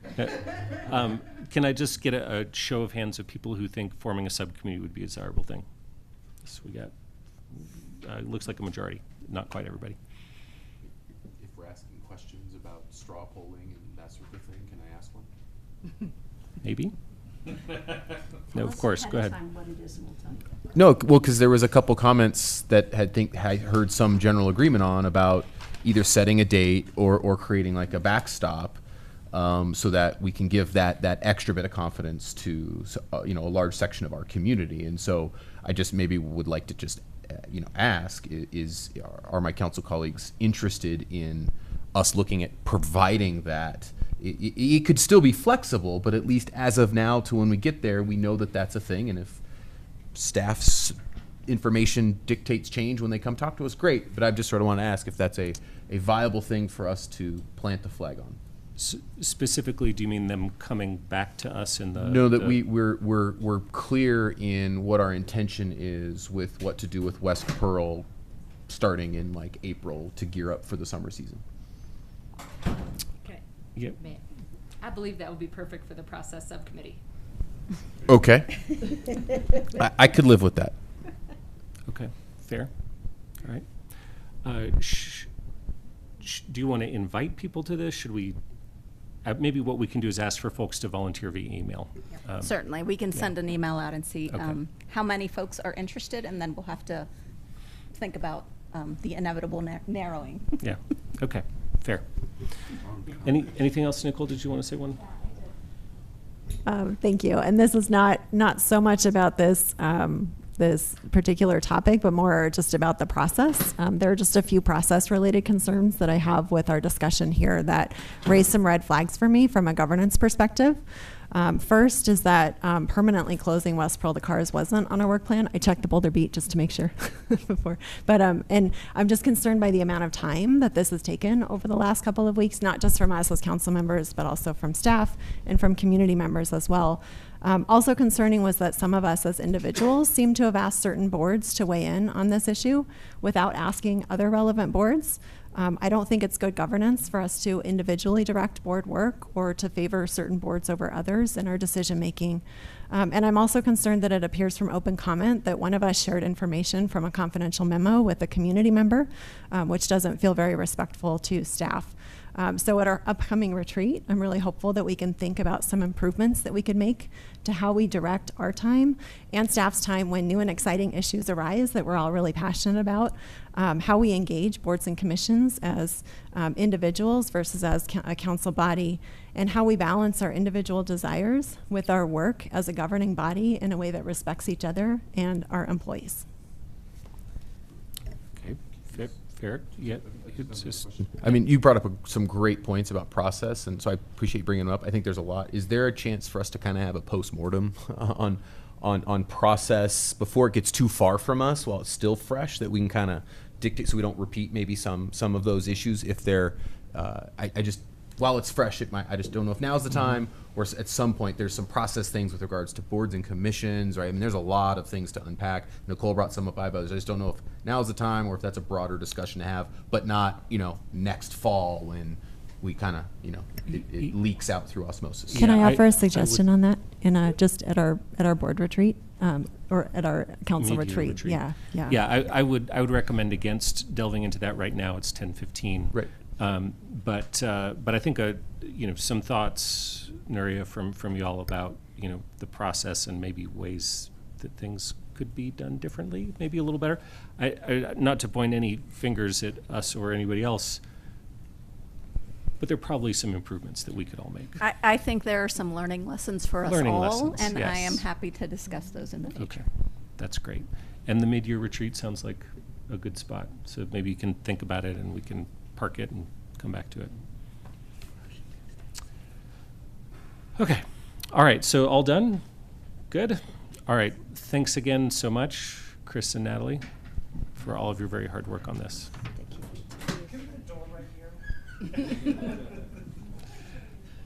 All right. Okay, so folks, it's 10:15. We've got 2 matters items. Are we good to continue? Get through those? We don't need a motion. When do we need the motion to extend? After 11? 10, or if we want to take up something new after 10:30? No new item may be introduced after 10:30 p.m.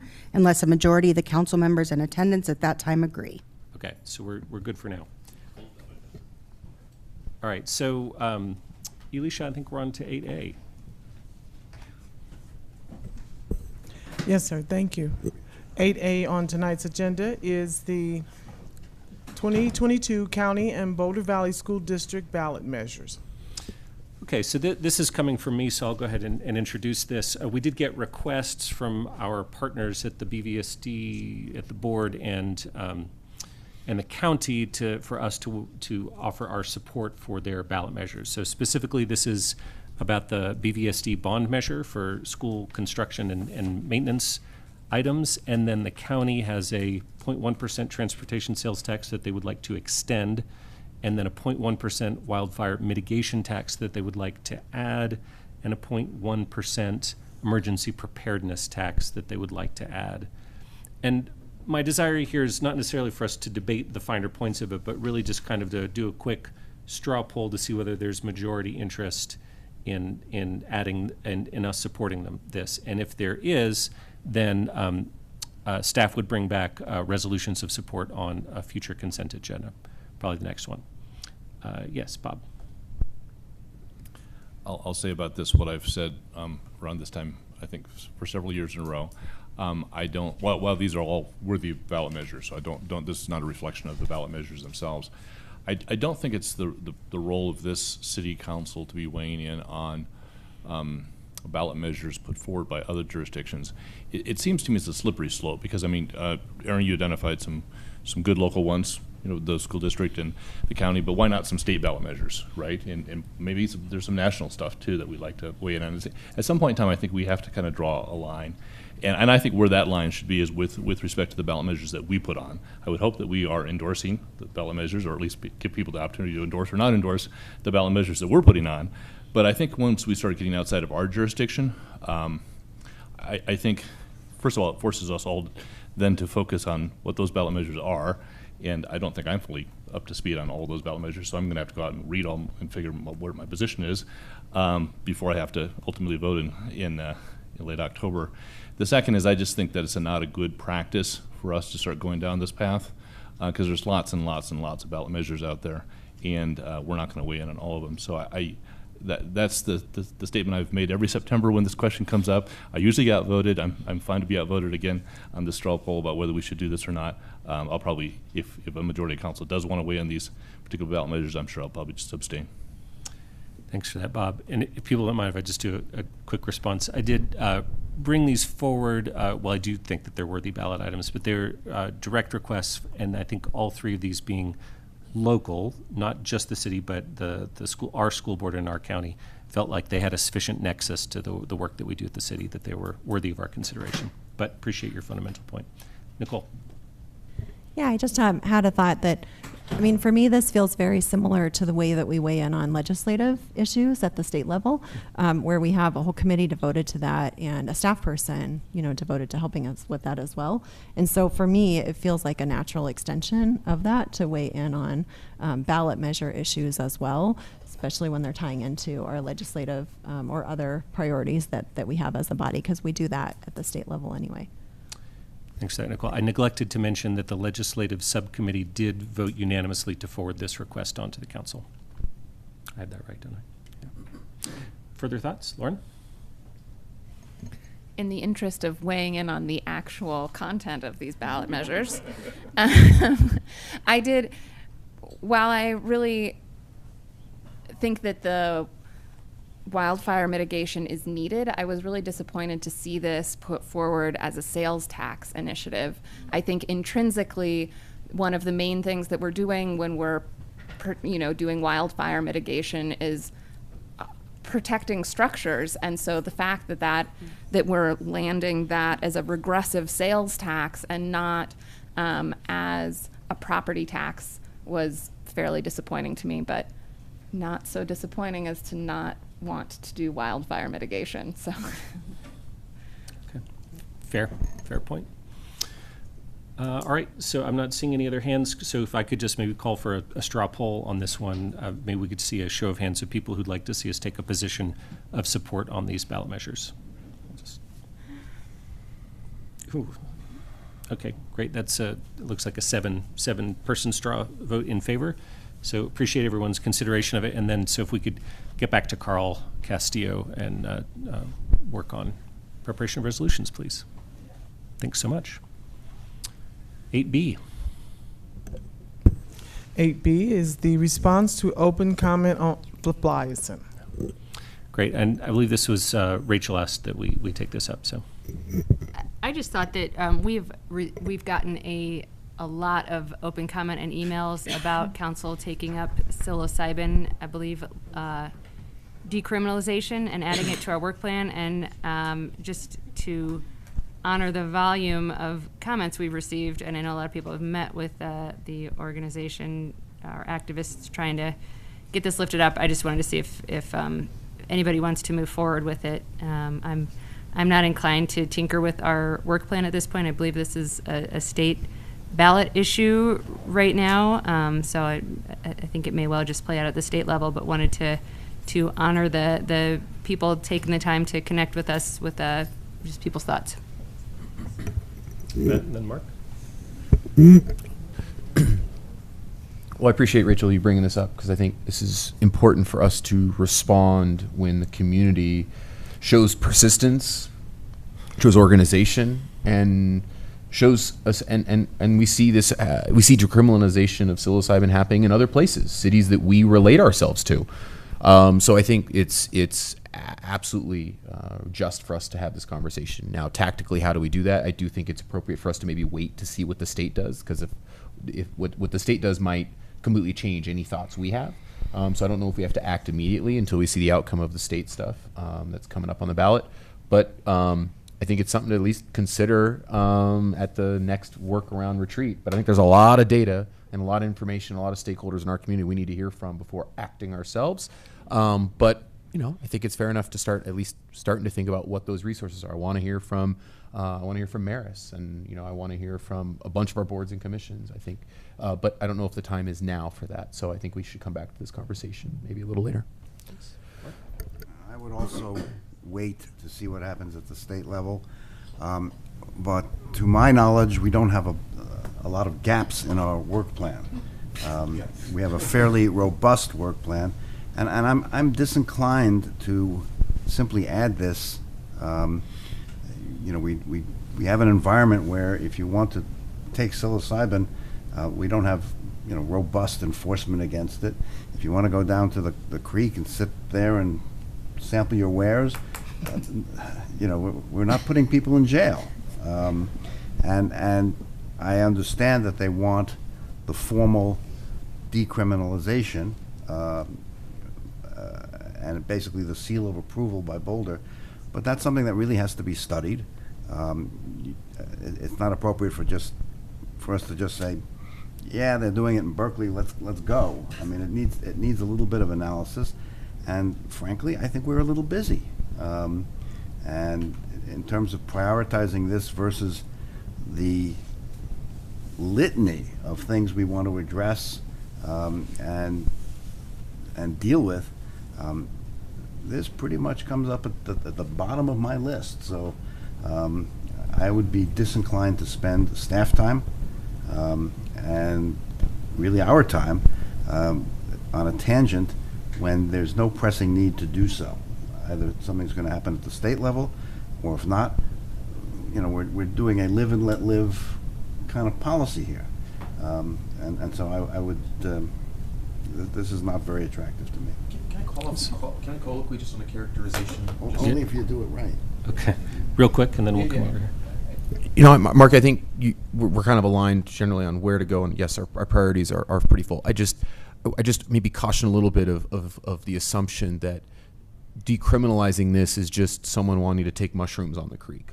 I think it's clear, right? So I mean, there's people that are really looking for an opening to think about this medically, which isn't just a pure individual recreational thing. And so I just want to be cognizant that there are people interested in other tangible, organized, maybe advertised uses, which could get them into trouble. So I just want to make sure that there's a spectrum there. I agree with what you just said. It's just that everything is a matter of prioritization and a matter of resources. And I am just loath to have staff delving into this when A, it could be resolved at a state level, and if it's not, we do not have a punitive attitude towards it, and we have other things to do. Okay, fair, yep. So I think that one of the things that this brings up, both in how it's being enforced or not enforced in our local community and the state law, are both equity issues. So the state law is really supposed to be looking at more of creating a framework for licensed healing centers rather than looking at like individual usage. So it's more of a commercial proposition rather than a broad-based decriminalization. And I think that while there are people who may feel comfortable skirting the law and that they are not concerned about the impacts this might have, that is certainly not true for everyone in our community. And so I think that I would like us to look at this. I mean, again, my understanding with this was that we would be hearing about what kind of lift it would take for us to look at this, and how that might impact our work plan. That was sort of what I was expecting with this tonight. But so it's hard for me to weigh, you know, whether or not I would like to see this on the work plan or what, you know, because I don't know what impact it would have on the other items. But, you know, generally speaking, I do think that it's something that we've seen a lot of support from in the community, and that we also have local, you know, Denver did this in 2019, and so they've had a policy review panel that has looked at the effects and what they've seen with the outcome of their decriminalization measure. So it's not like an unknown. We have regional data, and I think that there are some very good reasons for why we should look at moving forward with this. Nicole, and then I'll call on myself. I just have a question for staff, because for me, it feels like this would be more in the city attorney's office kind of area of work. And I believe with some of the ballot measures that we wanted to put on as part of our work plan, perhaps things are clearing up. I mean, I think people have to stop suing us. It's totally clear up, but I'm just curious how, you know, if this feels like anything that could be fit in, and if so, when? And then my other kind of follow-on question is, would whatever happens at the state level in November negate some of the work that's done prior to that? I mean, is it the sort of thing where your work will be easier if you know how things land in November? Thank you for that question and acknowledging that much of the work would come out of the city attorney's office. Again, you know, and I'm not trying to be pedantic or difficult here, but I don't examine what kind of lift something would be until you ask me to. And so if you ask me to look at that, I'm happy to do so. My understanding was, you know, tonight you all would be deciding if this was a priority for you to move forward with. The city attorney's office's work is dictated largely by the work of the departments, right? We're in a support role. And so their work plan is full, so our work plan is full, is the way it works. The other thing I would note here is, you know, the city attorney's office doesn't typically independently bring ordinances. And so I would think that this would be in conjunction with public safety, that they probably would be the sponsoring group. Maybe HHS? I don't know. We would have to figure out where this lives, right? And I think it would be important to know how much information and research and background council wants on this, or does council just want to move forward with decriminalization? So there are some threshold questions to answer. Thank you. Let's see, I got Tara and then, but Rachel, did you have a follow-up or was this separate? Okay. All right, I'll go. I'll call on myself and then Tara and then Rachel. Just, I think for me, this is kind of a work plan discussion. Our work plan is very full. So, contrary, I think, to Mr. Abuita's assertion in open comment, I do think we would have to do some actual work on this. I think we'd want to consult with experts. We'd want to consult with public safety. We'd want to consult with a board or commission or two. So I think it would be, a lift. Exactly how much, I'm not sure. But we're so busy and we've got so much great stuff in the hopper that we just added to tonight. Not that it's in the exact same department, but I wouldn't start adding additional things to it while I'm sympathetic to the fundamental aims of what we're being asked for there. And I will note that my understanding of the ballot measure at the state level is that while it's focused on these healing centers that would sell psilocybin, it would also decriminalize. My understanding is that it includes portions of it that would decriminalize the substance as well. So I think the ballot measure may just take care of this, depending on what the people of Colorado say. So, Darren, then. What Aaron said.